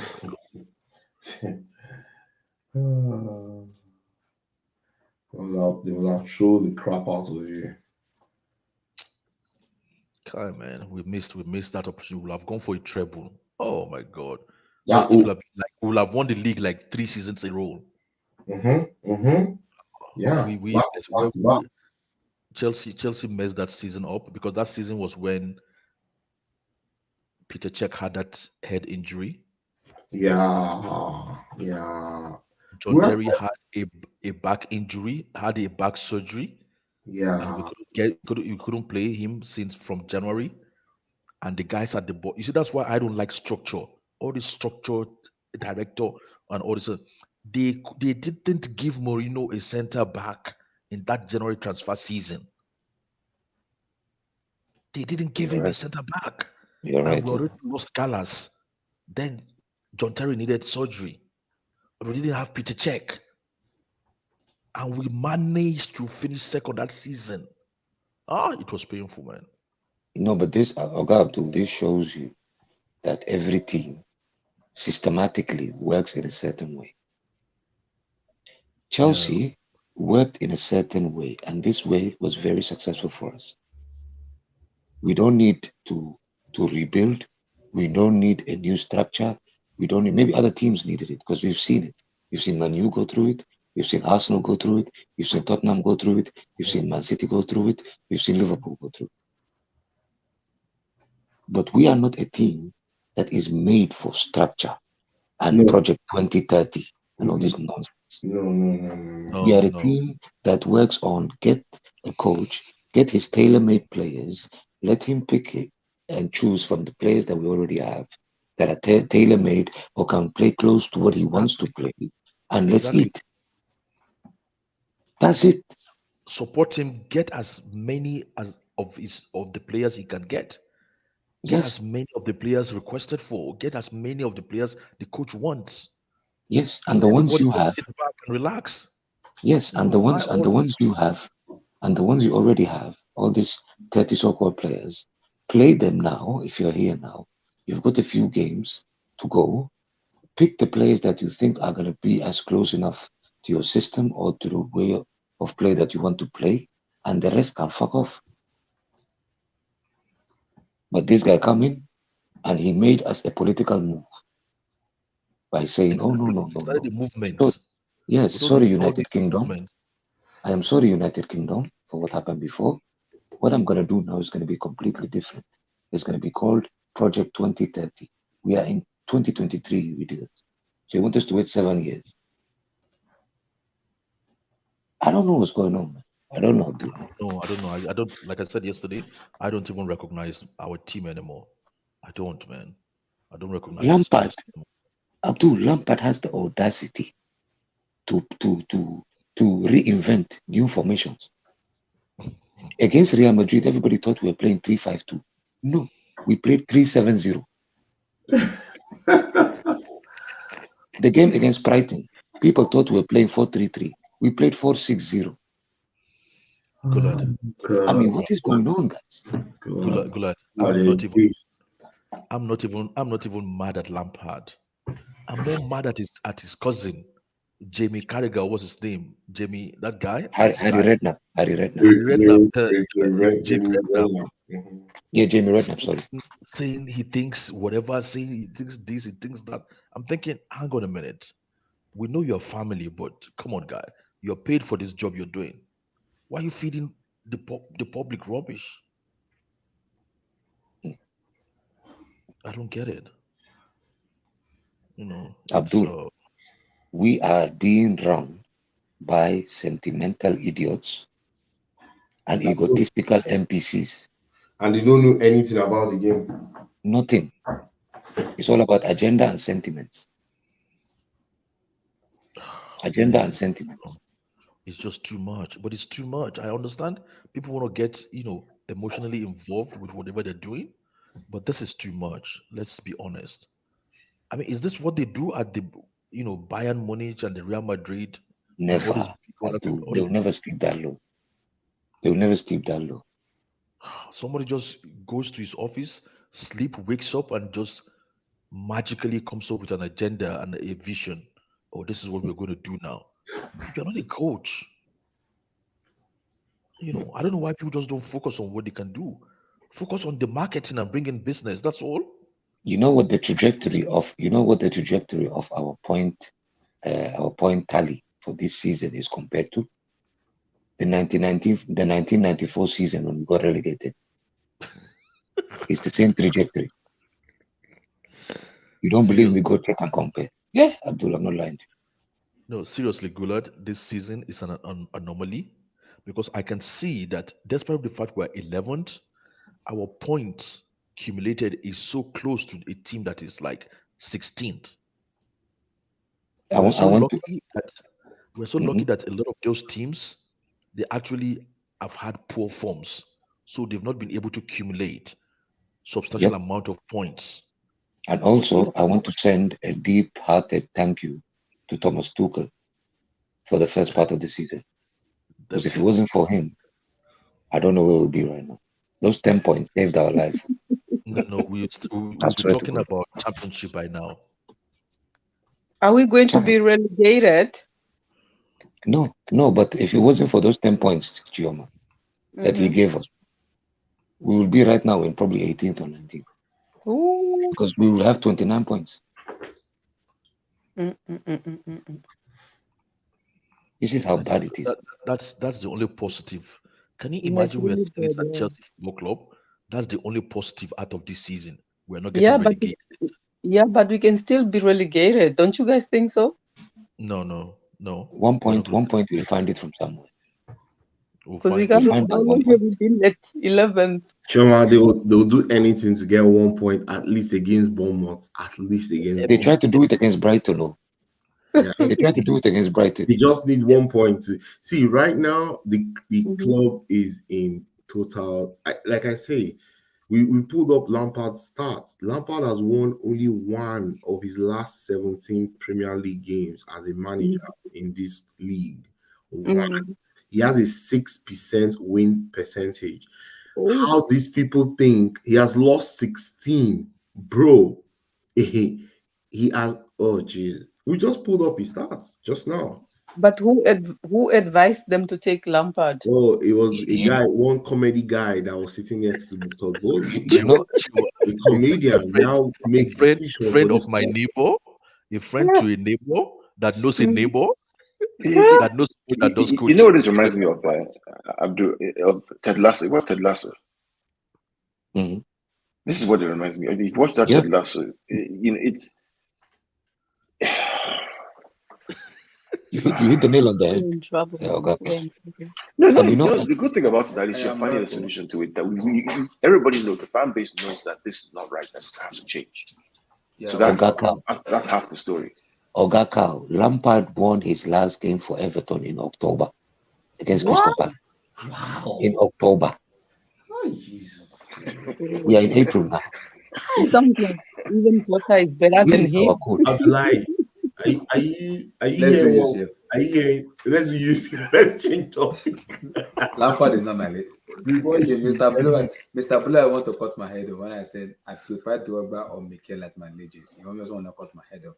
So I'll prefer not to respond anymore. I just want to keep notes. No, I know Blue Eyes. Blue Eyes has an agenda for Lampard. You know, before Lampard came, I told Blue Eyes was like, yeah, let Lampard come and win this UCL for Chelsea so that people will stop thinking that it was Tuchel that won the UCL for Chelsea. Oh my God. I told Blue Eyes there, and I know he's listening today.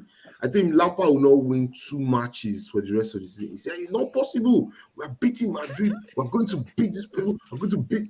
I said, Abdullah, pull up the. I don't like sentiment. Pull up the remaining fixtures. Abdullah, pull up the remaining fixtures. I asked Blue Eyes, yeah, tell me the games you will win. We'll win this one, we'll win that one. I said, God, no.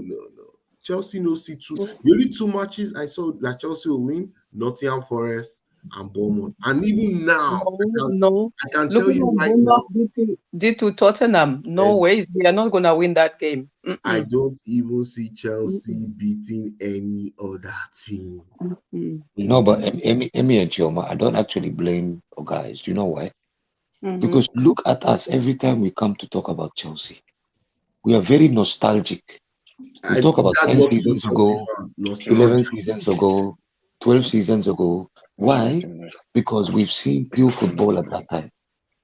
So because we have that affinity for 12 years ago, 10 years ago, we don't want to let it go. We are hoping that as long as we hold on to the good memories, maybe it will transpire on the ground and something will happen.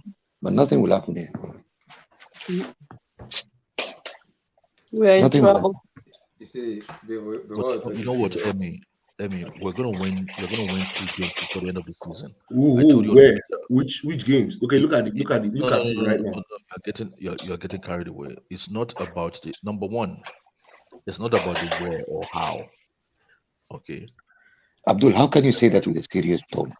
We're going to win 2 Abdul, games. look at the remaining 8 games. Oh, you're distracting yourself. Emmy, you are distracting yourself. Did you think West Ham and Arsenal were going to draw today? Most likely, no. Okay. We can't even draw. We don't know how to draw. Do you think we'll spot Arsenal's party and draw with them at the end? Don't get distracted by the fixtures. You should have asked me why did I say so? Yes, why? Because I'm not sure whether it's the palm wine you're drinking or the asu you're eating or something that is just giving you this kind of mind, this midnight. That was last night. Frank, I'm not even saying Frank Lampard. Chelsea will win 2 games by the end of the season, and one of them could be the game tomorrow or the day after. When is it? Tomorrow. So I'm including that game as well. The reason why I said it, okay, you ask me why. Now let me tell you why. Let me tell you why. Okay. You see, number one, I was thinking about sorry, deeply.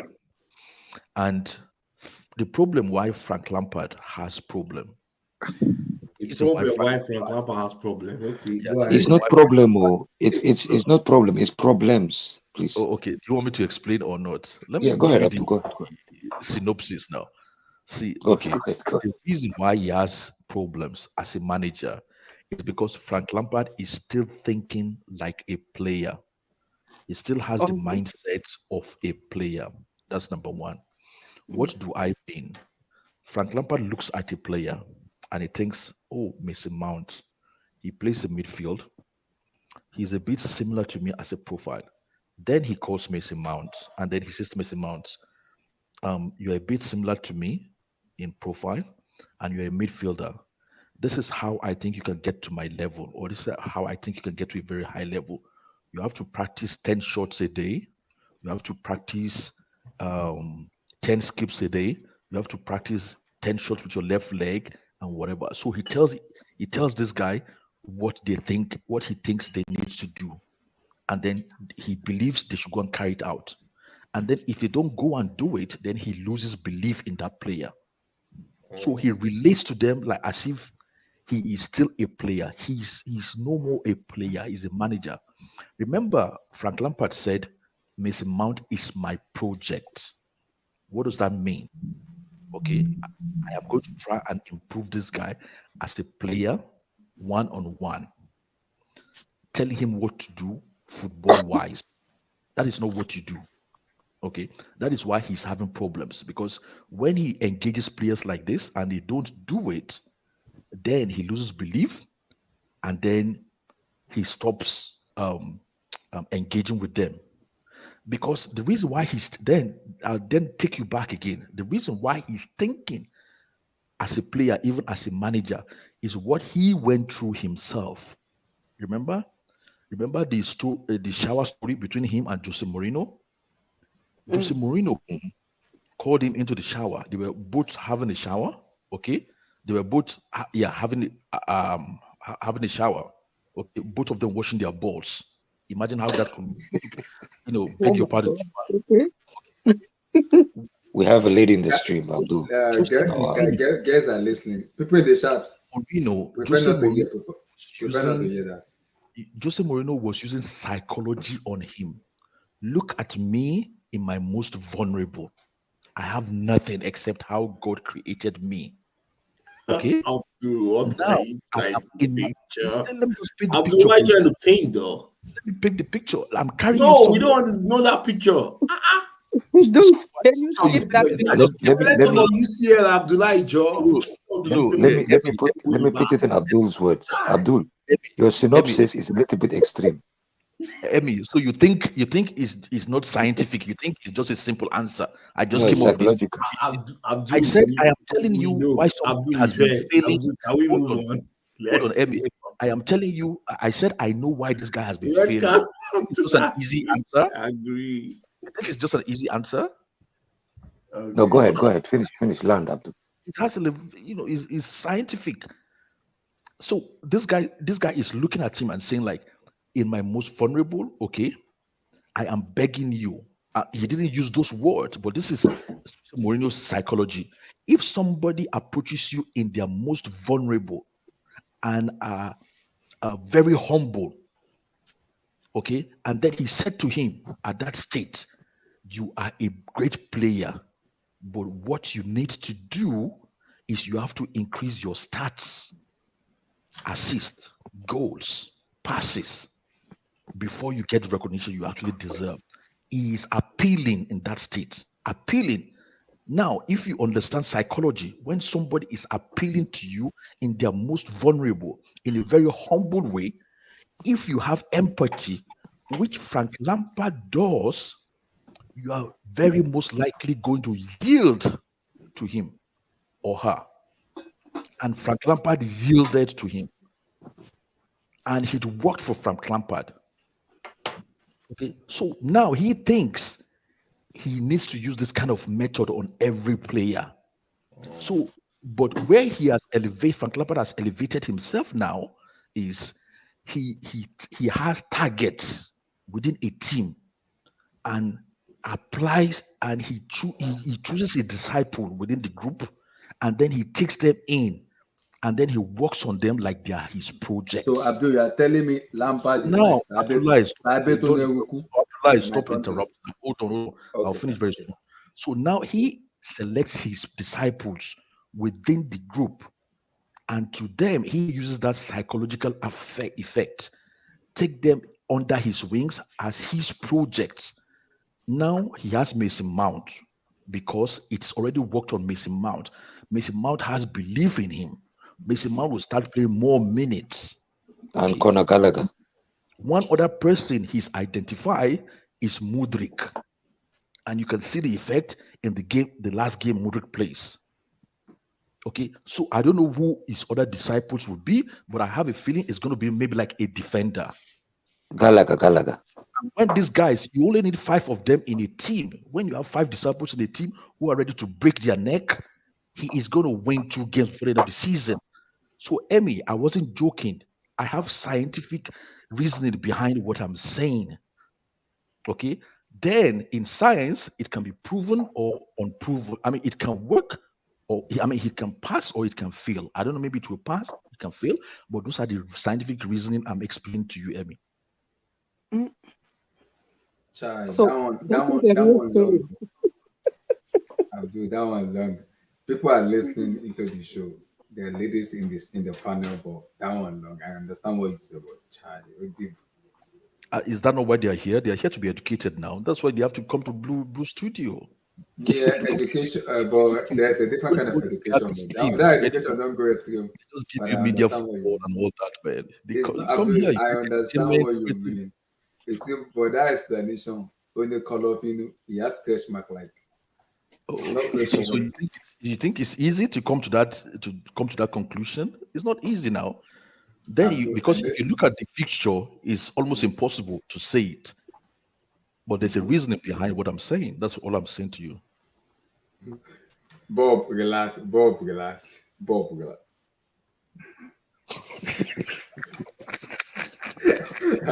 Abdul, look at what the person. Abdul, you have to remember one thing. Yeah. We are living in a visually programmed society. Yeah. You have to choose your battles very carefully. It's Because not, some people will run with it and it will be the joke of the week. it's not my problem if people have if you start visually programmed. I'm not visually programmed anymore. If you go into your visual, that's your own problem. Child. Subhanallah. No comment. I prefer not to respond. This is People in the parental control, eh? chat. Abdullah, can we move to the Champions League now? Let's move to this. Let's move on. Predictions. Abdul needs a So red Emmy, card. so Abdul needs Emmy, a red Emmy. card. According to Emily Abdul Sky. need the I red agree. guy. So Emmy, after all that observation, that's all you got to say. Just paint a Sunday night this thing with so much things. Hi, Abdul painted. You know what? Let's be honest. We are Chelsea fans. We are in the gutter at the moment. So what's the worst that can happen? Go ahead, Abdullah. It's okay. Mr. Blue Eyes, how you doing, sir? Before we talk you see here. Come in, ladies. my show. Try. Our Lampard guy. Guys. Don't throw you again for Lampard. Don't worry. Yeah, Blue Eyes. How you Can you doing? hear me? Yeah, we can hear you. Loud and clear, guys. This my headset. Nah, you get one or cricket headset where they use now. Chai. One You go bend down. one- You go bend one down. more Go collect headset, man. headset. I'm telling you, my brother. Try. What happened today, anyways? Oh yeah, Arsenal lost. Oh, they tied. No, they drew. Yeah, Arsenal tied. Man, you beat Nottingham Forest. Arsenal, man. Now, wow. You just couldn't lose that game. We don't tell you say they're not going to win the league. You know, West Ham Arsenal in that London stadium is a war. I can't remember the last time Arsenal won in that stadium. I don't think they won many times in that stadium. Let me just put it that way. Since those guys moved there in 2012. Yeah, so that game has always been a banana peel for Arsenal. When they scored that 2-0, people were like, wow, Arsenal is now serious, man. It could end up being 4-0 because it was 2-0 in 10 minutes. It's risky. How can you maintain that lead? That's what they couldn't do. Man, Arsenal couldn't do that. Interesting, man. Oh. And a lot of their big players have gone to sleep. I'm not sure what's going on. Oh, Man. it's just Saka. at this stage of the league, right? It's mentality. It's no more whether you sabi play ball or whether mentality and confidence. Right? Remember when Mourinho used to win the league? At this stage of the league, Mourinho just wins 1-1-0. 1-1-0. That's it. Exactly. 1-1-0. 3 points is what matters. 1-1-0, 1-1-0, 1-1-0. Because at this point, the more you win 1-1-0, guess what? The person chasing you starts getting tired because they know that you win 1-0. You win 1-0 again. You go the next match, you win 1-0 again. You play a drabby game and somehow just nick a goal through a corner kick header or something. You win 1-0.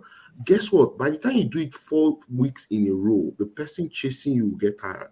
It takes an abnormal team to continue chasing you to the final day.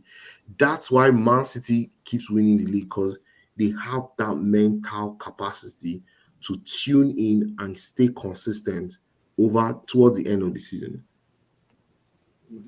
No. Anyway, let me let you talk about the Arsenal game. No, there's nothing to talk about that game, rap. What's done is done. That game, I thought they were going to lose, but they tied. So hey, they have to be very excited, Arsenal, because I thought West Ham were going to roll them over, man. Well, yeah, nothing to talk about that game. Well, I think West Ham respected them at the fourth, but later when they realized that they don't deserve the respect, they have to come out and them. First 10 minutes, West Ham respected it. They were sitting back, giving them the ball. After the soda Tuesday, West Ham was like, okay, no, I think we need to start just playing our own ball. Thomas Partey got pickpocketed. No, it was doing your boy, they clean you. They clean you. They clean you. But they can Rice play ball today. He played very well. He did very well today. I was impressed. Very impressed. I need to ask now.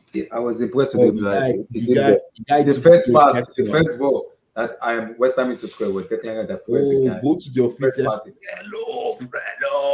Hello came on, but he didn't do too much, but I was impressed with Declan today. I was very impressed. No, Declan is a top class player, man. Like, it would be stupid if we don't get that guy. If we don't pick up Declan Rice, it will be stupid. I mean, I don't know what else. It depends on the new manager, though. We don't know. We have to wait and see. Right now, Declan Rice is not about the cost. Just look at the body of his game. It's about the new manager. If the manager wants him, there's nothing we can do. 80 million for Declan Rice. Listen, the truth now is gradually seeping out. 80 million for Declan Rice is not too much. Yeah, but with the new manager, we didn't want Declan Rice. I don't know. We don't know. I guess so. Because McAllister might go to Liverpool or Man United, possibly Liverpool. Fabrizio already said it. Who says Frank Lampard will not be the new manager? It's not going to be the new manager. It won't be the new manager. It won't be the new manager. It need to bounce out, man. Fabrizio already said it in his. He already tweeted it in his YouTube comments. He's always here for interim basis, and when the interim finish, he can package his bag and baggages and head off out of Chelsea Football Club. Till further notice. You need to be doing agricultural science. He doesn't deserve to be a coach. So now let's talk UCL. Abdullah, just before you go ahead, Abdullah, remember Declan Rice is not a register.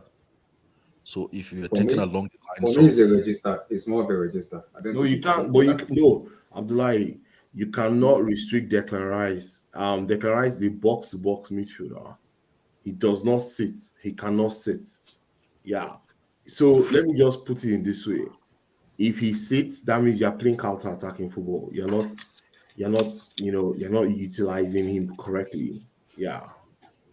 Hold on. I mean, Abdullah, what's the difference between a register and a defensive midfielder? A register play more in the possession basis than where all ball goes to him. He's just going to give him the ball, orchestrated the way Jorginho does and Andrea Pirlo. Those are registered because all ball goes to him. They're going to look around the pitch and okay, give me the ball. This is my job. I know what is going on in the pitch. I know when to pass.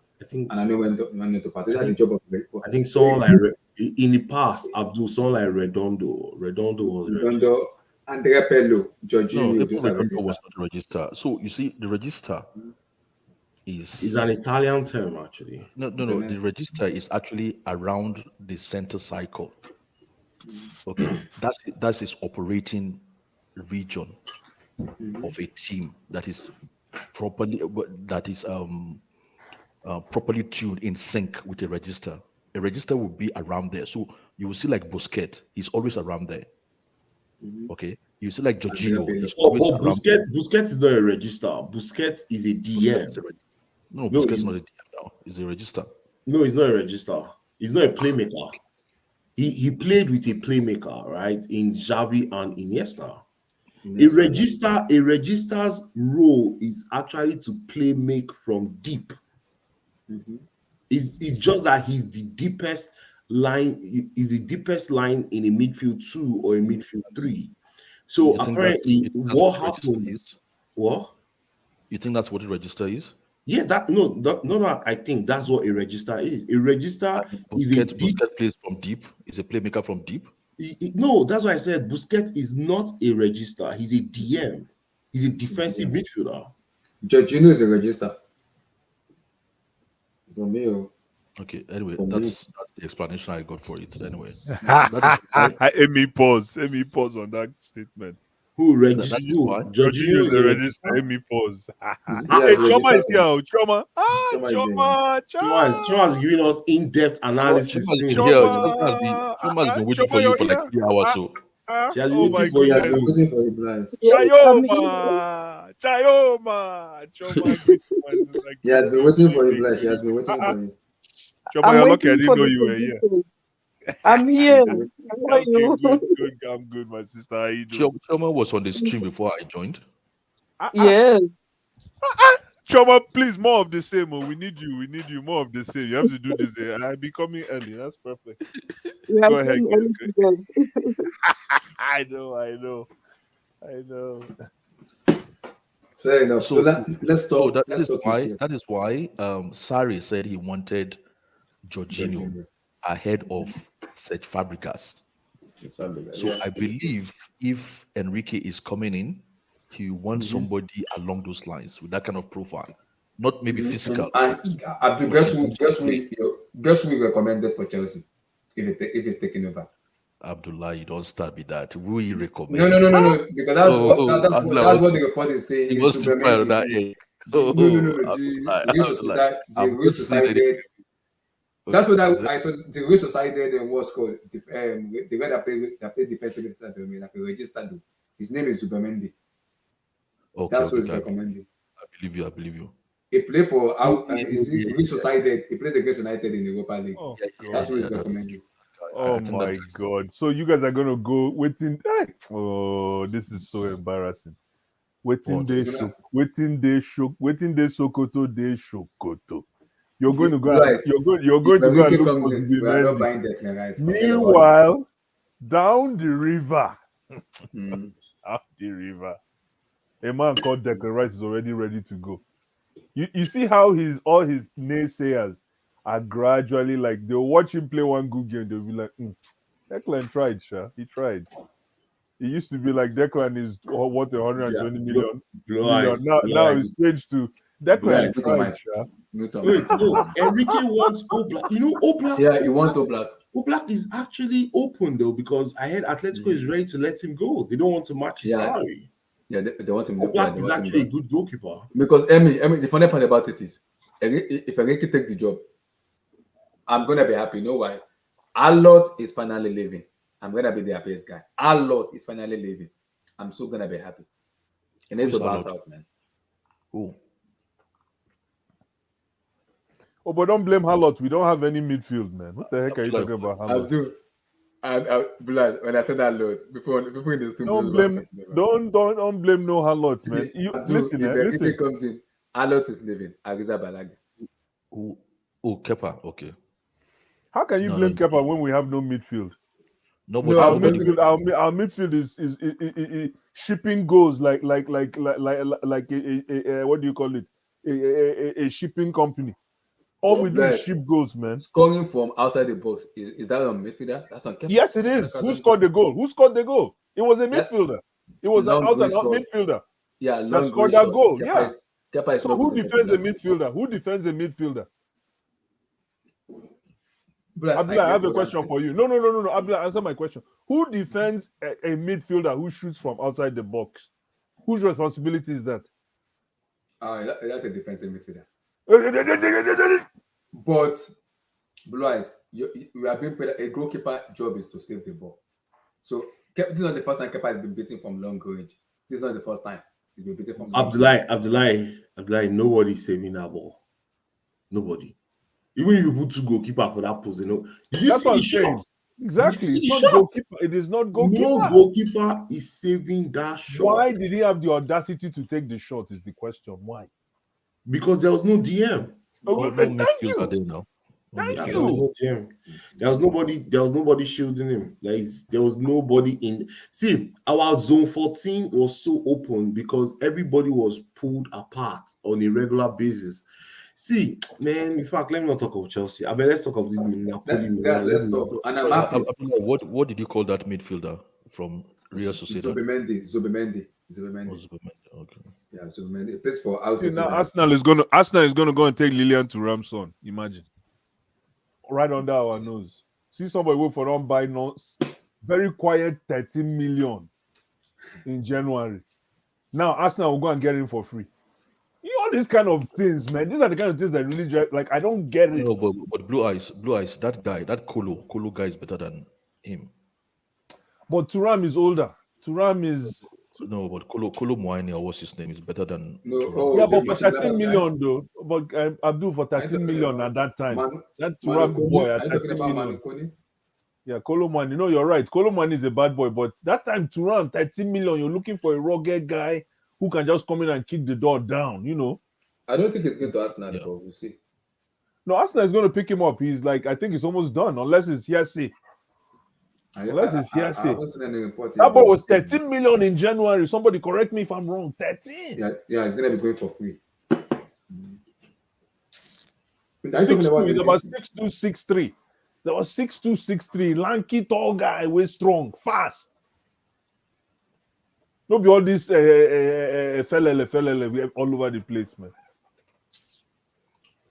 Anyways. Players already know they will score against Kepa after the box corner. Shooting report. Relax. Mute. Now let's talk about the first one.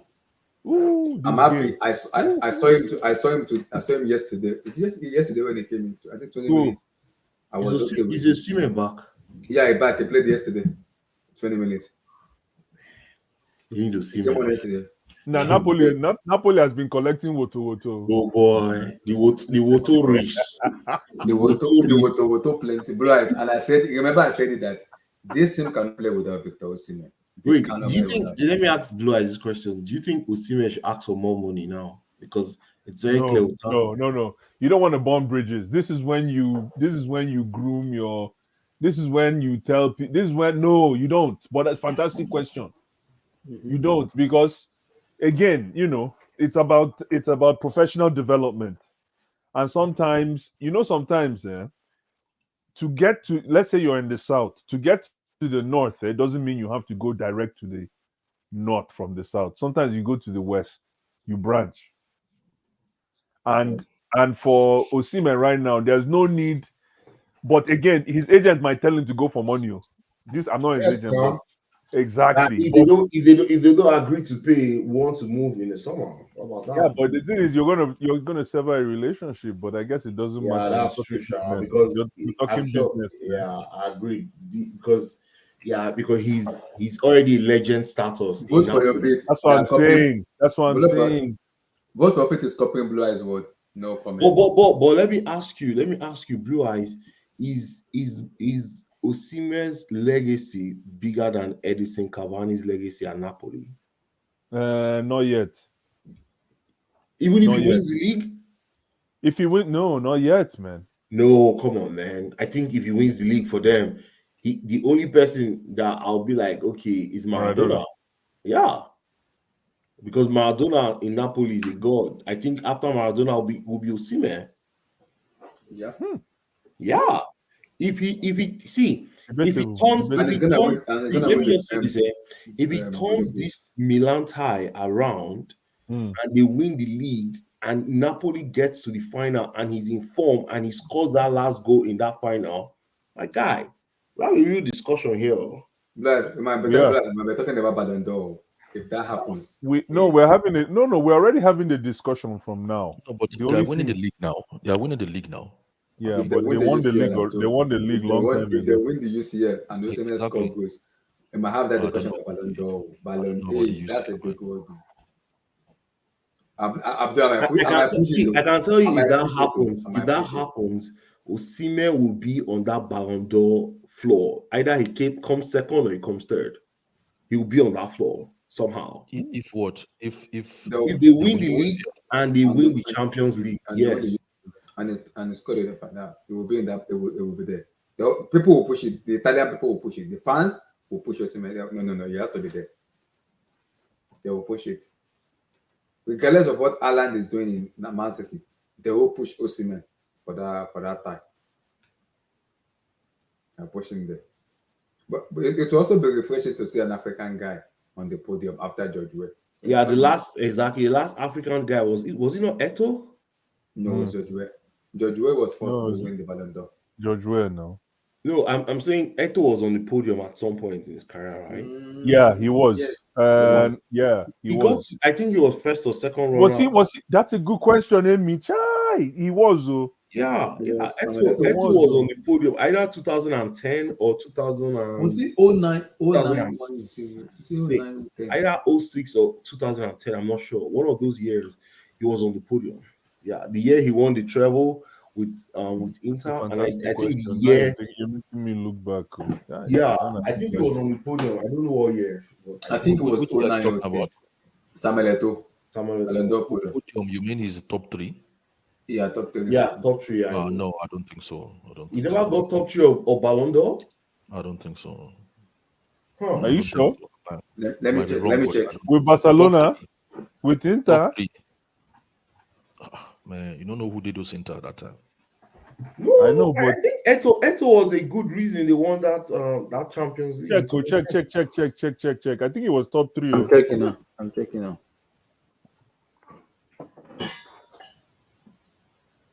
Listen, anybody will not believe in Eto'o, go and watch 2000 African Cup AFCON finals, Nigeria, Cameroon in Lagos. Then come and talk to me. Anybody will not believe in Eto'o, go watch that game again. If you not Eto'o at his prime, then you don't know football now. Oh boy, if you don't know anybody that wants to debate Eto'o, and I'm a Nigerian. Okay, yes, bless. I see it. Museum. It was voted. Samuel Eto'o received the vote in 8 separate years for Ballon d'Or, but never got an opportunity to win it. It was on the podium for 8 consecutive years. What position though? Let me Amy wanted to know. Amy wanted to know what position he got. Let me see. No, any Eto'o naysayers, like Abdul was saying. Let me see. Any Eto'o naysayers out there, just go to the museum. Go and look for Eagles versus Lions 2000 in Lagos. Go watch that game and come back and come. Let's have a discussion. Oh boy. When Eto'o play ball finished. Right, so it was there. It was top 3. It was with Lampard, Ronaldinho, and Samuel Eto'o. It was there. Which year was that? It was coming. I don't know which year. Let me bring the pictures out. I don't know which year is this, but it was there. I saw it. I just saw it now.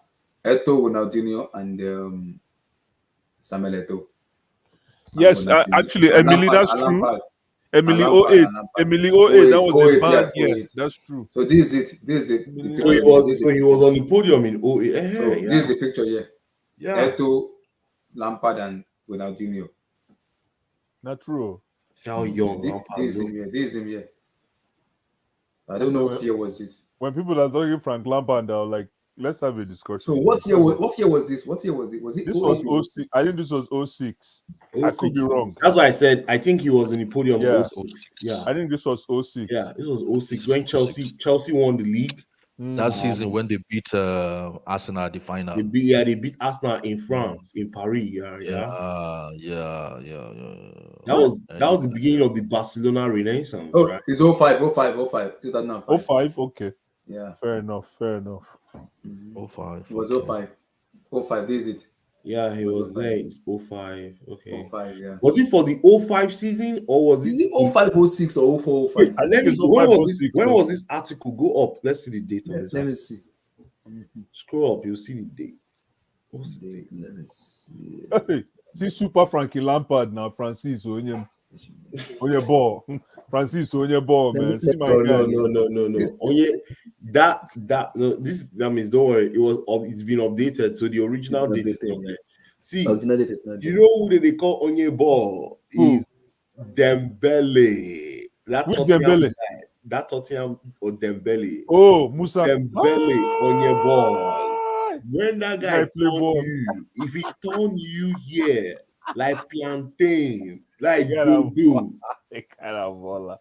When him and Victor Wanyama and Modric line up, open a problem. Okay, guys, he finished A third problem. in the guys. He finished Oh, third with in the Sandro, 2005. You said he Guys, finished I what? just straight now. He finished third in 2005 Ballon d'Or era. It was Oh, Ronaldinho, 2005. 2005, Ronaldinho, Lampard, and Samuel Eto'o. Eto'o finished third this same year. Okay. The closest Yeah. Eto'o came for being crowned the world best I player. know. Eto'o came close He one year. I finished know. the third. He finished third in the running for the FIFA Player of the Year. So Ballon d'Or. No, you have to remember that most of we Eagles fans. There was a time when Eto'o was literally our public enemy number one. There was a time when Abedi Pele was public enemy number one. There was a time when Yeboah was a public enemy. Every country has its own public enemy number one.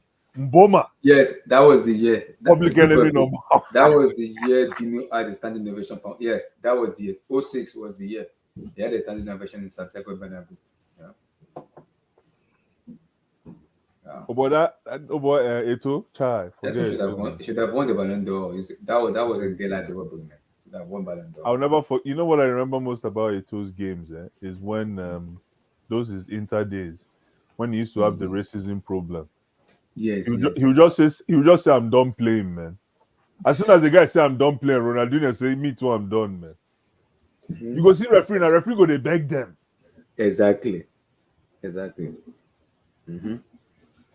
Because recently, but I don't know if you listen to Thierry Henry recently when we were talking about when Lukaku was abused with the racism word in the Copa America semi-final. Thierry Henry was pissed off that he was given the first yellow. I don't know what Lukaku did, but he was also given a second yellow. Thierry Henry was now reacted that why do you give Lukaku a second yellow when there was a racist chant about him, calling him a racist name, and he shoots them by celebrating. Why did he get a yellow card? What is going on with the referee? So is he kind of idolizing racism in Italy right now, or what are they doing? So why would I blame Lukaku when you give him a second yellow card? That's a red card for racist talk that he had, and he shoots them by celebrating. Is there a crime in it? There's no crime in it. Thierry said, if it was me, Thierry, I would do more than what Lukaku did. He said it. I would do more than what he did. How can you abuse someone with racist name and celebrate and shoot them and you give them a yellow card, second yellow? For what? That was when Rock Nation was pissed off and came out and I have to back Lukaku. Well, Rock Nation was mad. They have to back Lukaku. They was like, no, we can't condone this. No, this is bullshit. We cannot condone this. We cannot condone this. We cannot. It has to stop. Imagine. We can't condone it.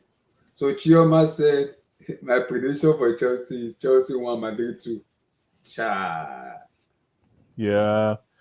That Tuesday. Tuesday is a big day. No comments. Napoli is similar. What's our prediction, guys? Napoli will turn it around. 2-1. I think they scored 2 goals in the Maradona Stadium. Lie. AC Milan no go agree, man. Yeah, I predict 2-1 as well. Wow. Napoli. Right? No, this game is done. 1-0 AC Milan. 1-0 AC Milan. Yeah, this game is done, man. Napoli I'm predicting 3-0. Osimhen to score 2 goals and Kiviska to score 1. Oh, Diego. No be only 3-0. Not 3-0. 3-0, sir. Osimhen to score 2 on his comeback and Kiviska Kvaratskhelia. No, I predict 2-0. Sorry, Napoli to go through 2-0. I'm predicting 3-0. You first of all have to show up to the field and then hear the whistle. Osimhen will show up. He played in last 20 minutes. He's gonna show up. It's gonna be ready. With this thing that this structure that AC Milan has decided to play, this box structure. Don't worry, they will find a way. They will find a way. You'll find a way. My boy will score. My boy will show up. Don't worry. He's back and ready. The marksman is back and ready. He's back and ready. The marksman. AC Milan will just pack the bus, man. I'm gonna go 3-0, but it can swing different way. But I'm gonna stick with 3-0. Osimhen and Kvaratskhelia. And Blue Eye, the big one on Tuesday. Can we turn it around? Can we? Yeah. Can Chelsea we? Chelsea 4, Real Madrid 0. Stop, Blue Eye, stop. James is listening. There's a receipt for everything with a relax. 4 to 4-0, Madrid. 4-0 Chelsea, man. Frank Lampard saves the day. Tayo said Chelsea to win 3-0.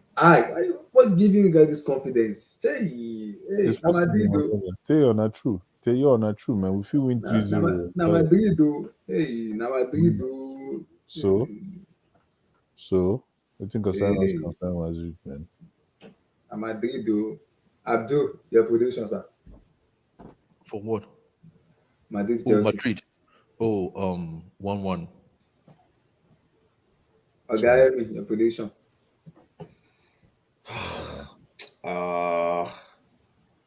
Madrid 1-0. Chai.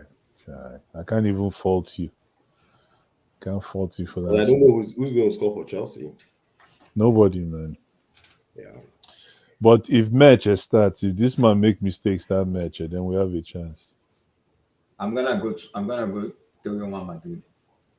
Yeah, that's about right. That's about I don't right. think Madrid want to exert themselves too much because they know Blue Eyes. the I said Blue Eyes. main war Because is if Chelsea coming. score first, Madrid have to come out, and they don't want to do. But if Chelsea score first, they will have to come out.